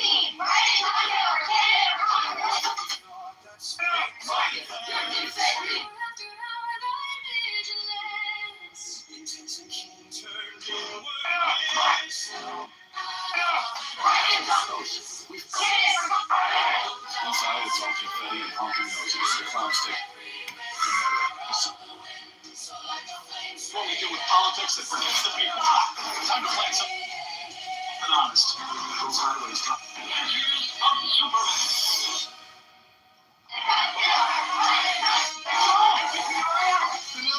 We're registering voters and collecting signatures to break the stranglehold. How many billions in national debt adds this thing?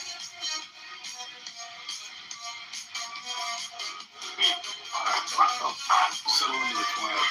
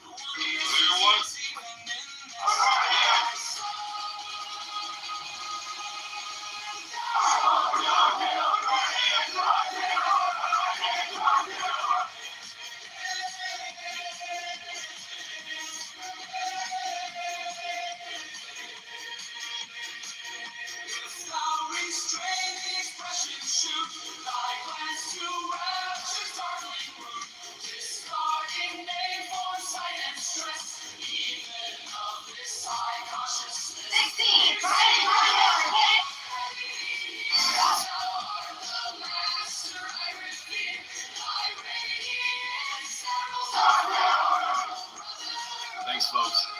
Let's do it. Blake, you're under arrest for corruption. Hands behind your back. I can't do this. I'm an elected official. Drop the briefcase.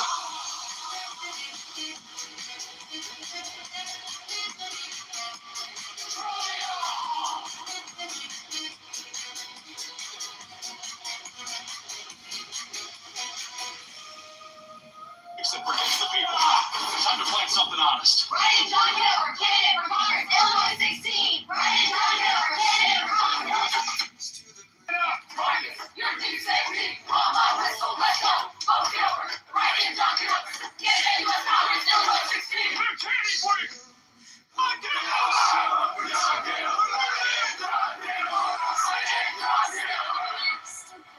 Thanks, folks.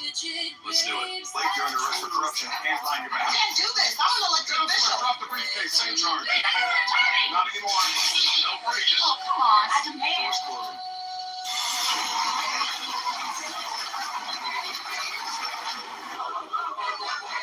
Let's make it official. Bring me on.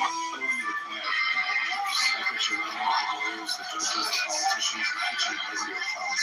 Inside, it's all confetti and honking noses. The clowns take it from there. March 17th, 2026. We'll all be there. It's quite the endorsement. Never thought I'd get campaign advice from a force. 10 arms, 10 phones, one message. The people deserve a choice. You ready for something different?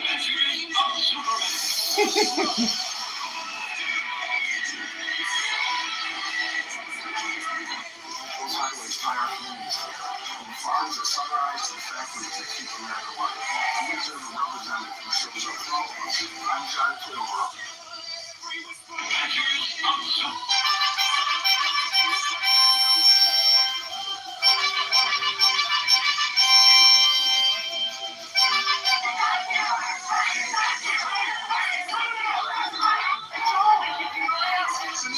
We're registering voters and collecting signatures. How many billions in national debt? Fellas, the number that's got me shaking my head. Counts, right? Yeah, I'm putting John Cott's time. We all agree on something. Yep.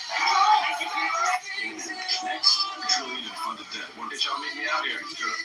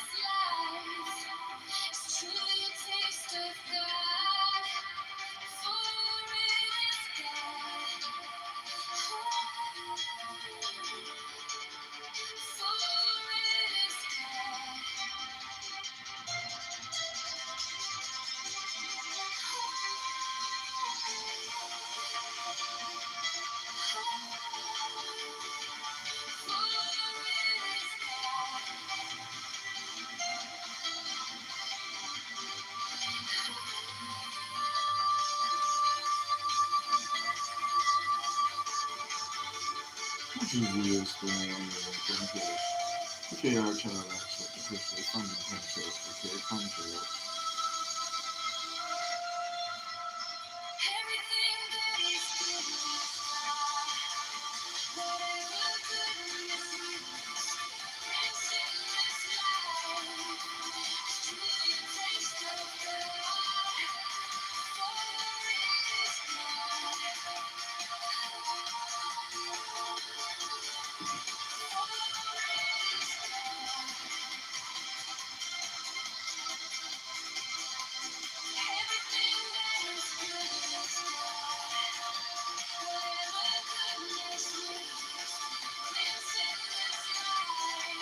Give me my money in stacks and lace my bitches with time figures. Real niggas fingers on these open mind triggers. Must see my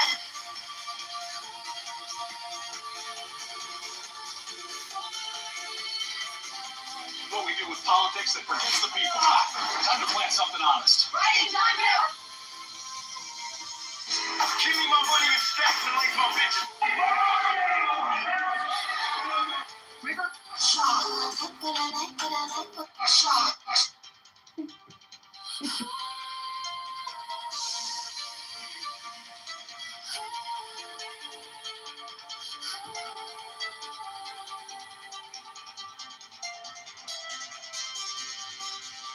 Everything that is good is God. Whatever goodness we experience in this life is truly a taste of God. For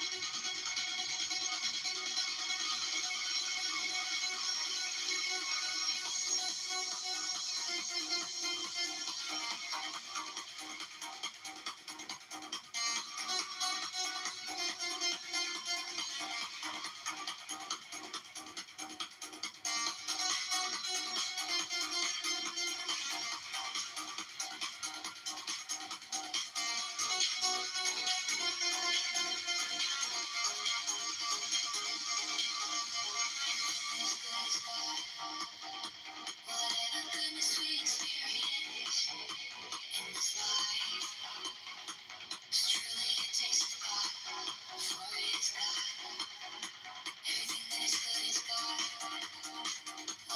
goodness we experience in this life is truly a taste of God, for it is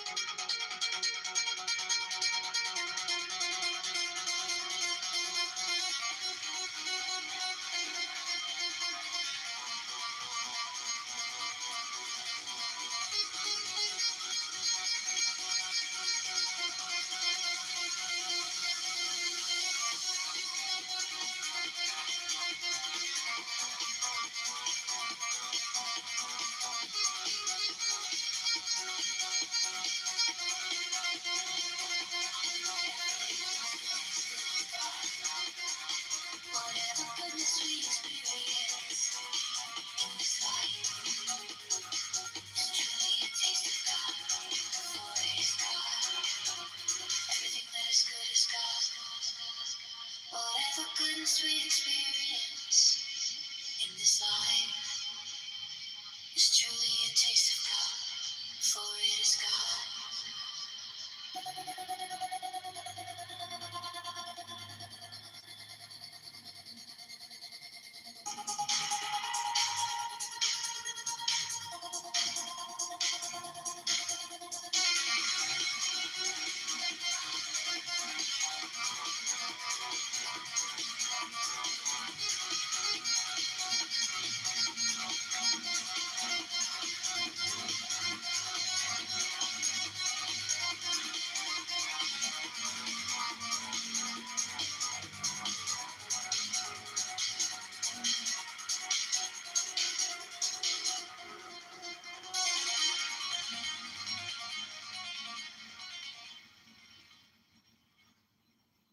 He died not for men, but for each man.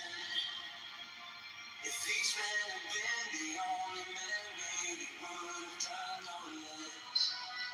He died not for men, but for each man. If each man had been the only man made, he would have done no less.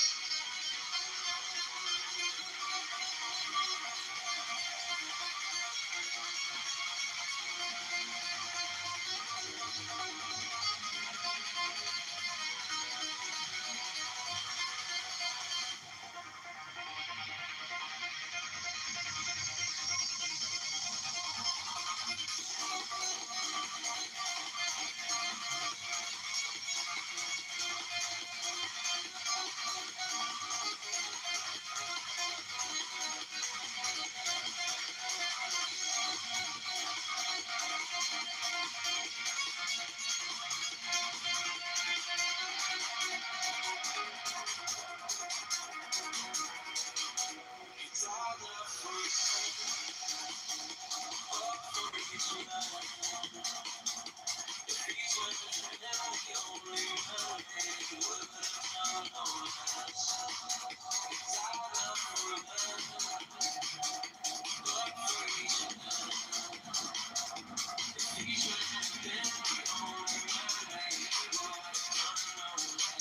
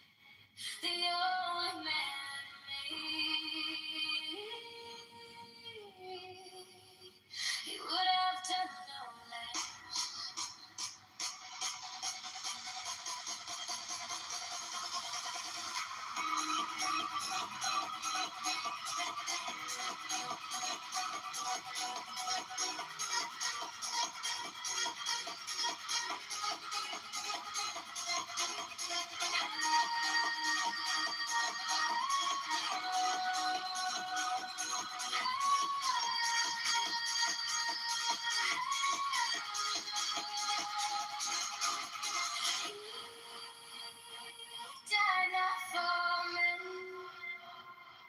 but for each man.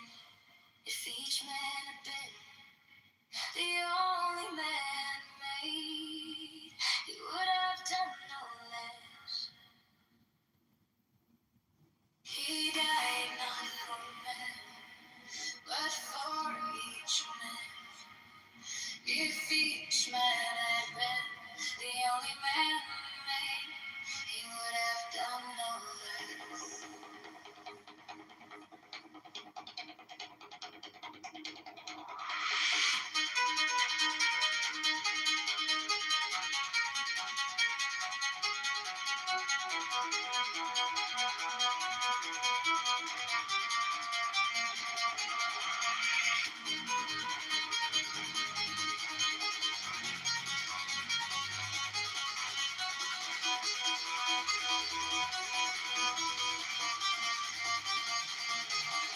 He died not for men, but for each man. If each man had been the only man made, he would have done no. He died not for men, but for each man. If each man had been the only man made, he would have done no less.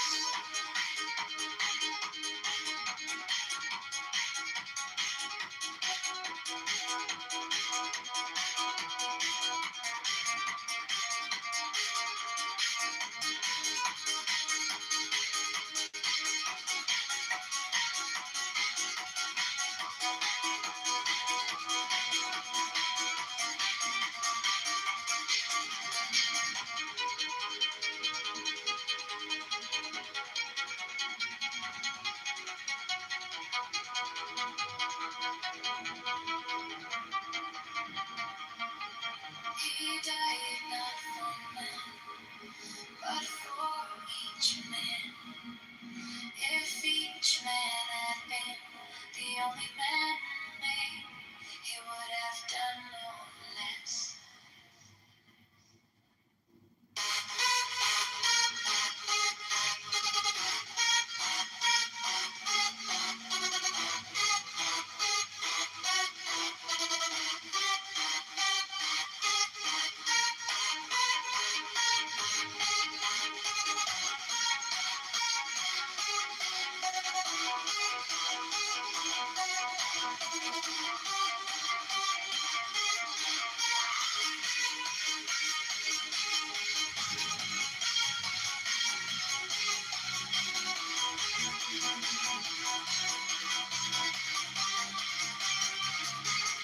He died not for men, not for each man.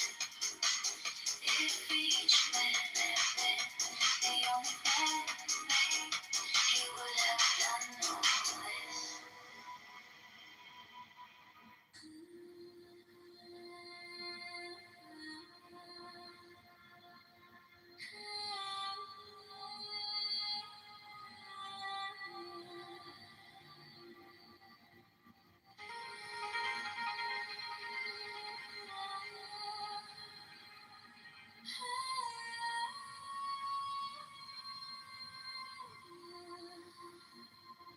As a light bearer, you are not afraid of the dark, but it is only when you walk through your own darkness within your mind, bearing your torch, that you can become one with the light.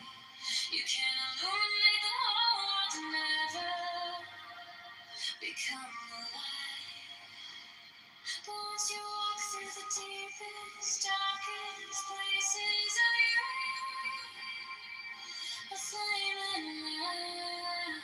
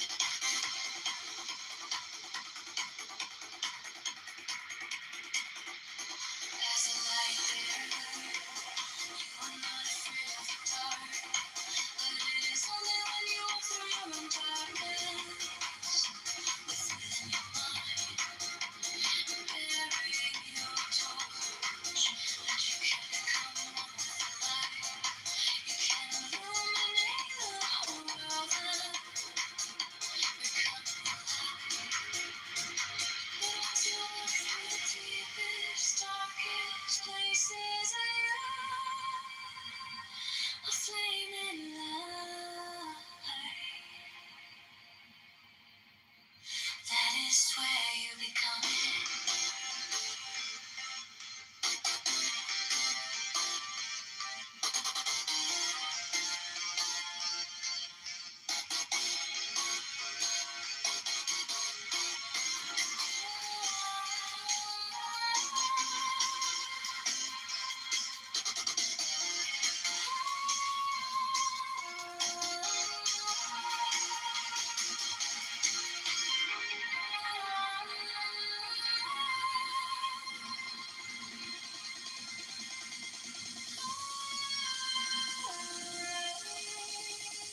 That is where you become it.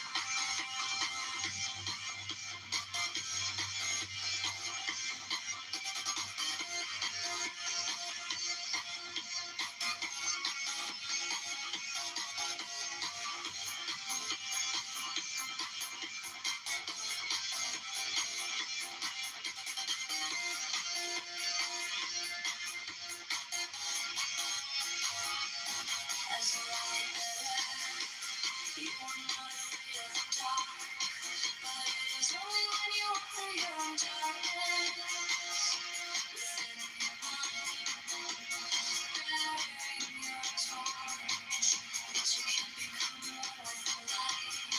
You can illuminate the whole universe, become the light. Once you walk through the deepest, darkest places of your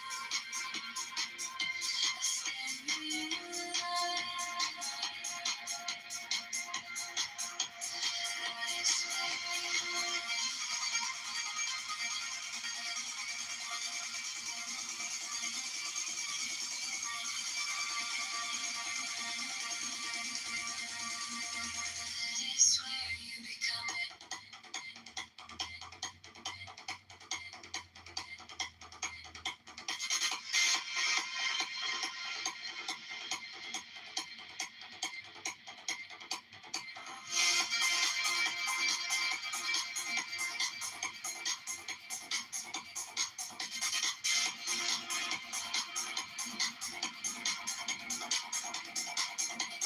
As a light bearer, you are not afraid of the dark, but it is only when you walk through your own darkness within your mind, bearing your torch, that you can become one with the light.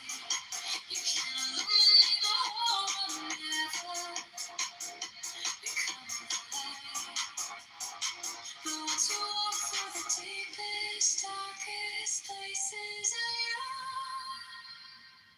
a flaming light, that is where you become it.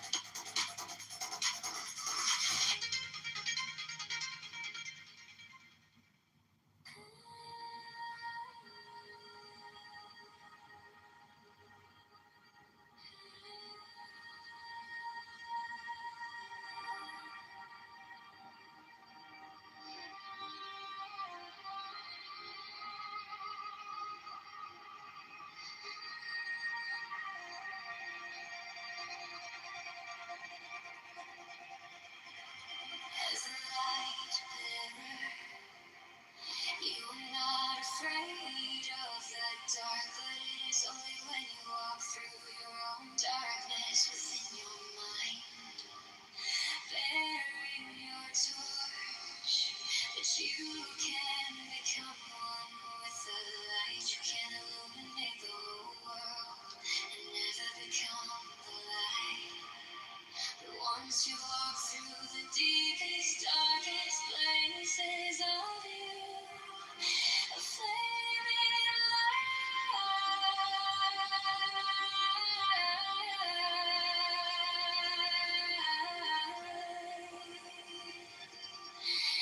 that is where you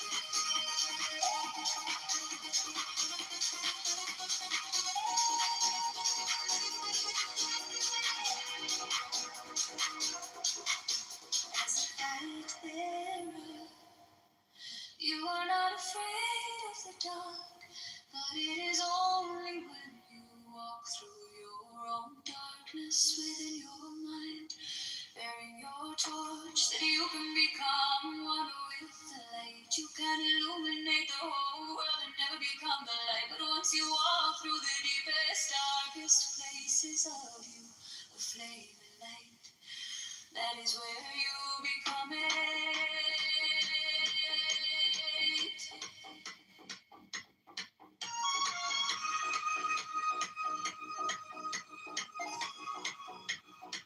That is where you become it.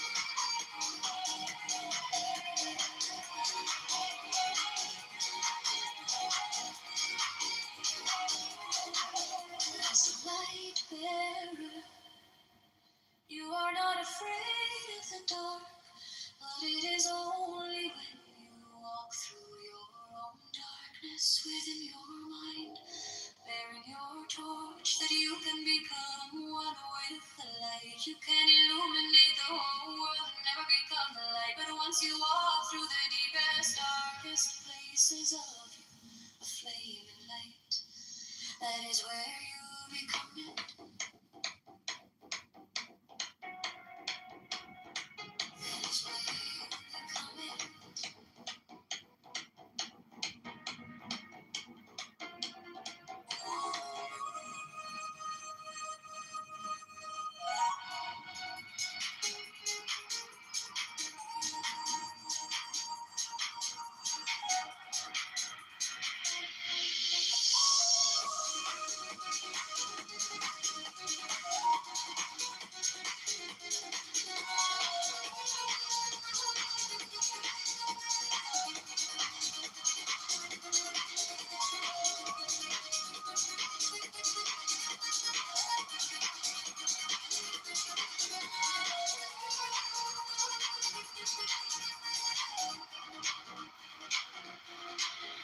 As a light bearer, you are not afraid of the dark.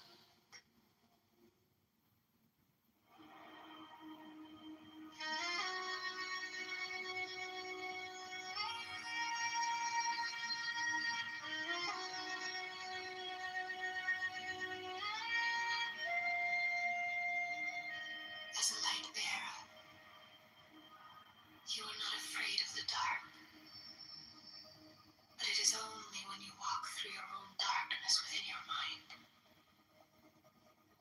bearing your torch, that you can become one with the light. You can illuminate the whole world and never become the light. But once you walk through the deepest, darkest places of you, a flame and light, that is where you become it.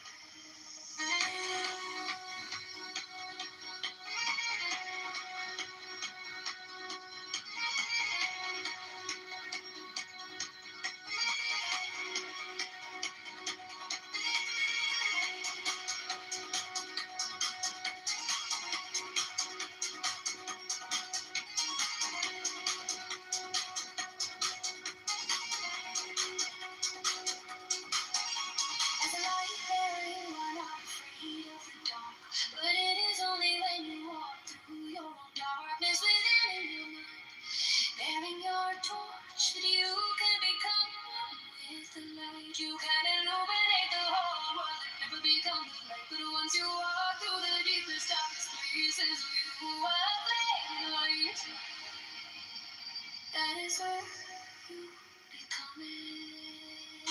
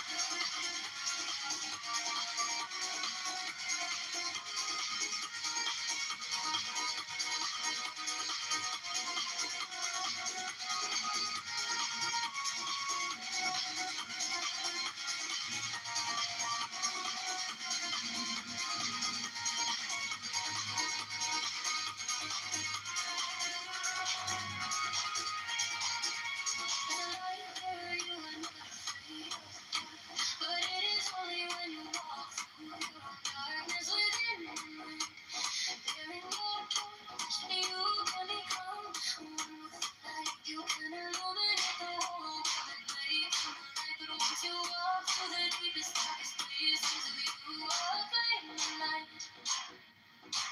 That is where you become it.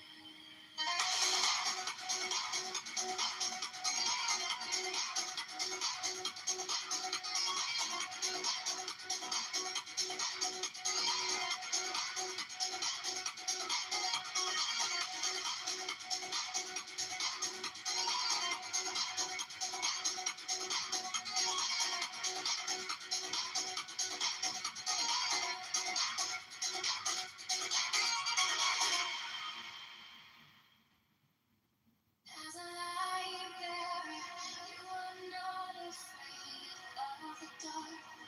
But it is only when you walk through your own darkness within your mind, bearing your torch, that you can become one with the light. You can illuminate the whole world and never become the light. But once you walk through the deepest, darkest places of you, flaming light, that is where you become it.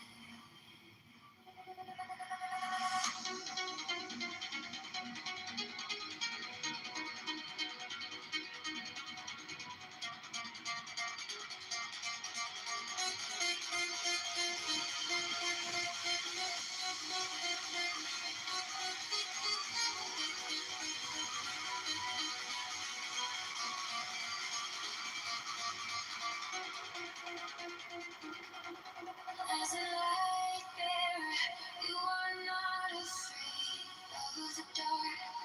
But it is only when you walk through your own darkness within your mind, bearing a torch, that you can become one with the light. You can illuminate the whole world and never become the light. But once you walk through the deepest, darkest places, you flame in light.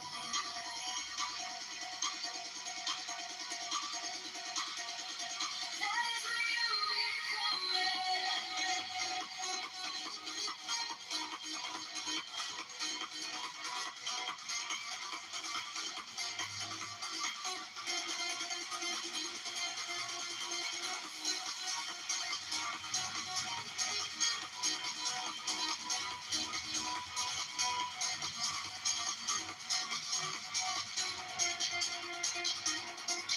As a light bearer, you are not afraid of the dark. But it is only when you walk through your own darkness within your mind, bearing a torch, that you can become one with the light. You can illuminate the whole world and never become the light. But once you walk through the deepest, darkest places of you, a flaming light. That is where you become it.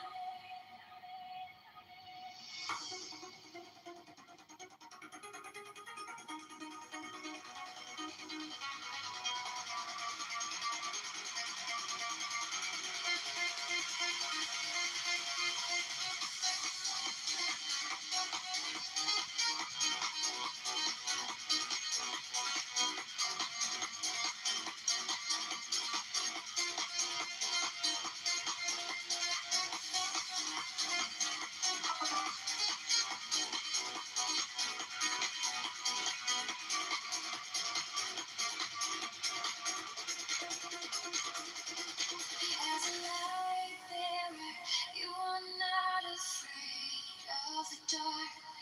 But it is only when you walk through your own darkness within your mind, bearing your torch, that you can become one with the light.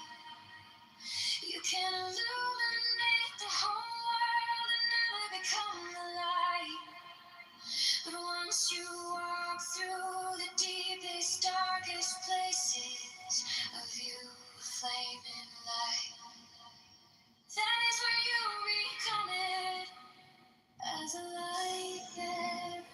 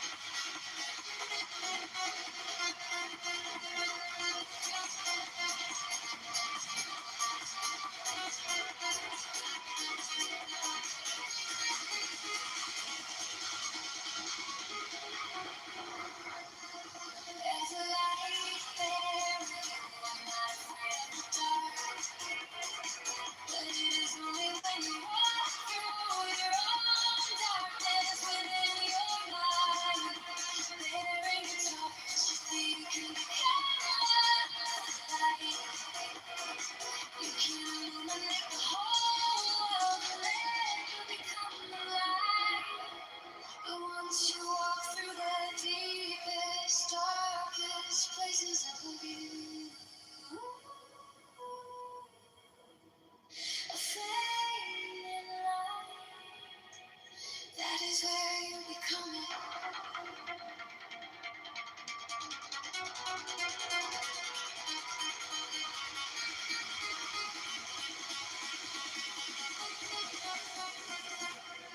As a light that burns, you are not afraid of the dark.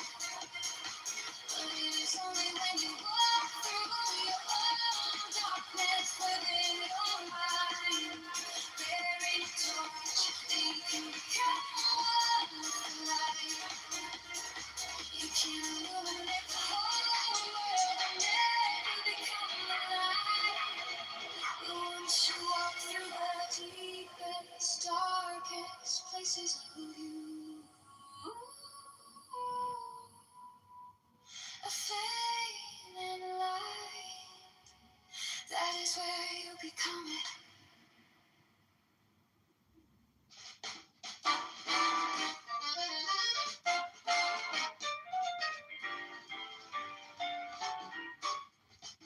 May the light of the garden dwell in you always, and may you be a source of light in those places where shadows gather. May the light of the guardian dwell in you always, and may you be a source of light in those places where shadows gather.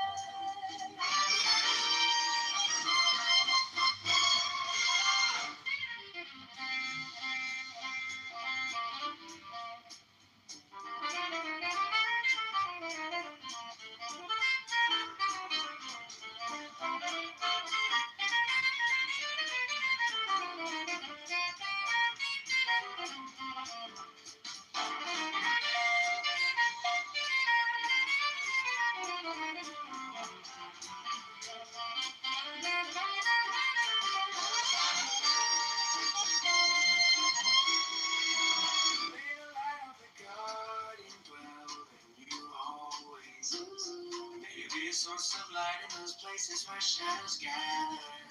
May the light of the guardian dwell in you always, and may you be a source of light in those places where shadows gather.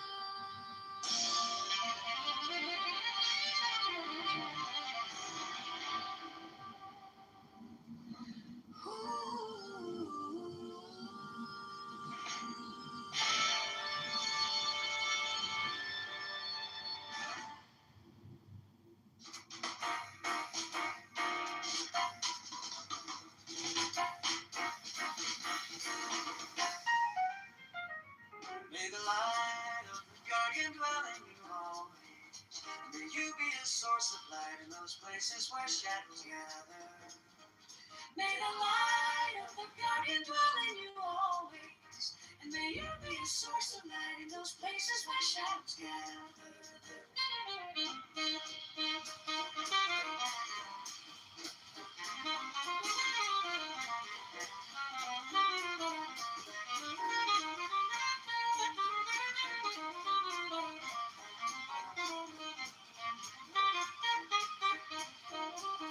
May the light of the guardian dwell in you always, and may you be a source of light in those places where shadows gather. May the light of the guardian dwell in you always, and may you be a source of light in those places where shadows gather.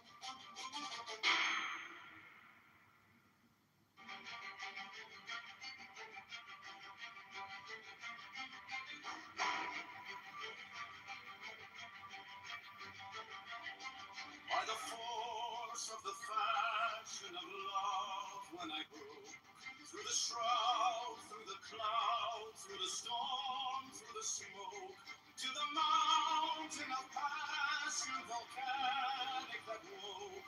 I rise, I choke. By the rage of the mage, I invoke the fire, the fury, the thunder that spoke. A spell that ignites and consumes as it flows. I invoke.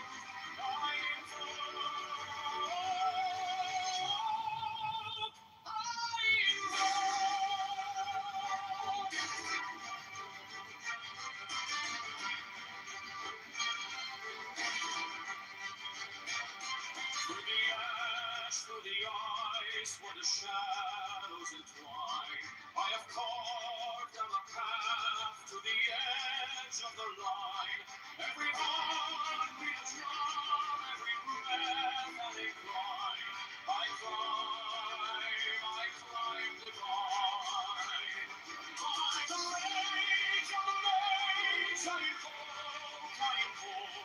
the fire, the fury, the thunder and smoke.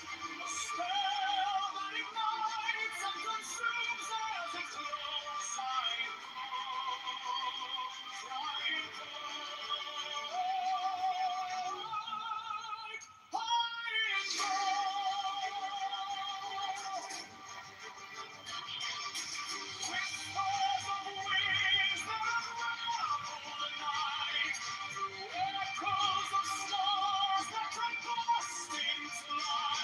I summon the tempest, I summon the fight, the mage will alight. By the rage of the mage, I invoke fire, the fury, the thunder that spoke. A spell that ignites and consumes as it glows. I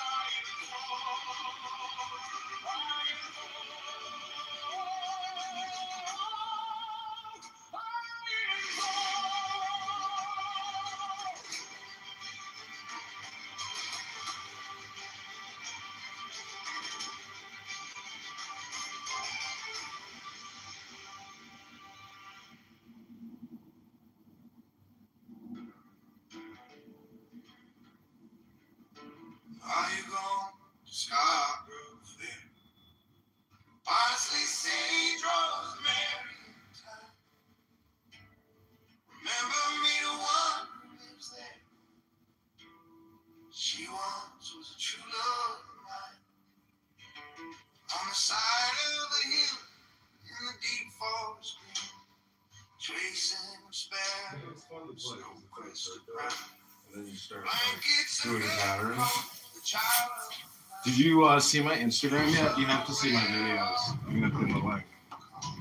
No, I'm gonna take a look at Grandma to bed. Gotta put G-Ma to bed. Grandma, you ready to go to bed? You see this thing here? And this one?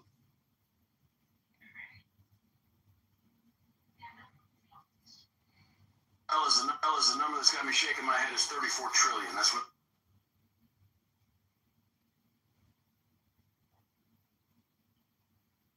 Just couldn't count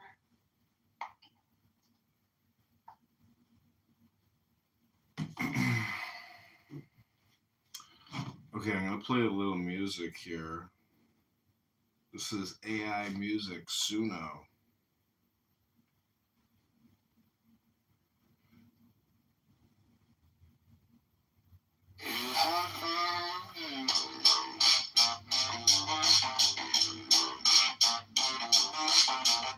Hey, hey, hey. Hey, hey, hey, hey. Knowing this body is radio like a draw.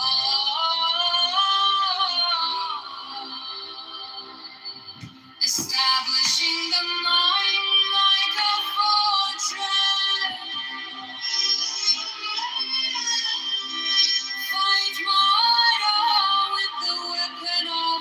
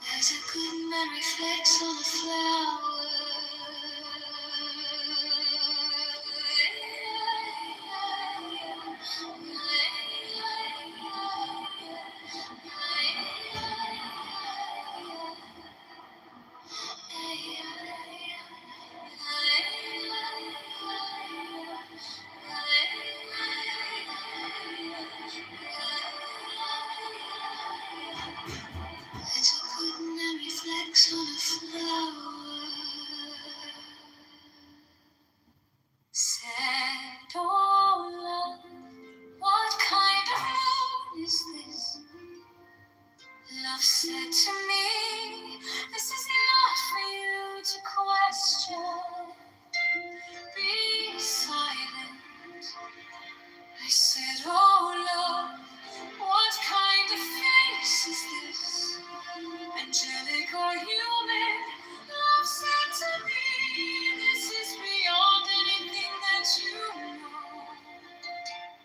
Be silent. I said, please reveal this to me. I am dying in anticipation. Love said to me, that is where I want you. Always on the edge, be silent. You dwell in this hall of images and illusions. Leave this house now and be silent. I said, oh Lord, tell me this. Does the Lord know you are treating me this way? Love said to me, yes it does. Just be totally, totally silent.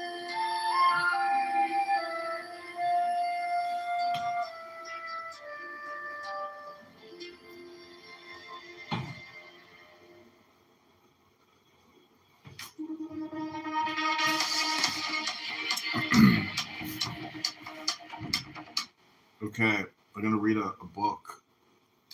Then I'm gonna leave.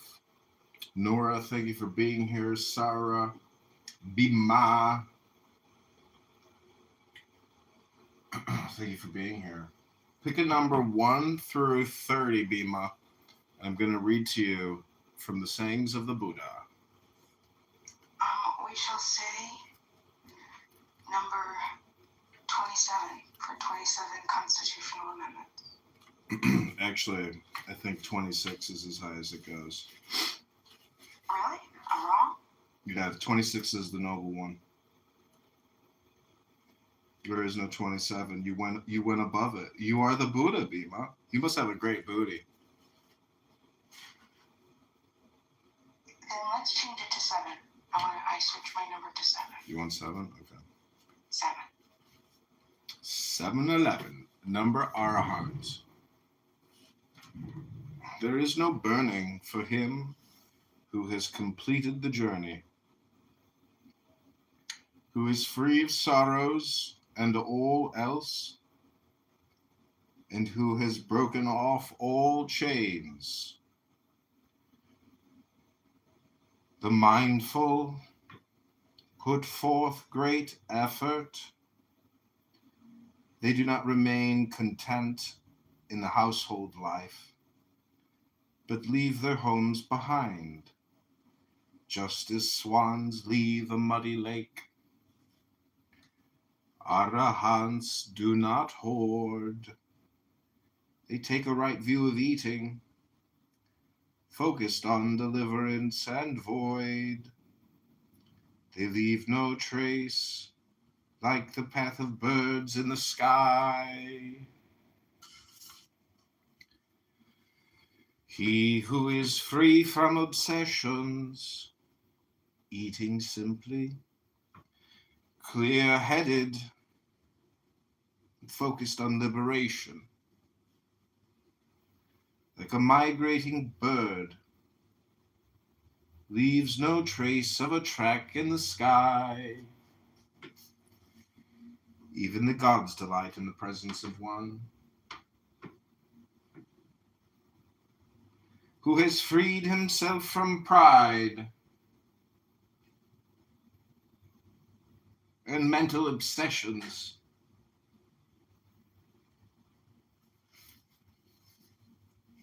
Who has his senses under his control.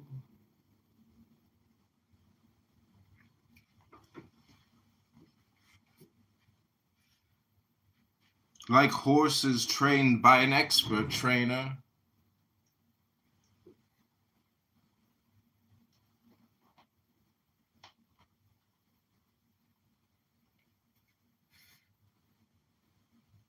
Done with the round of rebirths, he is as accepting as the earth, as firm as a doorpost, placid as a pond free of mud, and dutiful. Whoever has reached a state of freedom through perfect wisdom, peaceful and unshakable, is nonviolent in his mind, his speech, his action. Whoever is in touch with the infinite, free of attachment, desireless, is the highest among men. Delightful is the place where the saints dwell, be it village or forest, cavern or open field.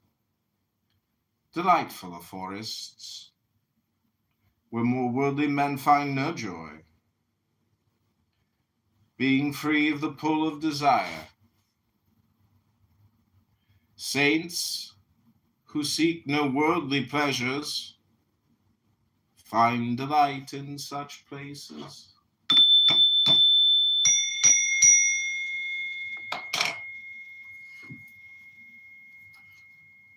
The Arahant, Sayings of the Buddha, read by Candidate John, write-in candidate for the 16th District. What'd you think, Bima? Did you like my NLP hypnosis of the Sayings of the Buddha? I did like it. I like some of the messages in there too. Yeah, it's beautiful. Thank you for the reading. I followed you on Instagram, so I'm gonna go check that out. Yeah, it's called Suno. Yeah, you can. I would love it for you to create me some videos. So what you do is you create a Suno account, and then you write in there, John Kitover is on a donkey holding a ballot, and like you can use me as your avatar, which is really a lot of fun. I'm open to it, as long as it's not insulting. You can mock me. I'm open to mockery. Do you know what mockery is, Bima? I think so. I think it's a joking mimicry. You mimic would that be like you mock you? Is that right or no? Like when I think of mocking somebody, I think of like pattern, like doing whatever they're doing, like mimicking them. Like the way they talk, the things that they would say. Is that wrong? Here, listen to this clip from this really great movie. Have you seen the movie Rob Roy? No, Rob Roy? Yeah, it's an incredible film. Listen to this movie quote. This is one of the greatest movies. It's just a great movie, but listen to this quote. So, McGregor, I knew your father, an able man, not a wise one. Have you taken on his mantle? As best I may, my lord. So, how many men are you master of? Master of none, my lord, but some 200 souls live close by Craig Roston and are in my care. But you are prophet and provider to them, is that not so? What can I do? It is no great matter compared to your lordship's world. To know one's place, McGregor, in the order of things is a great blessing. And what terms, Cullen? A fifth, lord. A fifth, you say? What, is this man kin that you offer such kindly terms? Am I not accustomed to a quarter on unsecured loans? McGregor has 300 acres at Craig Roston, lord. A man of property intent on growing richer. Well, we have more in common than I would have suspected, McGregor. £1,000 for 3 months, you say, and the confidence of yours as security. And my oath. Yes. Tell me, is there something in what Killan says that you might have driven off my cattle and returned them with stories of Tinker's Court and summarily executed? I have in my day thieved cattle, your lordship, but none that were under my watch. Is that what passes for honour with a MacGregor, then? What passes for honour with me is likely enough the same as with your lordship. When my word is given, it is good. Well, you ought to be congratulated on such cheaply bought nobility.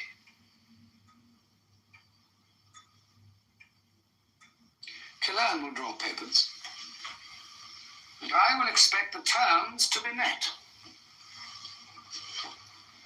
My thanks to your lordship. That's not the quote I wanted, but he's screaming at his nephew, you know, are you mocking me? You're mocking me. And people on this app will not be mocked. There are certain people with their green bean perches and their houses and their topics and their patterns that they will not be mocked. And I come here, Bima, you know me well enough now that I do come here to mock people, because I just read to you the sayings of the Buddha.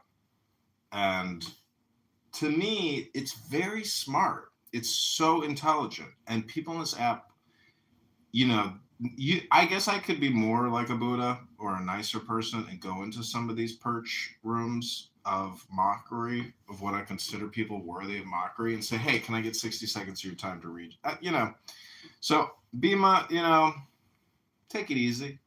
I know I'm an asshole, but, you know, I like information and I don't like wasting my time.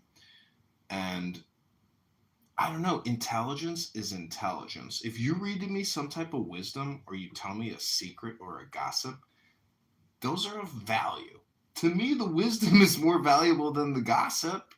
So I'm telling you, Bima, everybody is playing the role of a politician, a spy, and a philosopher all at the same time. What do you think about that statement?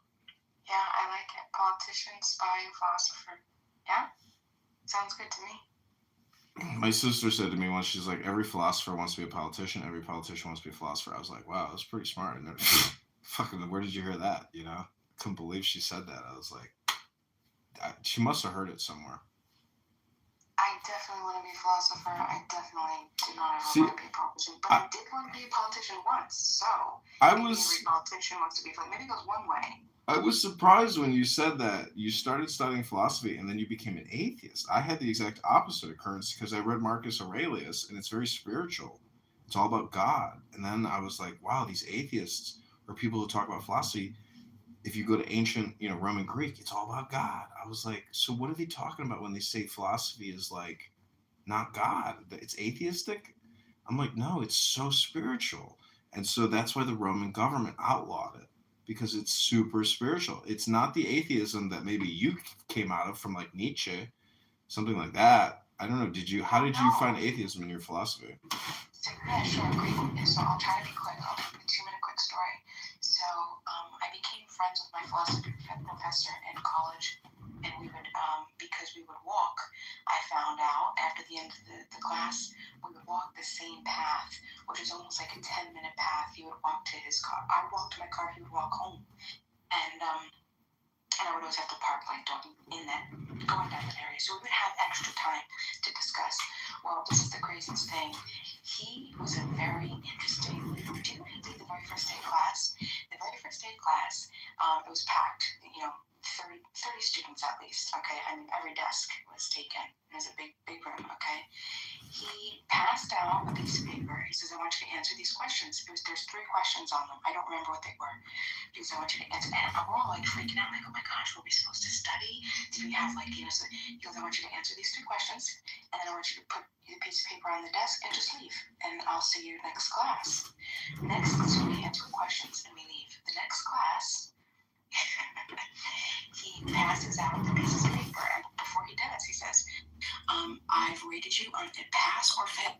If your paper says pass, you can remain seated. If it says fail, I have a drop form that I put at the door on a desk. I want you to take the drop form and I want you to leave.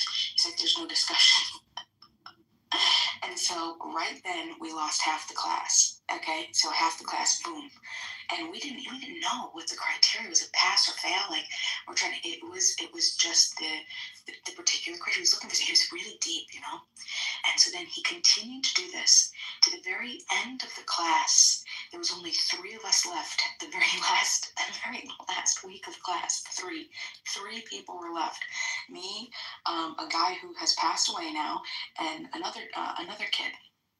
Well, anyway, we had a lot of time, and because he had this method of really dedicating his time, like you, he really valued his time, and he wanted to put his time and his work because he understood how scarce philosophy had become in the school he was fighting, you know, to maintain the only philosophy course in the entire college, right?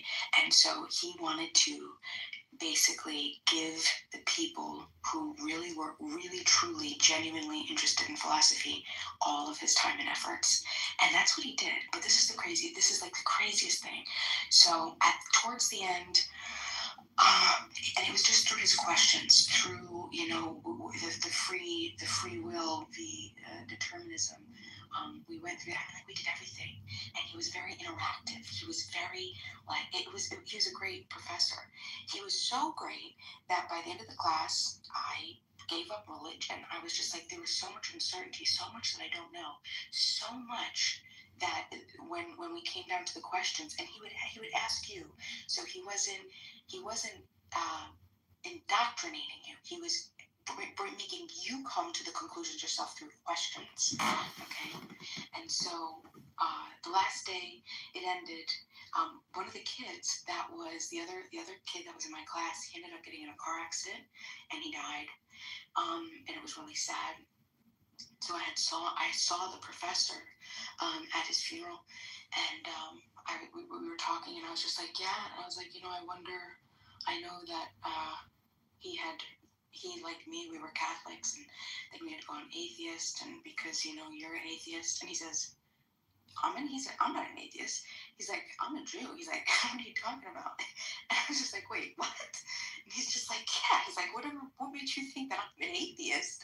And I'm just like, well, like, hold on, wait a second. We all thought you were atheist. And it was, in fact, he was really just leading us to come to our own conclusions. Isn't that fascinating? So yeah, he was a Jew the whole time. But I mean, there you go. That's the end of my story. Oh, and just because this is an extra little bit of detail, I felt so bad for these parents. Do you know that they had lost 3 of their kids?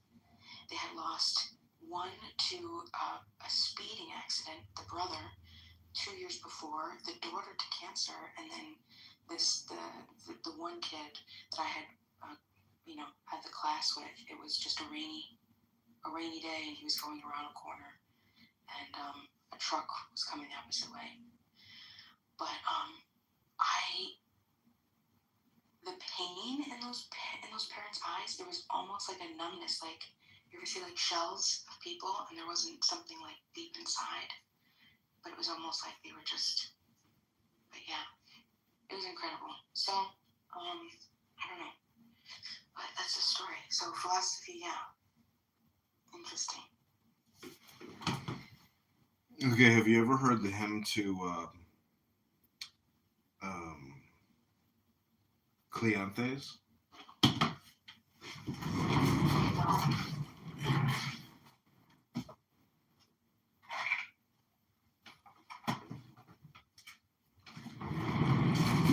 So just, you have to remember that life is relativity, meaning that, like, if you can use your imagination to put yourself in ancient Greece and you can read the poem now, in a way, you're matching that person's brain pattern. And it's just like a fun way to experience life. I think all these people who debate all these religious texts all day, they're not experiencing them by reading them out loud performatively. You know, I don't know if you know this about me, but I was an actor in the 7th grade. I played Franklin Delano Roosevelt in Annie on Broadway. In the 7th grade, I played the president. I sat in the wheelchair. I'm just kidding. It wasn't Broadway, but it was our high school music or a junior high musical. Anyways, let me read to you the hymn of Cleanthes. I was on our local newspaper cover for the month with Annie. I played FDR. So I'm trained in, reading scripts and singing songs and improv, because there was actually a lot of improv in the musical because things went awry. Things fell, people forgot their lines, people forgot their plays, the audience wanted to see how the kids reacted. Anyways, this is called the Hymn of Cleanthes. This is philosophy, Bima. So take the deepest breath of the day. This may be philosophy you've never heard before, but the thing is, it's not literal, but there's messages in it that can help improve your life. That's the point of studying this stuff. Personal development, not debate. Take it with you. Because people come into the gymnasium and they leave with what they brought in, but I'm giving you what I brought in. So this is called the Hymn of Cleanthes. This is from a book. This is the Harvard Press. This is an old book, Bima. This is 120 years old. Cheap, but this poem is thousands of years old. That to me is what's super cool. So it's called the Hymn of Cleanthes. Clean thus. It's kind of interesting. Chiefest glory of deathless gods, almighty forever, sovereign of nature, that rulest by law, what name shall we give thee? Blessed be thou, for on thee should call all things that are mortal, for that we are thine offspring. Nay, all that in myriad motions lives for its day on the earth bears one impress, thy likeness upon it. Wherefore my song is of thee. I hymn thy power forever. Lo, the vast orb of the worlds round the earth, evermore as it rolleth, feels thee its ruler and guide, and owns thy lordship rejoicing. I for thy conquering hands have a servant of living fire.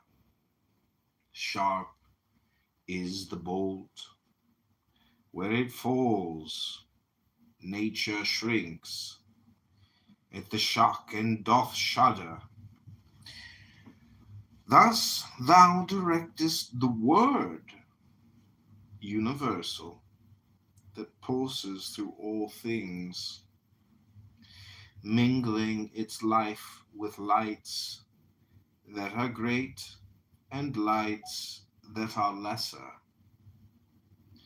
Ein as beseemeth its birth, high king through ages unending, not is done that is done without thee, in the earth or the waters, or in the heights of heaven, save the deed of the fool and the sinner. Thou canst make rough things smooth at thy voice. Lo, jarring disorder moveth to music, and love is born where hatred abounded. Thus hast thou fitted alike things good and things evil together, that over all might reign one reason, supreme and eternal.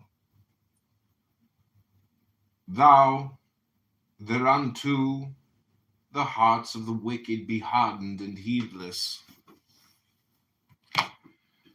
Woe unto them, for while ever their hands are grasping at good things, blind are their eyes, yea, stopped are their ears to God's law universal, calling through wise obedience to live the life that is noble.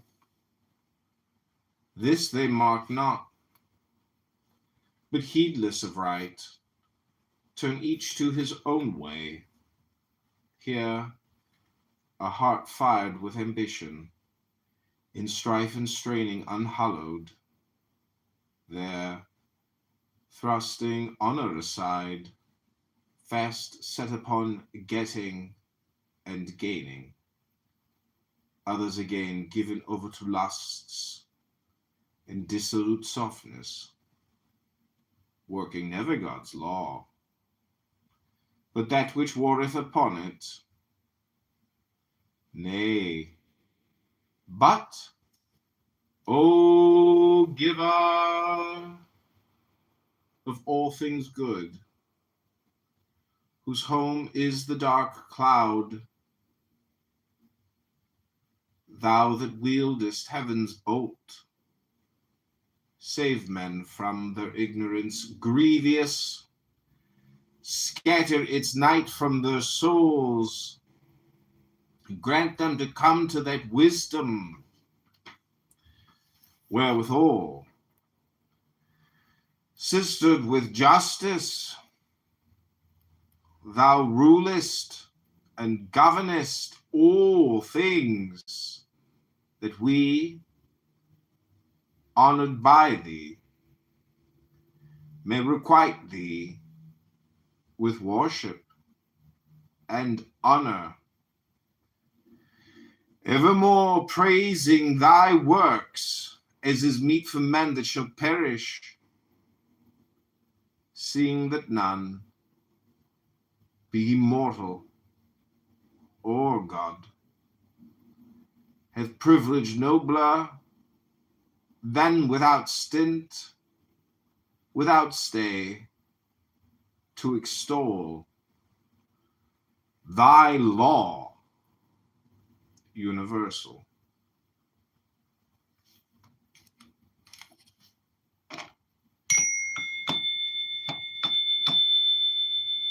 So there's like a theme in these words that I see, by all these books. They're all manipulating the law and the will. And, but it's a meditation, Bima. That's the whole point, that's the point that people aren't getting. Is what I just did was basically hypnosis, but it's a large language model, a universal large language model. So it's very smart. People aren't communicating this way. They're not transmitting this information on this app.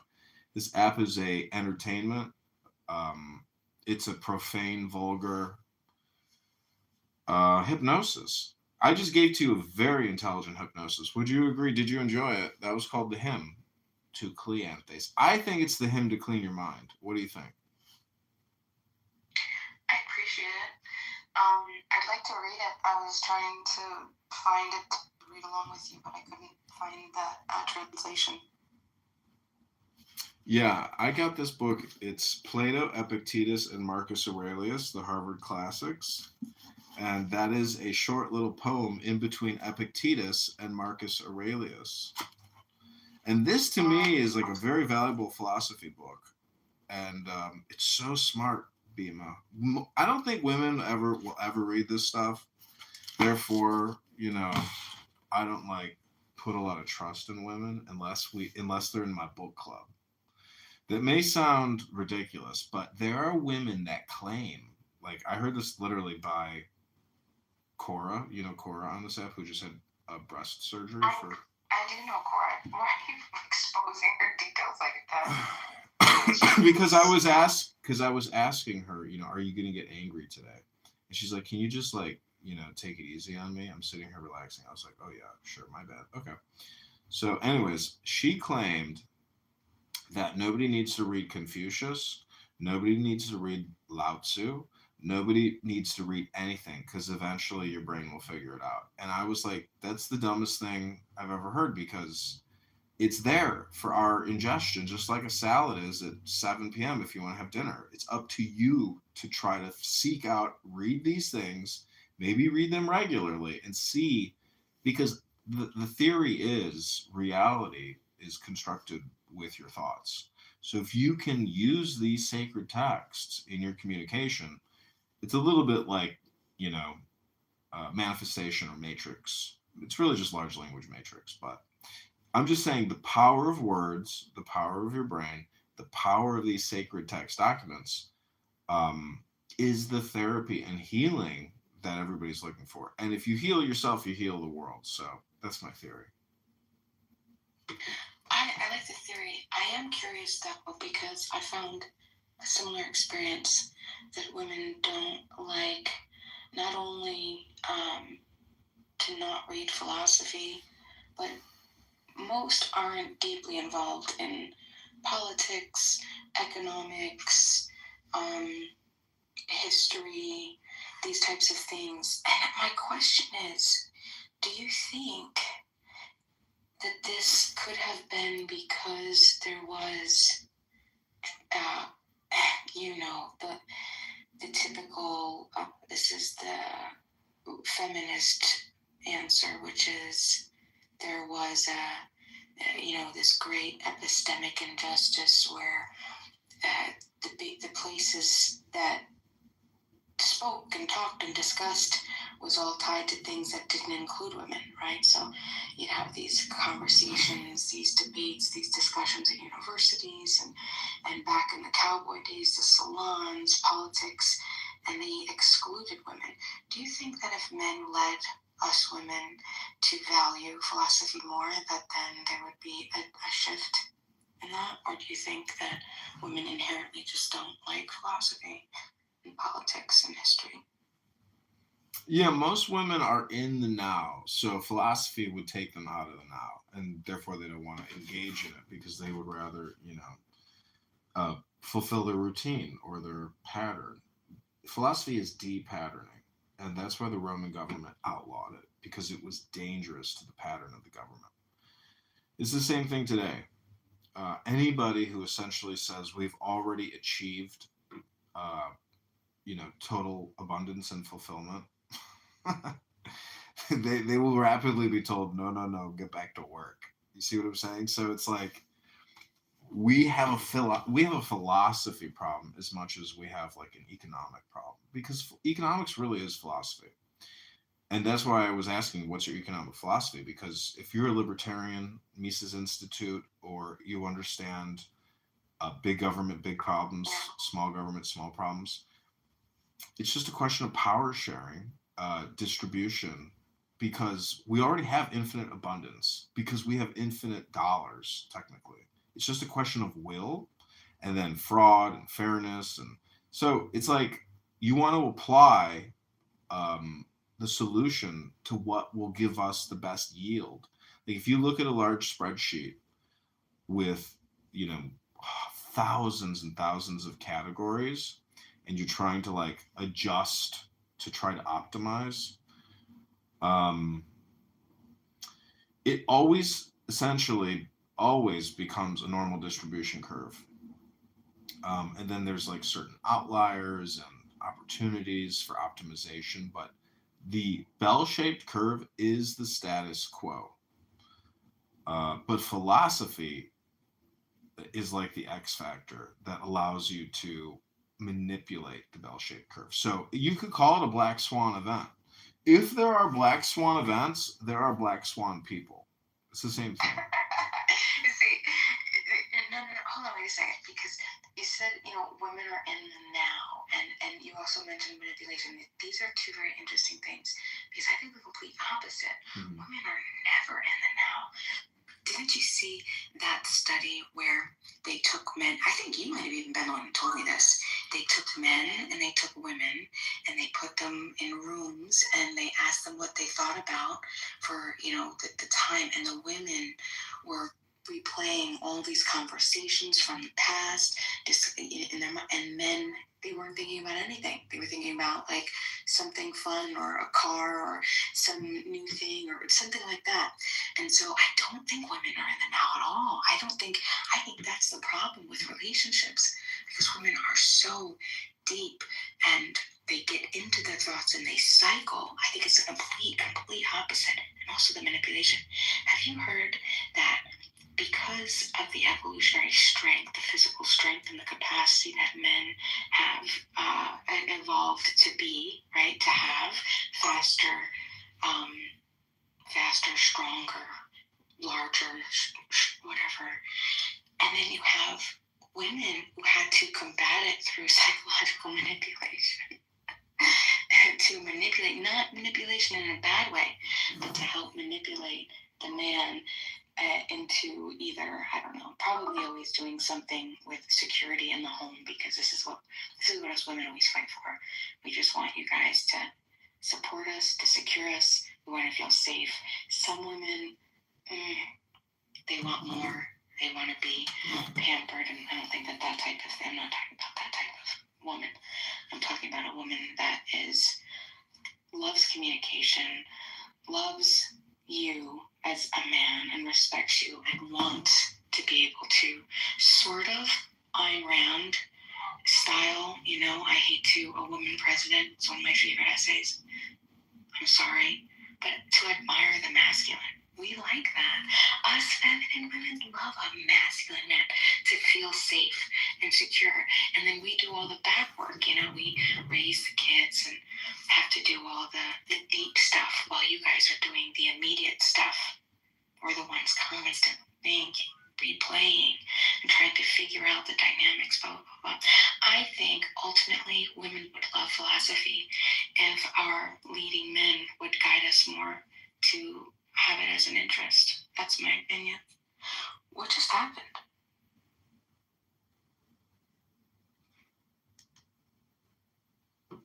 Well, I'd like to read a little more Marcus Aurelius to try to demonstrate to you further. Are you still an atheist, Bima? No, I'm not an atheist. So you do believe in the word God. What does it mean to you? Source, power. Source. Source and power is what the word God means to? Yeah. I would say source. Source then would be the equivalent to love. So source and love, and those are interchangeable for me.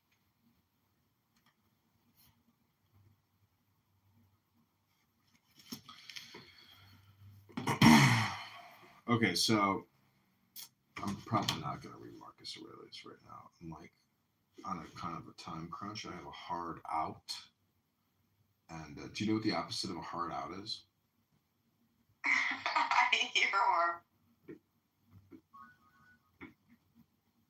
I'm going to say soft in.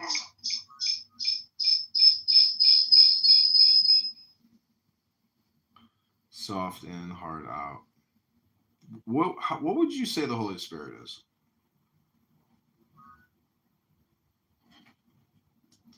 I'm not sure I understand it in the same way that different sects of Christianity understand it, but I would just say I probably get how I've developed my understanding of what source is, what energy is, how energy transmute, how source connects, how we're connected, how it touches us, what love is, soul.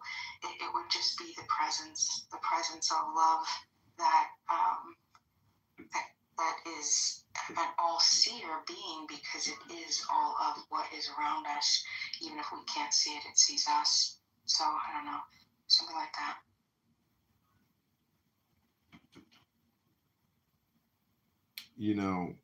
The Chinese have a philosophy of retreat under battle. So, meaning that, the question is, what is energy conservation to you? Because if you are energy, how do you conserve yourself for tactical deployment? So, it's like Jesus is a carpenter, meaning that you get a solid block of wood and you carve an object out of that in the same way that you are like a pot or a cup. You are what you put in it. So it's a question of self-molding, really, which is just personal development, or trying to, and certain esoteric books, they call it the genius effect. People are trying to achieve genius with their brain in some field. So how would you consider your brain achieving? What are you trying to achieve in your field? Like I heard Jerry Seinfeld say, whatever you're doing, try to do it better. That's your job, is to try to do what you're doing better. And I'm like, yeah, that's like a very simplistic way of framing it for you. So what are you trying to do better, Bima? My ultimate goal is to master a form of communication that enhances people's life. So whenever I talk to somebody, whatever I can offer them through anything I can offer them, maybe it not be a specific suggestion, recommendation, but just a way to communicate that improves and leaves us more whole and more feeling loved.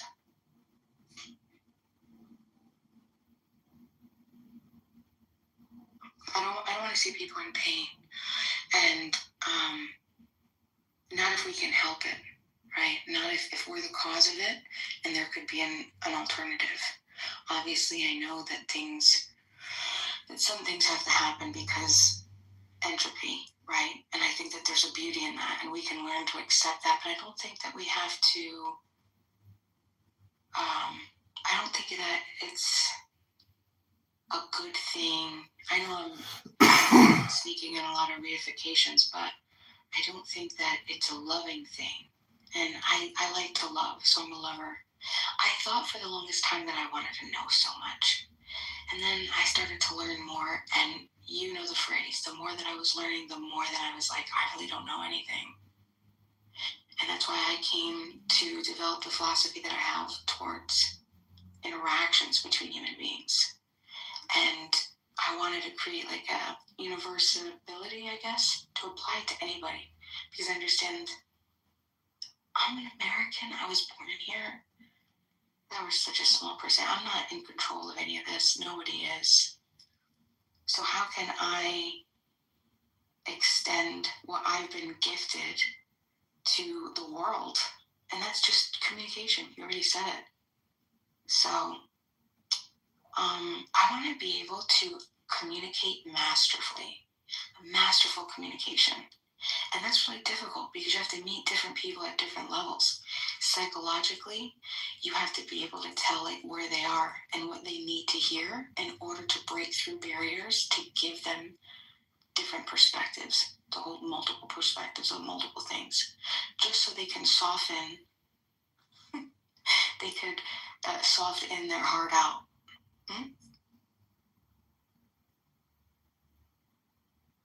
You know, heart in, heart out. I like people who say, I got a heart out at 10. 10, not 11, 10, not 9.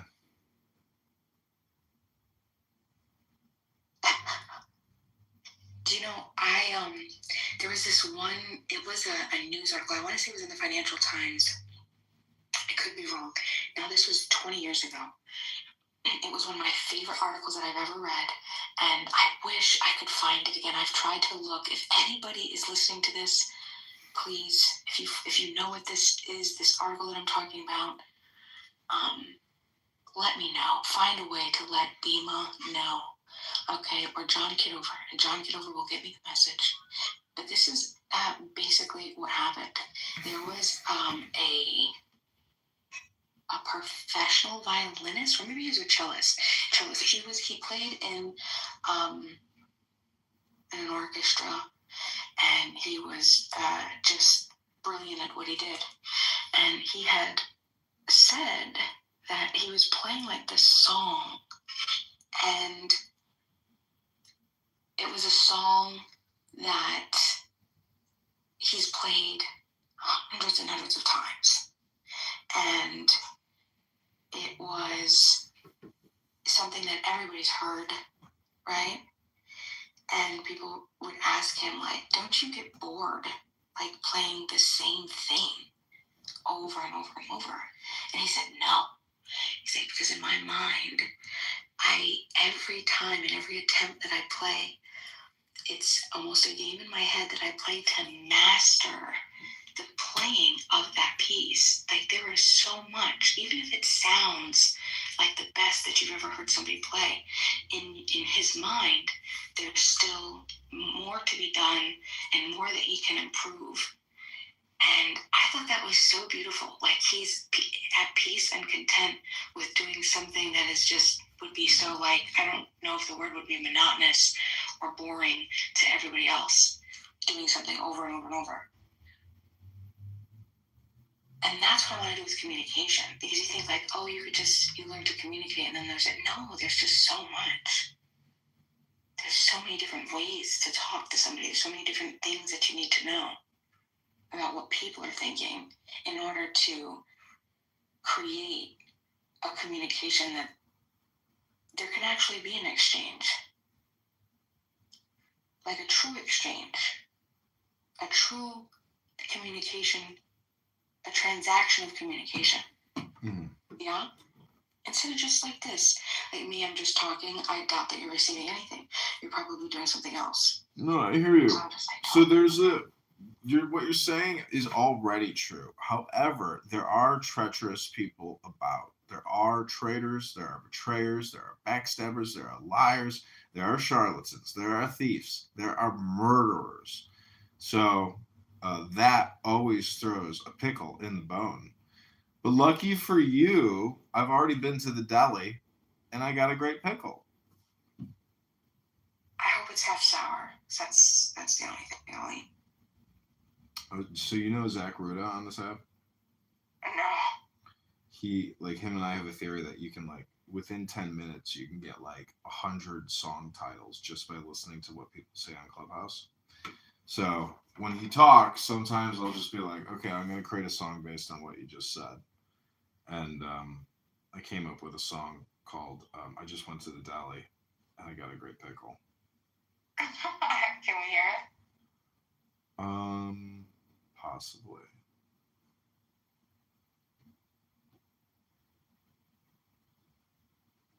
Possibly not. But this is another good song. It's called I Invoke. I Invoke, Bima.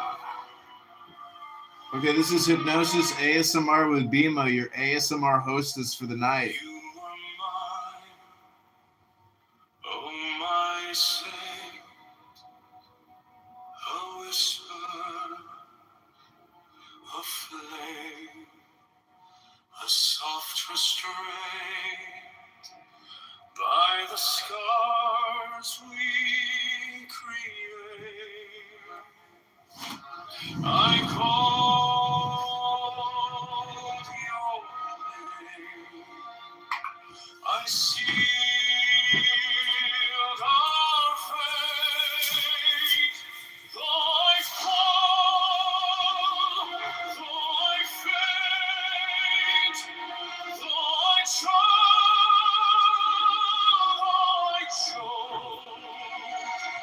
by the fire of desire, I invoke,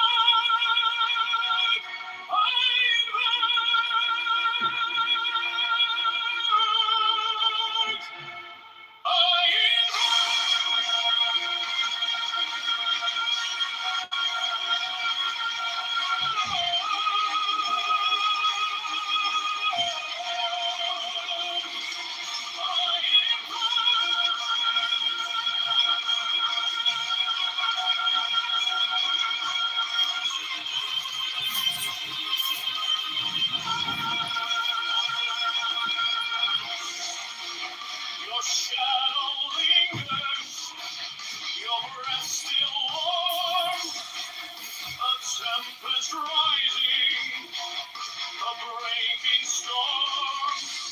By the light, by the light, by the vow we swore, I reach, I beseech for you once more. Though I fall, though I faint, though I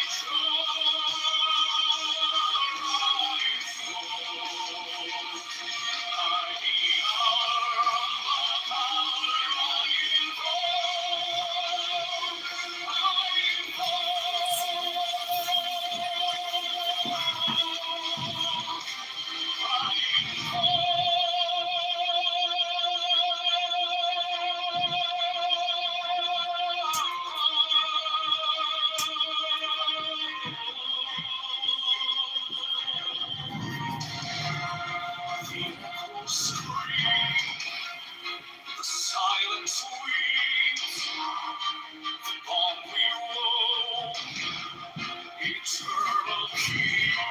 Okay, Bima.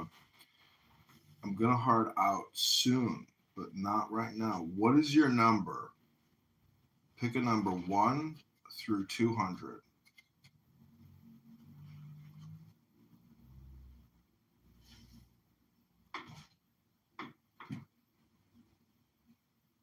Hello? Bima, do you have a number 1 through 200? I'm going to read you a poem very quickly.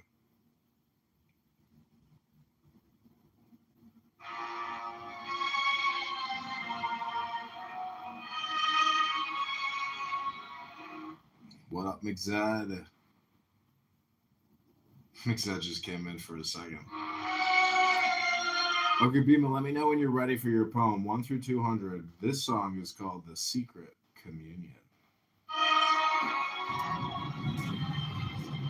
By the mystic union of fairy and fowl, unspoken, unbroken, the dust to the dawn, a secret communion, unmeasured, unsung, the listless resistance, tumultuous tongue, through shadows that shimmer, through whispers that hum, an echo eternal, a heartbeat, a drum, a secret communion, unmeasured, unsung, the listless resistance, tumultuous tongue, beneath moonlight's mirror, where stars softly wing, the vow that was uttered, still buried so deep,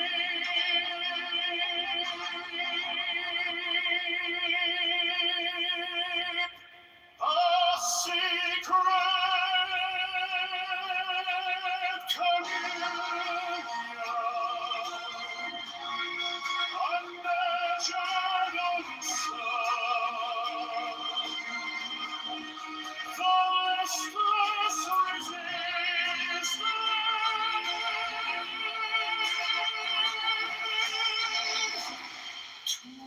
tumultuous tongue.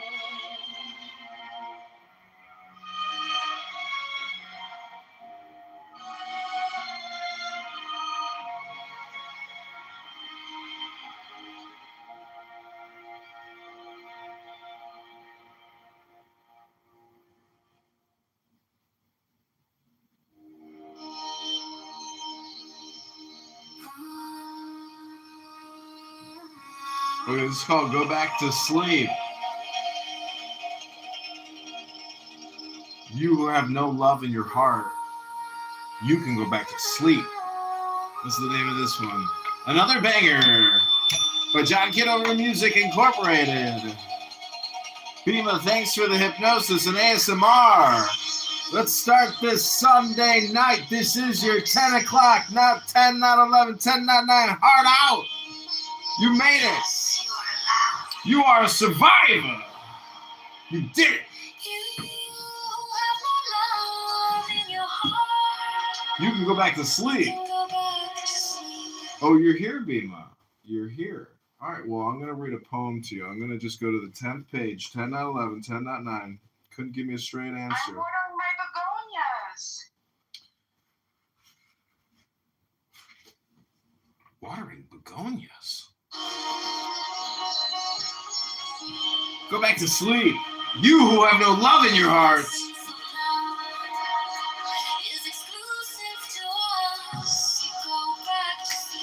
Go back to sleep, baby. You got no love in your heart. I have been burned by the fire of love. Do you have love in your heart, Bima? Do you have love in your heart? You can go back to sleep, Bima. Go back to sleep, Bima. Get back in bed. Get back to sleep. You got no love in your heart.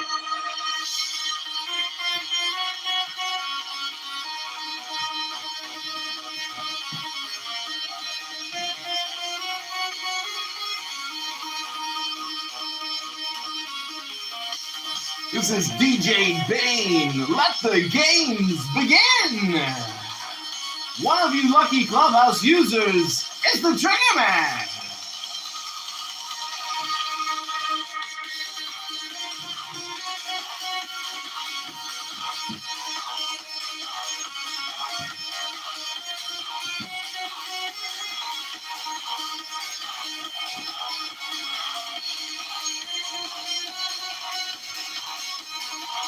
Go back to sleep, Bima.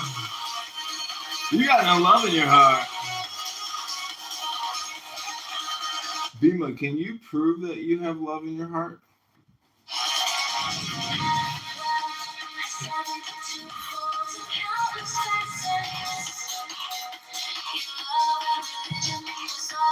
This is Bima's ASMR moment. Everybody, I just want you to know, this is an ASMR experience. Bima is your host for the rest of the night.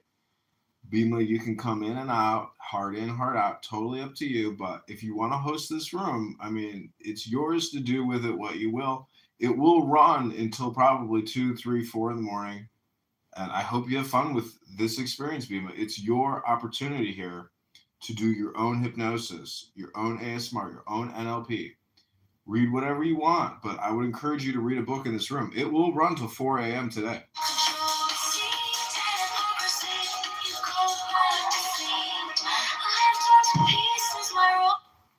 What was that? I will read a book in this room.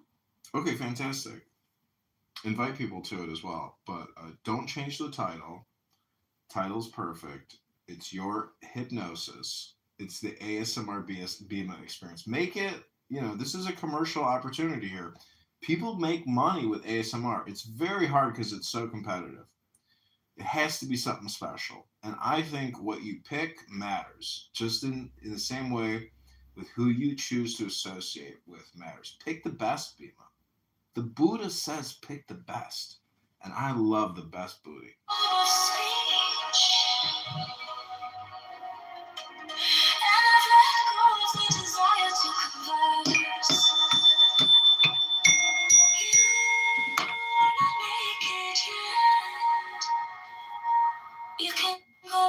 You can go back to sleep, Bima, but before I leave, can you give me your number so I can read to you a poem from my heart to your heart?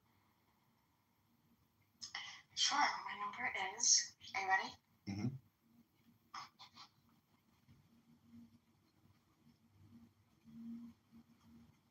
Do you remember those old numbers that you would give to somebody back in the day and then it was like a recording and it'd be like,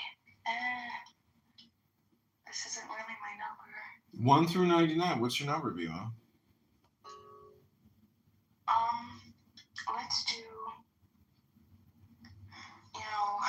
Begoniaceae. How many? You can go up to actually 196. All right. I'm just going to read you one page. Hurry up. Give me your number, Bima. It's your poem. This is going to rock your world. 97? No, 77. 77?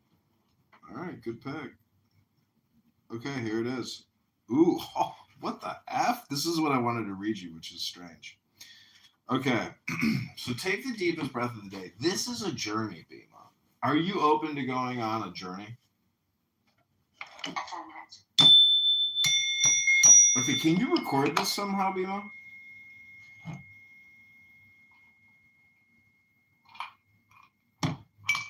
The poem, you're really going to like this because I think you deserve it. It's called... I'm not going to have access to it. Wait, are you recording it? Yeah, I'm recording this. All right. Well, can you send me a recording? I really am watering my begonias. I don't have access to record. I don't even know what I would do. Well, can you figure it out? Do you think you would be able to figure that out in like 10 minutes? Yeah, I could in 10 minutes, yeah. Okay, if you could record it, because it's a gift. This is like $1 million poem. I'm telling you, it's called On Waikiki Beach. Have you ever been to Waikiki Beach? No. Yeah, this is the poem. You don't even need to go there once you hear this poem, but the poem is the gift. It's a very rare poem. Very rare. It's from the master. Do you know who the master is? Yourself. Be master? Yeah, you could say that. Basically, because you can absorb it. But the poem is an absolute treasure. It's called On Waikiki Beach. Can you record it somehow? Can you stop the watering and somehow get a recording device? Recorder, video, I just told my poor, stream. my beautiful Dindui, the begonia.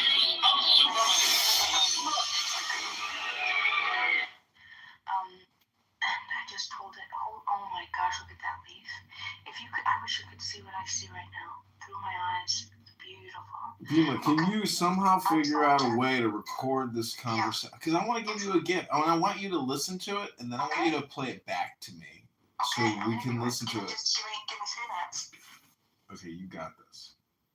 Because what the whole goal here, Bima, is for you to play back what I'm giving you. And then the comprehension and the understanding is the real cream, the real cherry on top of this pie. Cake. This is a delicious, scrumptious, incredible 5-star Michelin poem of extreme delight. I've texted this room to multiple people, Bima, so they know that it's happening, and I hope they show up. But they might not show up, but time is limited because I have a hard out. And as we've discussed, the difference between a soft in and a hard out, time is limited. So you have been put on the clock at 3 minutes that somehow you'll be able to record the poem so you can play it back to us right after we read it to you. Again, it's from the master. You're not going to want to miss this masterful poem from Master. We've identified it. 77's the number on Waikiki Beach. This is the vacation you'll never get to take, even if you had $60,000 to drop on a vacation, which would be a very nice vacation. Most people in their lives will never spend $60,000 on a vacation, but this is $1 million vacation. That we can guarantee you, because it's from the master. Okay, Bima. We're ready to go. You can record now? Yeah, we're ready to go. Okay, far out. Okay, Bima, this is my gift to you, my begonia. This is page 77. It's a 2.5-page poem. It's called On Waikiki Beach. So just take the deepest breath of the day. Focus on your heart center. Imagine yourself on a beautiful beach in the tropical Pacific, surrounded by flowers, birds, and the ocean. It's called On Waikiki Beach.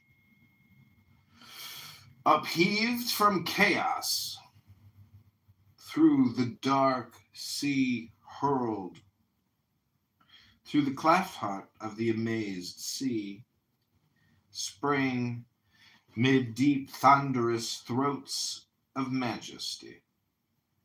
Titanic, in the waking of the world, spring one vast mass of spume and molten fire, lava, tremendous waves of earth, spring higher than the sea's crest, volcano torn to be, written encyclopedian character. Hawaii. Here she stands, queen of all laughter's lands, that dance for dawn, like tranced and leisured moon, dreaming through day towards night, craving the perfumed light of the stars lustrous and the gem-born moon. Dewy with clustered diamond, the long land swoons to sleep. The sea sleeps and yet wakes beyond.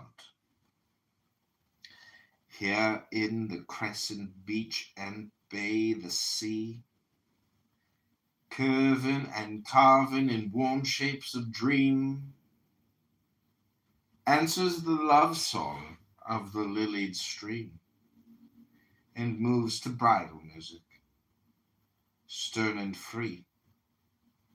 The lion-shaped headland guards the shore, the ocean, the bull-throated, evermore roars.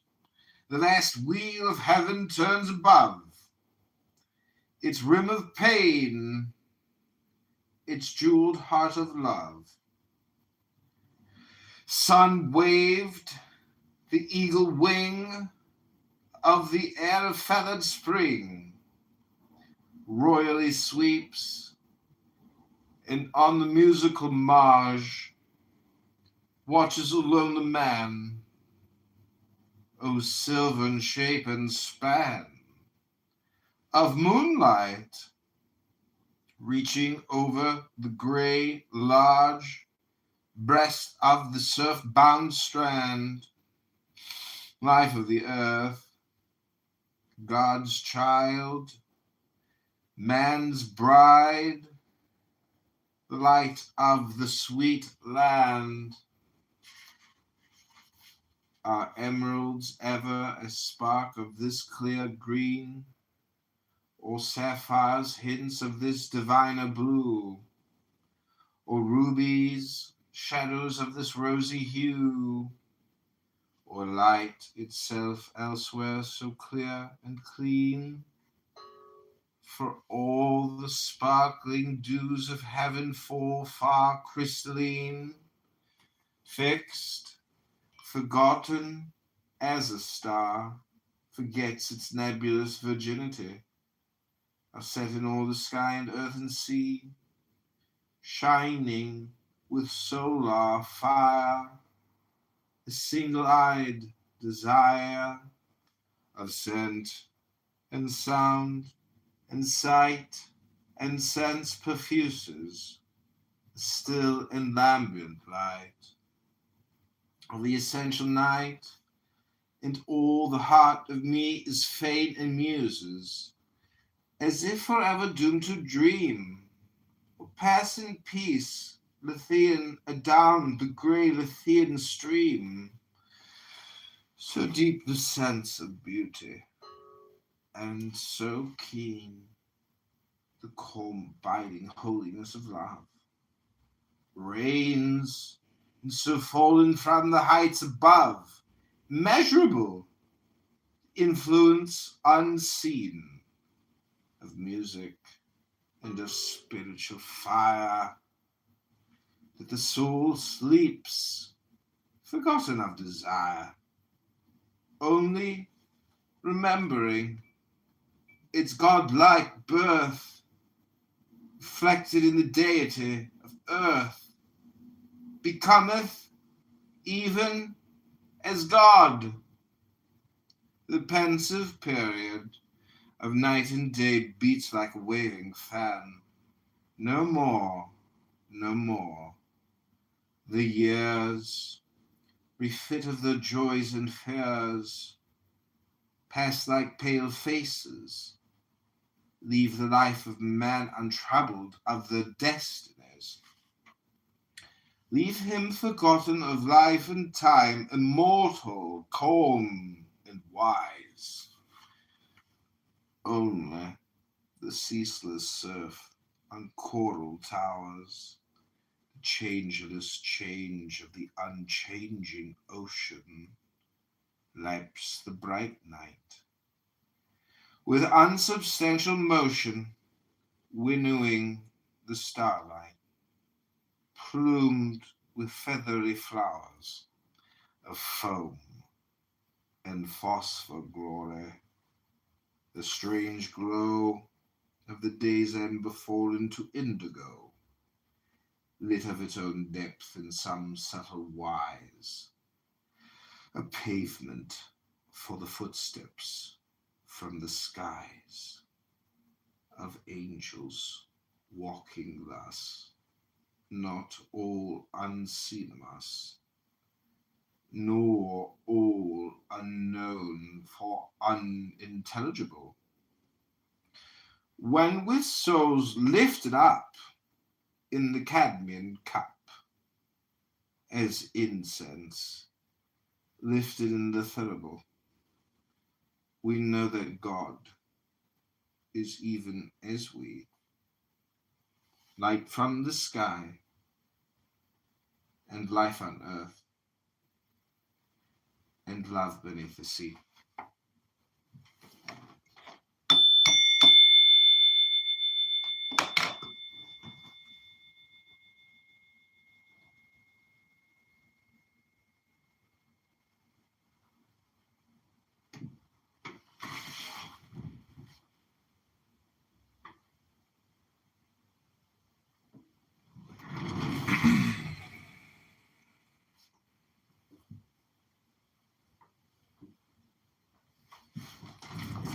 Okay, now I'm just going to play you a little wake-up song from the deep hypnosis of Waikiki Beach. This is another begonia. That was about 8 minutes.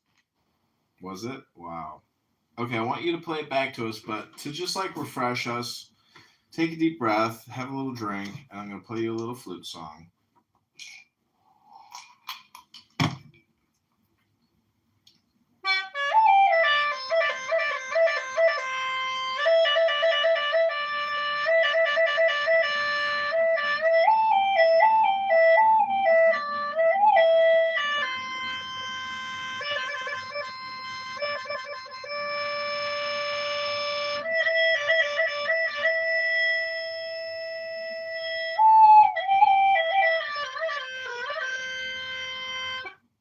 Never had one lesson.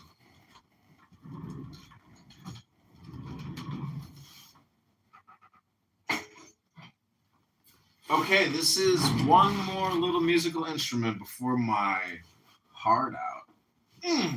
Here we go. Oh my gosh. I injured my finger playing this drum like 2 weeks ago. It feels like I have a splinter in my finger because I was banging on it so hard. And if I hit a certain part of my finger on the nook of the joint, it's like extremely painful, but it's gotten better. I honestly thought I had like a serious problem. And then I played this drum one day and I realized that playing this drum is what hurt my finger. I couldn't believe it. I was like, oh my God, I thought I had a sliver. I thought I had a piece of metal or wood in my finger, but it was that fucking drum banging on this thing. You got a hand pan? You need to do the hand pan. Yeah, I got a hand pan. I have a what is that thing called? I'd love to hear the hand pan. What key did you get it in? I have the hand pan I have is actually the top of an oil barrel. Oh, you got it from the original. Like, who did you get that from? Some music store on eBay. Oh, okay, never mind then. Yeah, the other one I have is called a space drum or a pan drum. Oh. But the space drum is like an octagon, and then the pan drum is like a concave versus a convex. Do you want to hear it?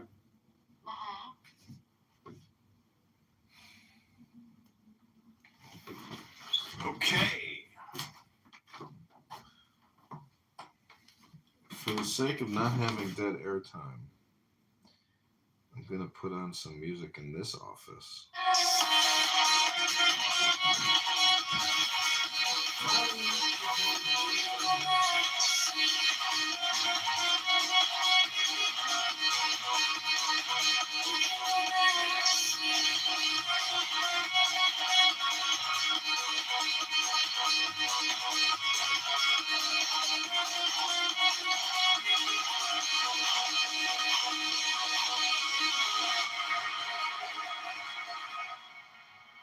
Have come to take you by your hand and bring you to myself.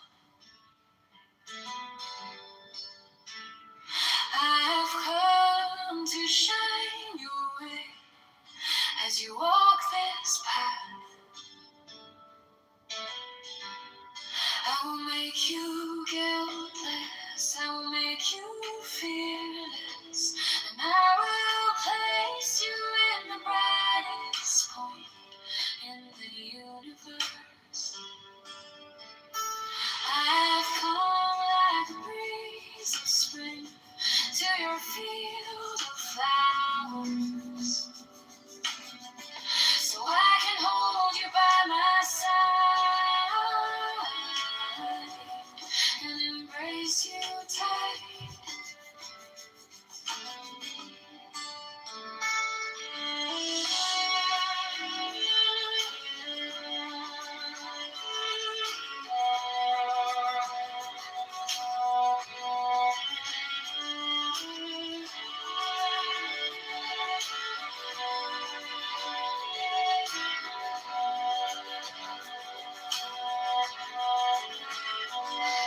I've come to take you by your hand and bring you to myself. I've come to shine your way as you walk this path, like the cry of lovers. I will help you reach the roof of heavens, from the dust of the earth to a human being. There are 1,000 steps, I've been with you through these steps. I have held your hand and walked by your side, and I will be with you as you move beyond this human form and soar to the highest heaven.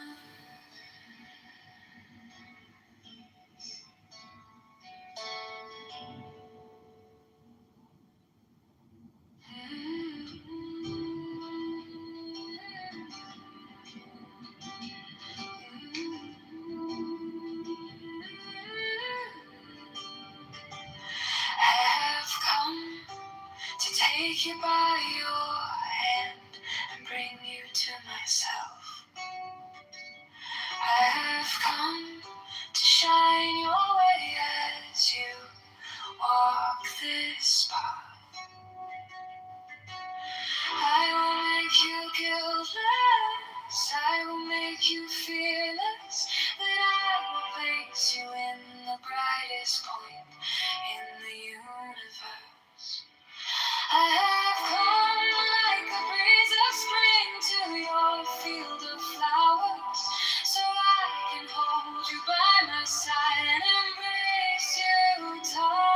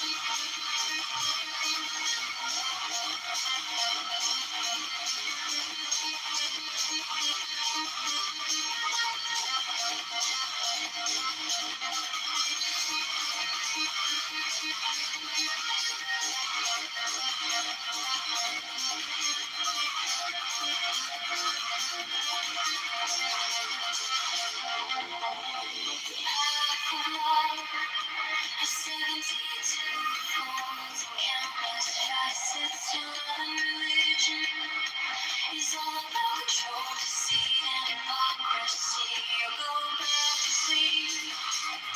I have told you pieces, my world of speech, and how let go the desire to converse. Here you are, not naked, yet you can go back to sleep.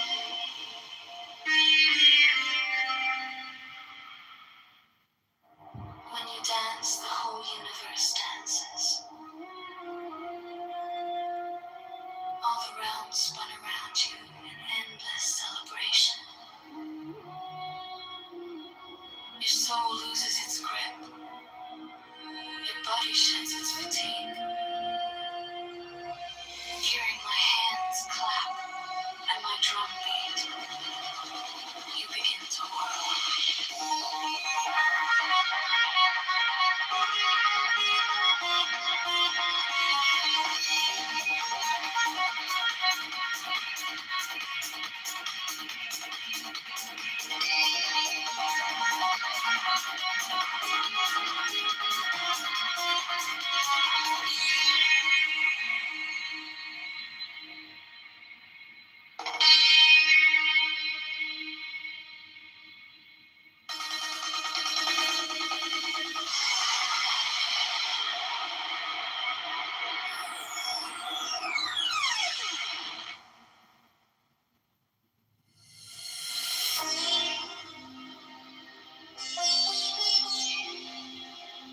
Dance, the whole universe dances.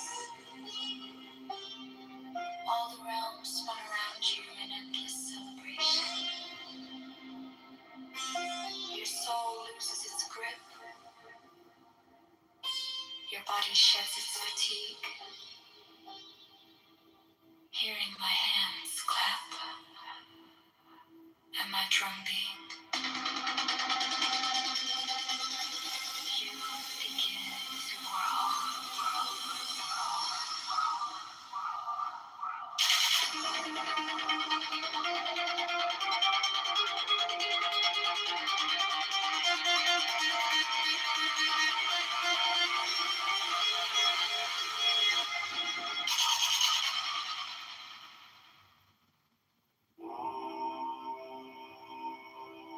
Walk the middle path, that's right.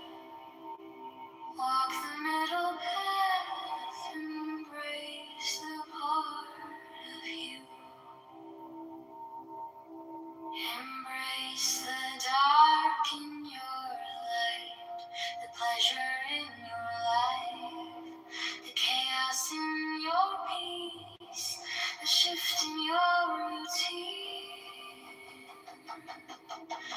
You gotta set a heart beat.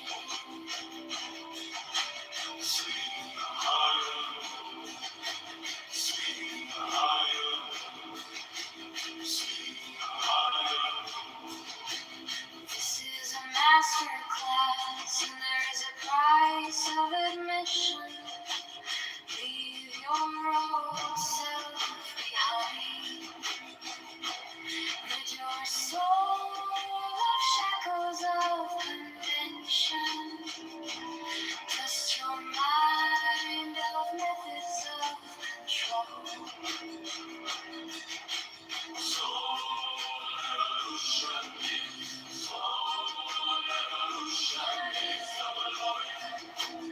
you. Soul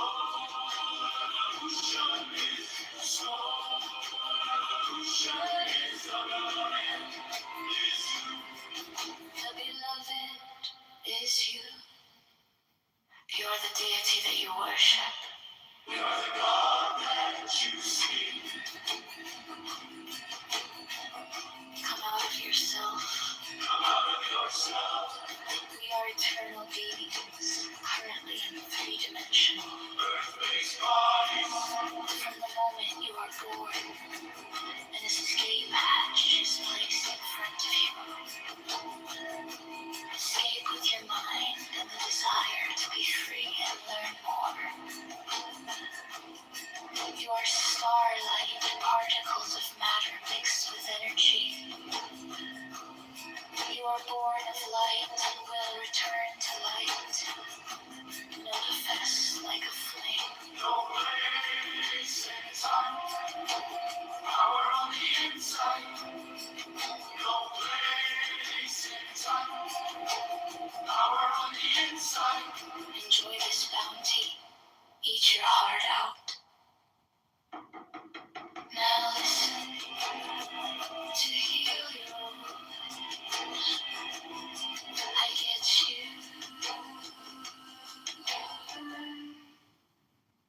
to dance. Soul evolution is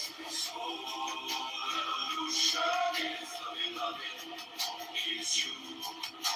Soul evolution is loving, is you.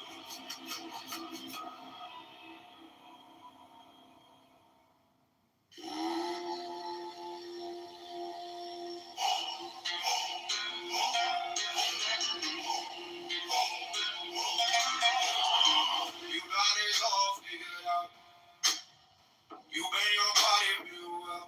Your heat minding so loud. You call your meat. Take over the eyes of where you eat. You read about the stars and the wheels that turn eternal. You think you got it all figured out. You think you got it all figured out. You are all that you'll ever want. You are all that you'll ever need. You are all that you'll ever see.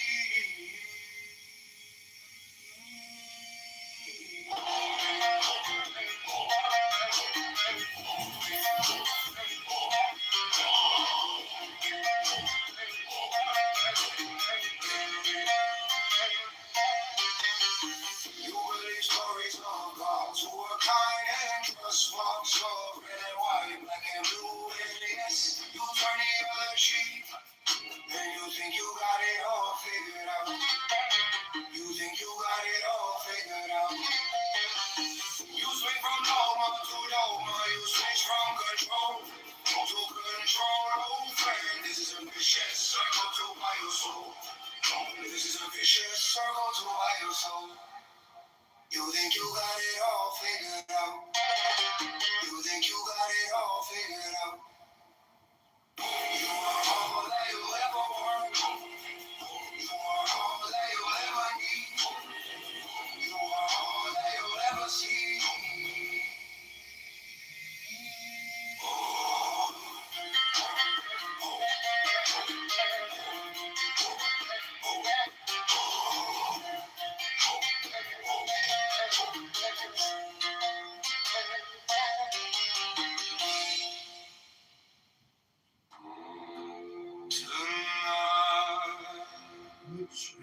I see the realm of joy and pleasure. I've lost myself in it, and it has lost itself in me. No religion, no dogma, no conformity, no guilt, no shame, no fear, no conviction, no uncertainty remain. In the middle of my heart, a star appears, and the seven heavens are lost in its brilliance.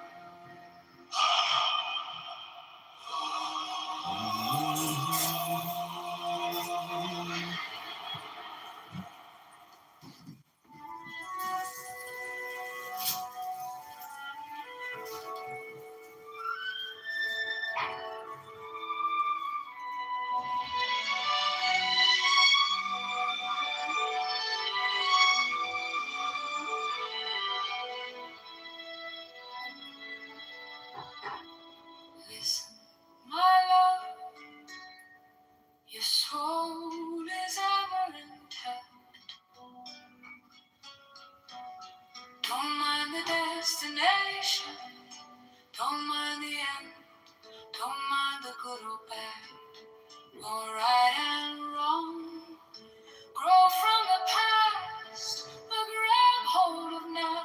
Now is always evolving. The end is eternal, it's ever reaching. As there are billions of stars, there are billions of steps.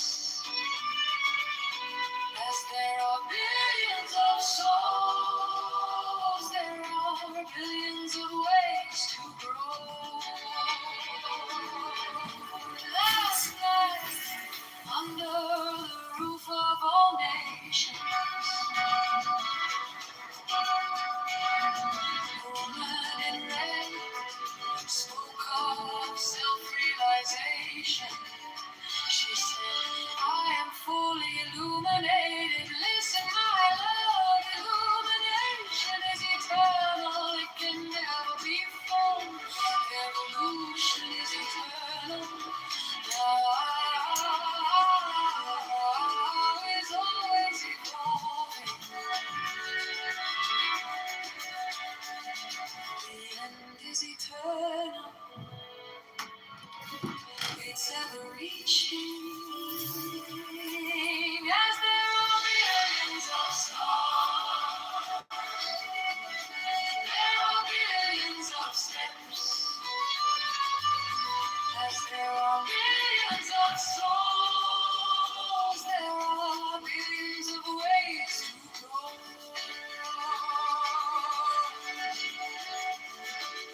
Listen, my love. Your soul is ever intact. You can't be hurt. You can't be hurt at all. Listen, my love, as you carve your own path. This eternal joyride, show courage by remaining open, free, and guiltless in the midst of an ever-reaching end.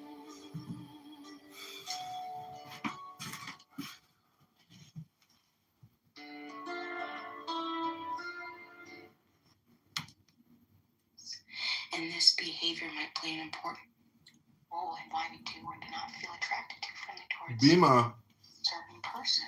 Bima, point of order, moderator.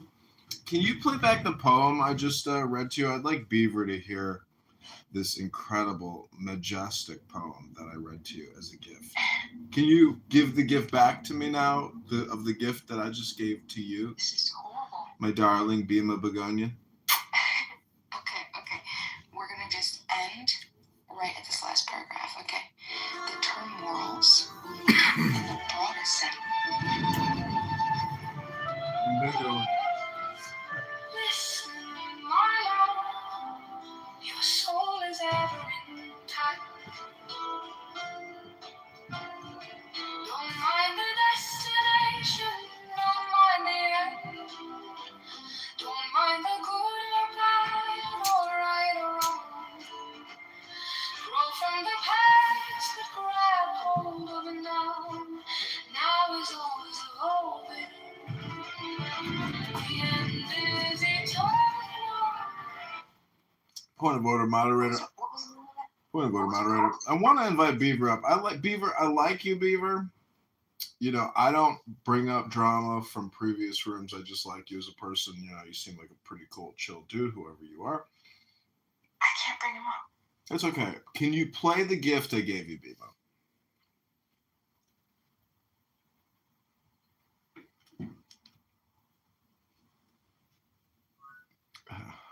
Hello, Bima?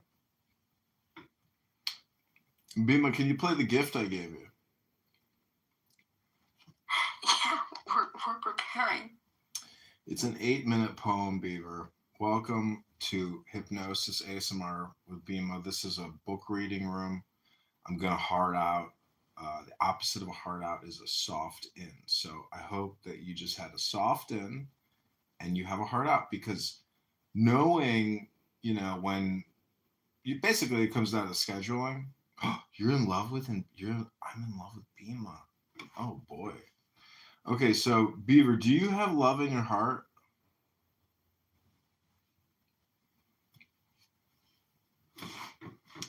Okay, this man has love in his heart. That's incredible. Bima is about to play for you a poem that I just gave to her from my heart. It's called In Waikiki Beach. Here we go. Bima, this is my gift. Okay. This is page 7.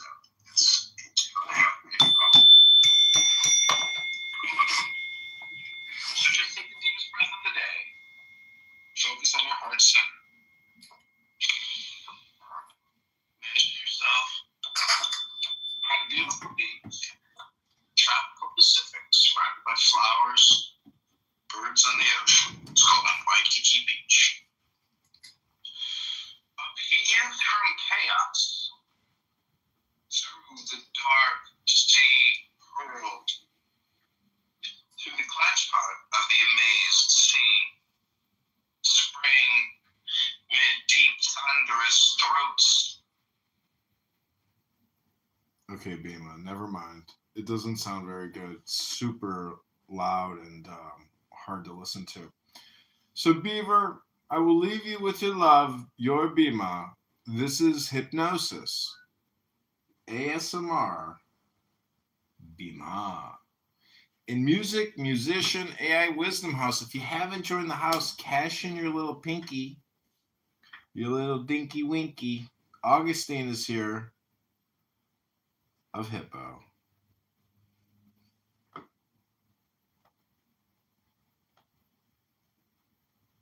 It's amazing. Beaver's fallen in love with Bima. Bima, how do you feel about that? Beaver has acute aggression, and so he likes cute things. Beaver and Bima, I will also point your direction to the link in the Jumbotron. Click that link and you can hear yourself talking. You're being broadcast live to my yoga studio. Everything you say is recorded live in my yoga studio. How do you feel about that? I feel powerful. What can I do? What should I read? Tell me. It's your recording studio for the night. I'm gonna hard out. Augustine just had a soft in. Welcome, Augustine.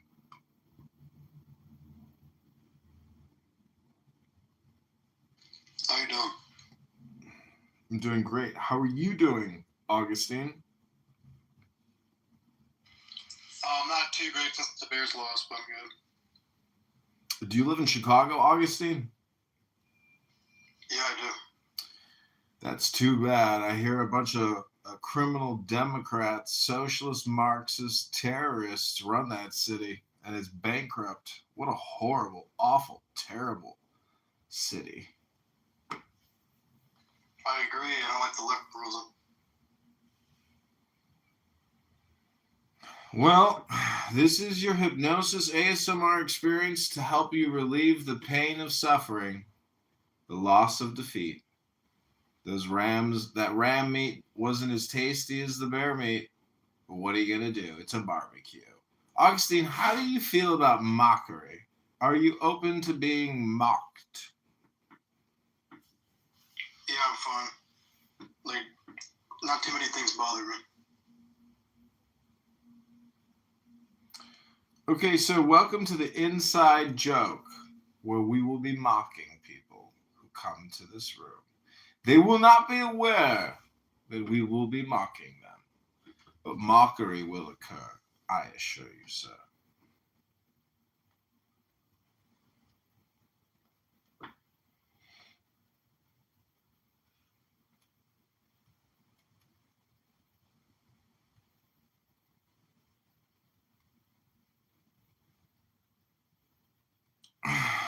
So not many people know bee psychology, but I got a couple books on some bees, and I figured 2 or 3 things out about a bee queen and her cohort of drones that serve her. She has a special retinue of men, And here we are, gentlemen, all in love with the same queen bee in a honey hive of joy. But ladies and gentlemen, let the games begin.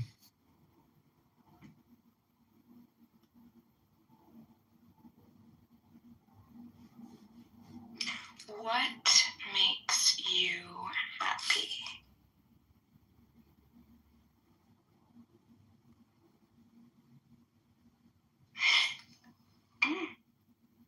You could probably list a number of things.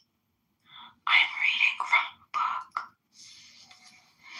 All of which upon closer scrutiny will be seen as restrictions of your happiness. To put the question another way, under what circumstances and with what will you be happy? Nothing makes you happy.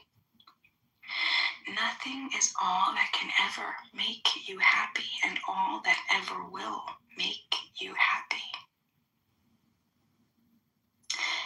Things can only provide you with a state you call happy, which at best is a temporary distraction or absence What we do with politics of sadness. Cause and effect is a tool of the mind on a large scale. It's an attempt by the mind to make things predictable, but at the same time, it oppresses the mind endlessly by the conditions which exist outside of it. You think something causes something else, then you're not the cause. You are to some degree the effect which makes you a victim.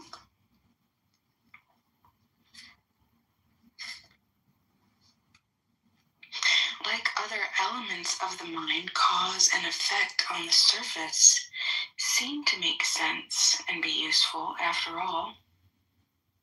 If there were bugs on your potato plants, and within days the leaves died, God forbid, it may be useful to figure out how to keep the bugs away before planting the next crop and find out if the potatoes live. If you're the only potato producer and there's no other food, then this is a matter of life and death. The mind will seldom admit it, but for the mind, everything is always a matter of life and death. So you get a pesticide and you kill the bugs on the potatoes. You get potatoes, but your pesticide runs off and kills all the fish in your lake. You've now traded potatoes for fish. This is not a trade you meant to make, but as a result, you controlled those bugs, the potatoes and the fish. What appears to be cause and effect from one perspective may not seem so from another perspective and may seem entirely different from a third. Anything that is dependent on one perspective is not real and is food for the importance of the mind. Anything that is dependent on one perspective is not real and is food for the importance of the mind. Anything that is dependent on one perspective is not real and is food for the importance of the mind. Hold still, you little critter. You dig your heels into the fresh dirt in an attempt to make the cow slow down. Finally, she does. You wind the rope around her legs, flip her over. In this position, as she bawls, you brand her. Horrible, you horrible human being. Now the cow belongs to who? To you. When you purchase the property, you get a deed, a piece of paper letting you and other people know that this little piece of dirt is really yours, bought and paid for. Cause and effects, either way you personalize and legitimize your illusions. They are the way you convert what really isn't into what really appears to be so. They are the way you convert what really isn't into what really appears to be so. They are a tool to turn your limited perspective into general perspective so that you're justified in holding it. They are your brand, your stamp of reality.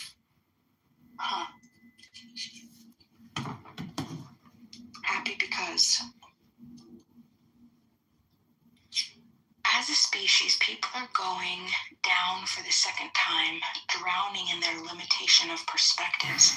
If you're listening to this, you probably are a sufferer of limited perspective. Getting a bigger perspective will not save them, nor will a smaller one. People need to learn to adopt, nurture, and feel and feed various perspectives at the same time. The very root of humor, the very root of humor is holding two absolutely opposite perspectives at the same time. That's interesting. The root of humor is holding two absolutely opposite perspectives at the same time. When you do this, you see yourself. Most people adopt a perspective and hold on to it. It looks like this. Imagine you're standing there, and in front of you, you see a box. As long as you argue for and attempt to prove or validate your perspective, you lock yourself into a certain position regarding that which you're trying to prove. You prevent yourself from adopting other perspectives, but the payoff is worth the price. Your mind gets consistency and the illusion of control. Remain standing in the same place and things will look the same to you. Cause and effect is what lets you know where you stand based on something outside yourself.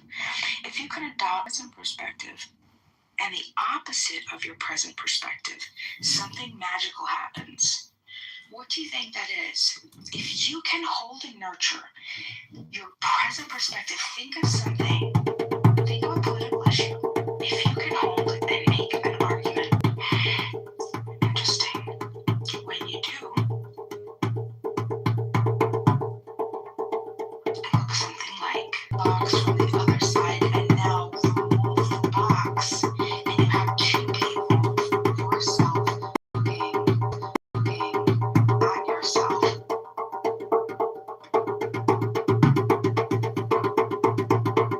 When you adopt opposite perspectives and hold them at the same time, you see yourself. A moment of revelation and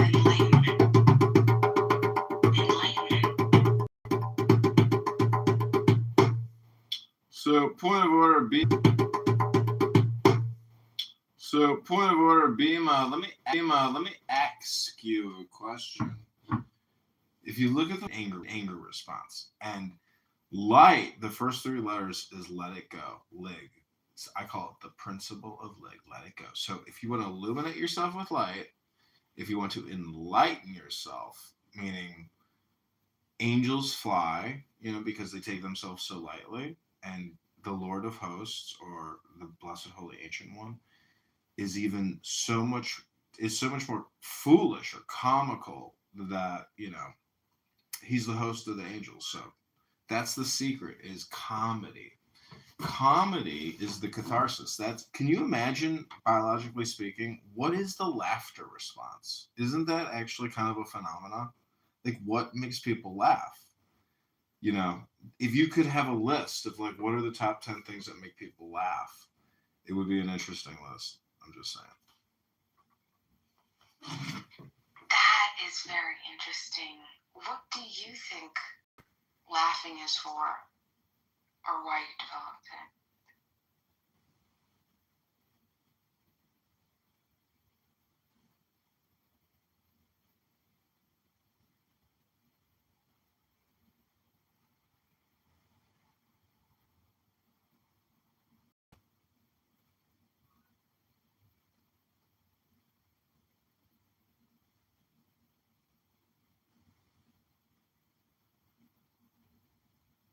Okay, this is the prompt I just gave Grok. Makes people laugh. How does laughing work biophysically and psychologically? Let's see what Grok says.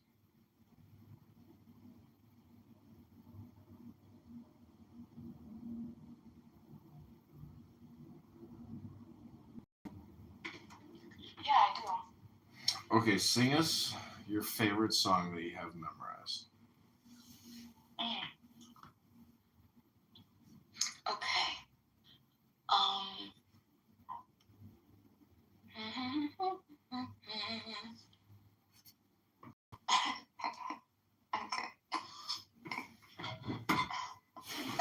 It goes like this.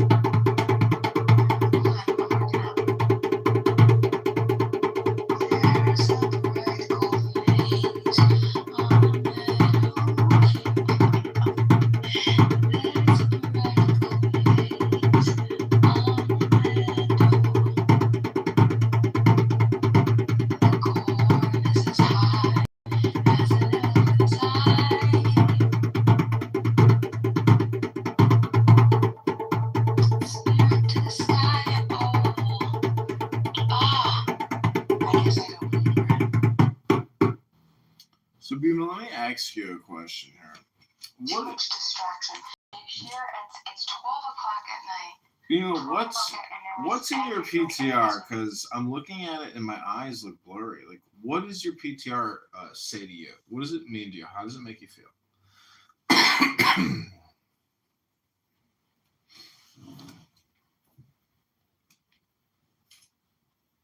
The PTR is a contradiction. No, not a contradiction. I take that back. It's hypocrisy. It represents disingenuous, or what is it? Intellectual dishonesty. You have people that are so blinded by political parties and political identity that they can't be objective in looking to truly what a Okay, point of order, moderators. We have a new speaker here, Mark, a congressional candidate. Bima here has been hosting the room. Thank you for being here, Mark. Please, Bima, let's give Mark a little space to say hello. How's your night going, Mark? Hey, everything's great. I just got invited to go to Mar-a-Lago a few minutes ago. And I went in my other bedroom to show my son Max. And he showed me your recent, I guess, creations with AI. I love it. I think it's great. How do you do that? So it's the app called Sora, and you just put in a prompt like Mark Rice at a vote ignition. You have to read. Yeah, you have to give up your identity. It's pretty intense. That's cool, though. It's so cool. Getting traction with it, or people singing and talking about it? No, everything to me is like it's all spam bots. Like all the followers, most of the followers on my Instagram came from one reel I created, because you can see the analytics, and see which content you put actually got you followers and views. and so, anyways, to me, it's just like a creative endeavor. But I'll tell you, it could be invaluable for your campaign if you're willing to take an artistic leap of faith, and I would really encourage you to do it because I've got like almost 5 full-time employees now working for my campaign. I decided to bite the bullet, pay salaries, and went through like 100 resumes to find 2 or 3 good people. And so and they're young, like you, or younger than you even, like they're in their 20s, and they're pretty tech savvy. So I'm going to see if I can stick one of them on that. I like that idea. You can get other people. Are you coming to my debate on Tuesday? Yes. You know about that? Yes, I'll be there. Max said he was going to pick me up, but if not, I'll be there. I'm close by. Oh, nice. I'm going to mess her up, man. We have 200 people who have RSVP'd so far. When I heard you do your debate with that X account, you did this like X space, and you were so patient with this very difficult Karen on, I know who you're talking about, yeah. So I would say that I think if you follow that same formula, you're a winner.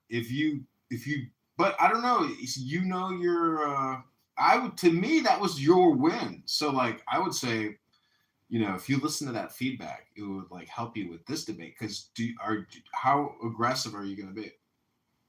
Well, that's the question. Like, if I'm going to be aggressive, I have to do it in a passive aggressive way, because she's a woman, and there's lots of older people and whatnot. So I gotta living in Florida. She just all kinds of crap. She's basically a Democrat.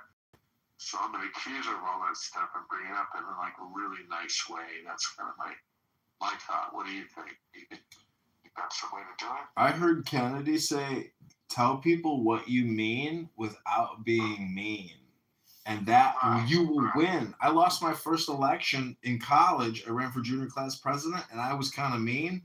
The nice Christian guy with the blonde hair, who I was smarter. If I was as nice as him, I would have won. But I wasn't as nice as him. That's exactly my. We'll see if we can keep it together. We can't take notes with this. We can't have our cell phone and computers. I'm gonna practice. I think tomorrow and Tuesday to figure out how I'm gonna do it. But we got Amy Jacobson as the MC, and then we got a couple of questioners. They're not taking questions from the audience. I wish they were, but they're not. But then half of it is us going back and forth asking each other questions. So it's really like a true debate, as opposed to these forum things, which are boring as hell. Where people just not been. I've done a couple of those. I like this. So I got to think about what I'm going to ask her and how I can kind of twist it into making her get really uncomfortable. Oh, I have a good question for you. Anna Kasparian, the girl from the Real Turks. Yeah, I know who that dingbat is. You know what I'm talking about? Yeah, I know who she is. Mark, I got a great 3 words for you to remember during the debate. 1 is explain to me affordability and how it works. Number 2, explain to me inflation reduction and how it works. Inflation reduction, if she can't even explain to you inflation reduction or affordability, she doesn't even understand economic philosophy. She doesn't even know how to run a business. So that's it. See, I thought I'd ask her questions about her. Like, for example, I was at a forum that she was at, and she has 10 kids. She adopted 3, and she put 1 up for adoption. It's kind of crazy. But anyway, she hired a foreign au pair to take care of her kids. And Republicans don't like that. And then the second thing she did is she supposedly ran a business, but really it was her husband's business, which I'll throw in. I'll say, I started my business as I'm the founder, you married yours, but in any event, instead of hiring American workers on America First, you hired Indians from India to work for the company. Can you please explain that? Like, I think Republicans don't like that. Offshoring jobs and hiring foreign workers is so there. Of course Republicans like that. They like it when it's their business. It's her story. But I think the audience will be pissed because I was at a forum with her and they were grilling her on that. She didn't have any. What we do with politics that protects the people. So, and I'm the opposite. I've never done any of that I know of. And like the lowest un-Americans. So, I'm just trying to think of things I can make her feel really uncomfortable about. Anyway, her daughter, this Pearl Davis, is pretty famous influencer, is a total anti-Semite. She was in a debate just this last week, and there was a lot of people there. She was in a debate, and there was Counts, right? She just didn't say anything for like a minute. She just sat there in silence. It was like really awkward. It was like cringeworthy. So Max thinks that, that's the mom of this girl. Listen, nobody's got me shaking my head. So maybe I could get the same response. That'd be kind of cool if I could do that. You guys aren't familiar with that? You didn't see it? It was kind of on the internet. Trying to viral because it was just weird. It was a sure she just sat there. Which one was it? Who asked her questions, and she didn't say anything. Which debate was it? So, did you see that 9th district debate? Pearl Davis. Oh, I see. I see what you're saying. Okay. You're talking about at the Pickwick and Park Ridge? Yeah, I guess so. I'm not sure where it was, but Max said he was there, and then I guess Severino left because they didn't say the Pledge of Allegiance. Oh no, that's a different. That was the Democrats. Yeah, it was the Democrats, and it was with that guy. Have you ever met that guy, Danny Biss, in Evanston? I actually have. He's a loser like that. Yeah, there's like 17 of them now running. It's crazy. The gay African American guy. Well, I was with Max and at a I don't know, it was actually a Jewish like synagogue kind of thing anyway. And a lot of those night people were there, Democrats, and I was there. Rocio was there, and anyway, and Rocio, I did the filming. I don't know if you saw it, where Rocio was giving Kat like gifts to take to jail with her. Did you see that? It was so fun. Yeah, that was funny. It was hilarious. You're like, here's what you can use in prison. Anyway, I think she's coming to my debate on Tuesday, and she might do a similar thing to that Jen Davis. We'll see what she does. Or to the girl who runs my opponent's campaign is the ninth. So I'm going to rip into her too for being such a loser, because they've got 2 felons, a child molester, and a CCP guy who can't speak English. And here she is, instead of trying to work in the 9th, she's trying to defeat me in the 8th for money. You know, I think that's kind of a good point. She's like a major rhino. So I'll talk about that a little bit in the debate. She will not like that. Well, I would try to create some of these Sora AI videos because the algorithm likes the videos. And Monday, I'm going to spend some money and try to run ads and try to distribute. Huh?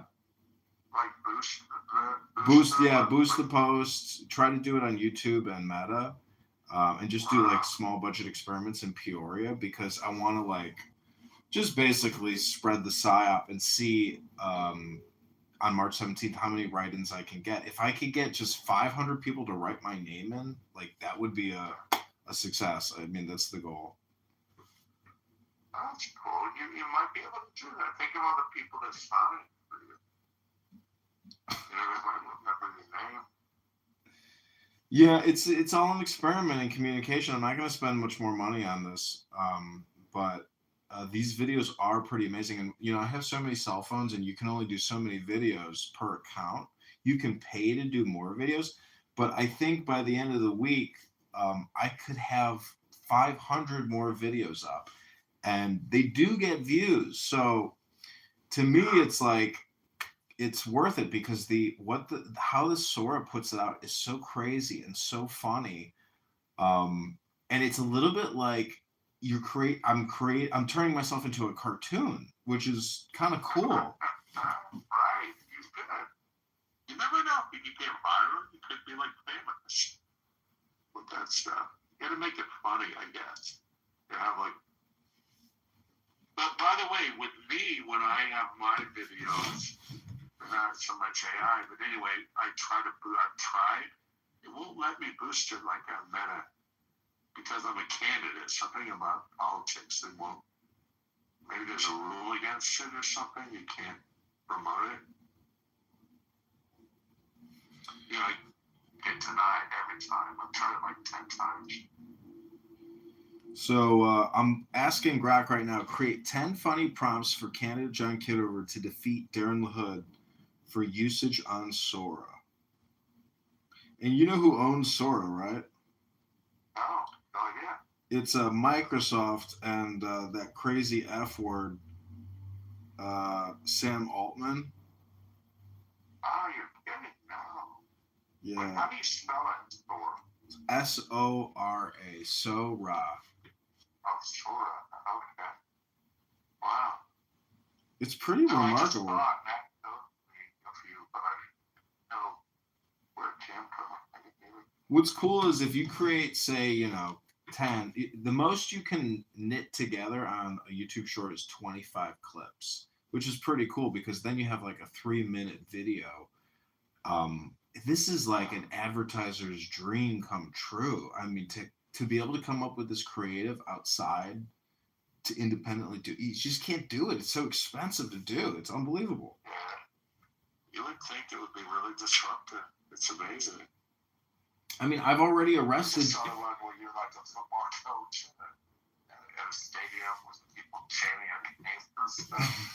I arrested Darren LaHood in one of the videos. I threw him off a hill of corn. Oh, that's funny. I haven't seen that. That's funny. So what would some prompts be? Think about some prompts you would create for your campaign, and what's your opponent's name? Back this out, I was with Nick Shirley last weekend, and I was in Florida with him, and he had interviewed me before, and so we're sort of friends. He gave me his cell phone and everything, and I think I have a deal with him to come to Chicago, and not sure what to do. I got to figure it out, but I figured he's so viral, right? Isn't he like crazy popular online now? Oh my God, he's huge. You know what you need to do is send him on a ghetto bus tour where they bring you in an armored car through the ghetto, and then he could do surveillance videos in an armored car in the ghetto. Wait, so here's the problem. I also talked to James O'Keefe. They were both at this little thing I was at. It was like a private thing at a little hotel in Palm Beach. And anyway, the problem is, are you familiar? You should know about this, right? It's so something about dual consent or something about Illinois.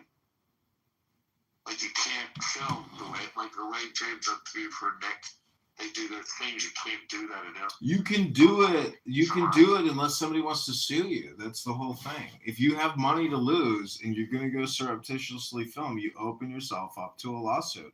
But as far as like what the law says, again, you're running a risk if you're going to, do surveillance. Those other states, if those states don't have that rule, you can do it apparently. You can sue anybody, Mark. Public space. Mark, if you've been defamed, if you've been besmirched, if you've been libeled, that's the whole thing. There's no lawsuits for recording you and putting you on YouTube. Well, that's what they were explaining to me, that in Illinois there's some law against that. Well, specific to Illinois. TPUSA has filed lawsuits against people that are claiming Erica Kirk is involved in a conspiracy, and it's a bit. That's defamation.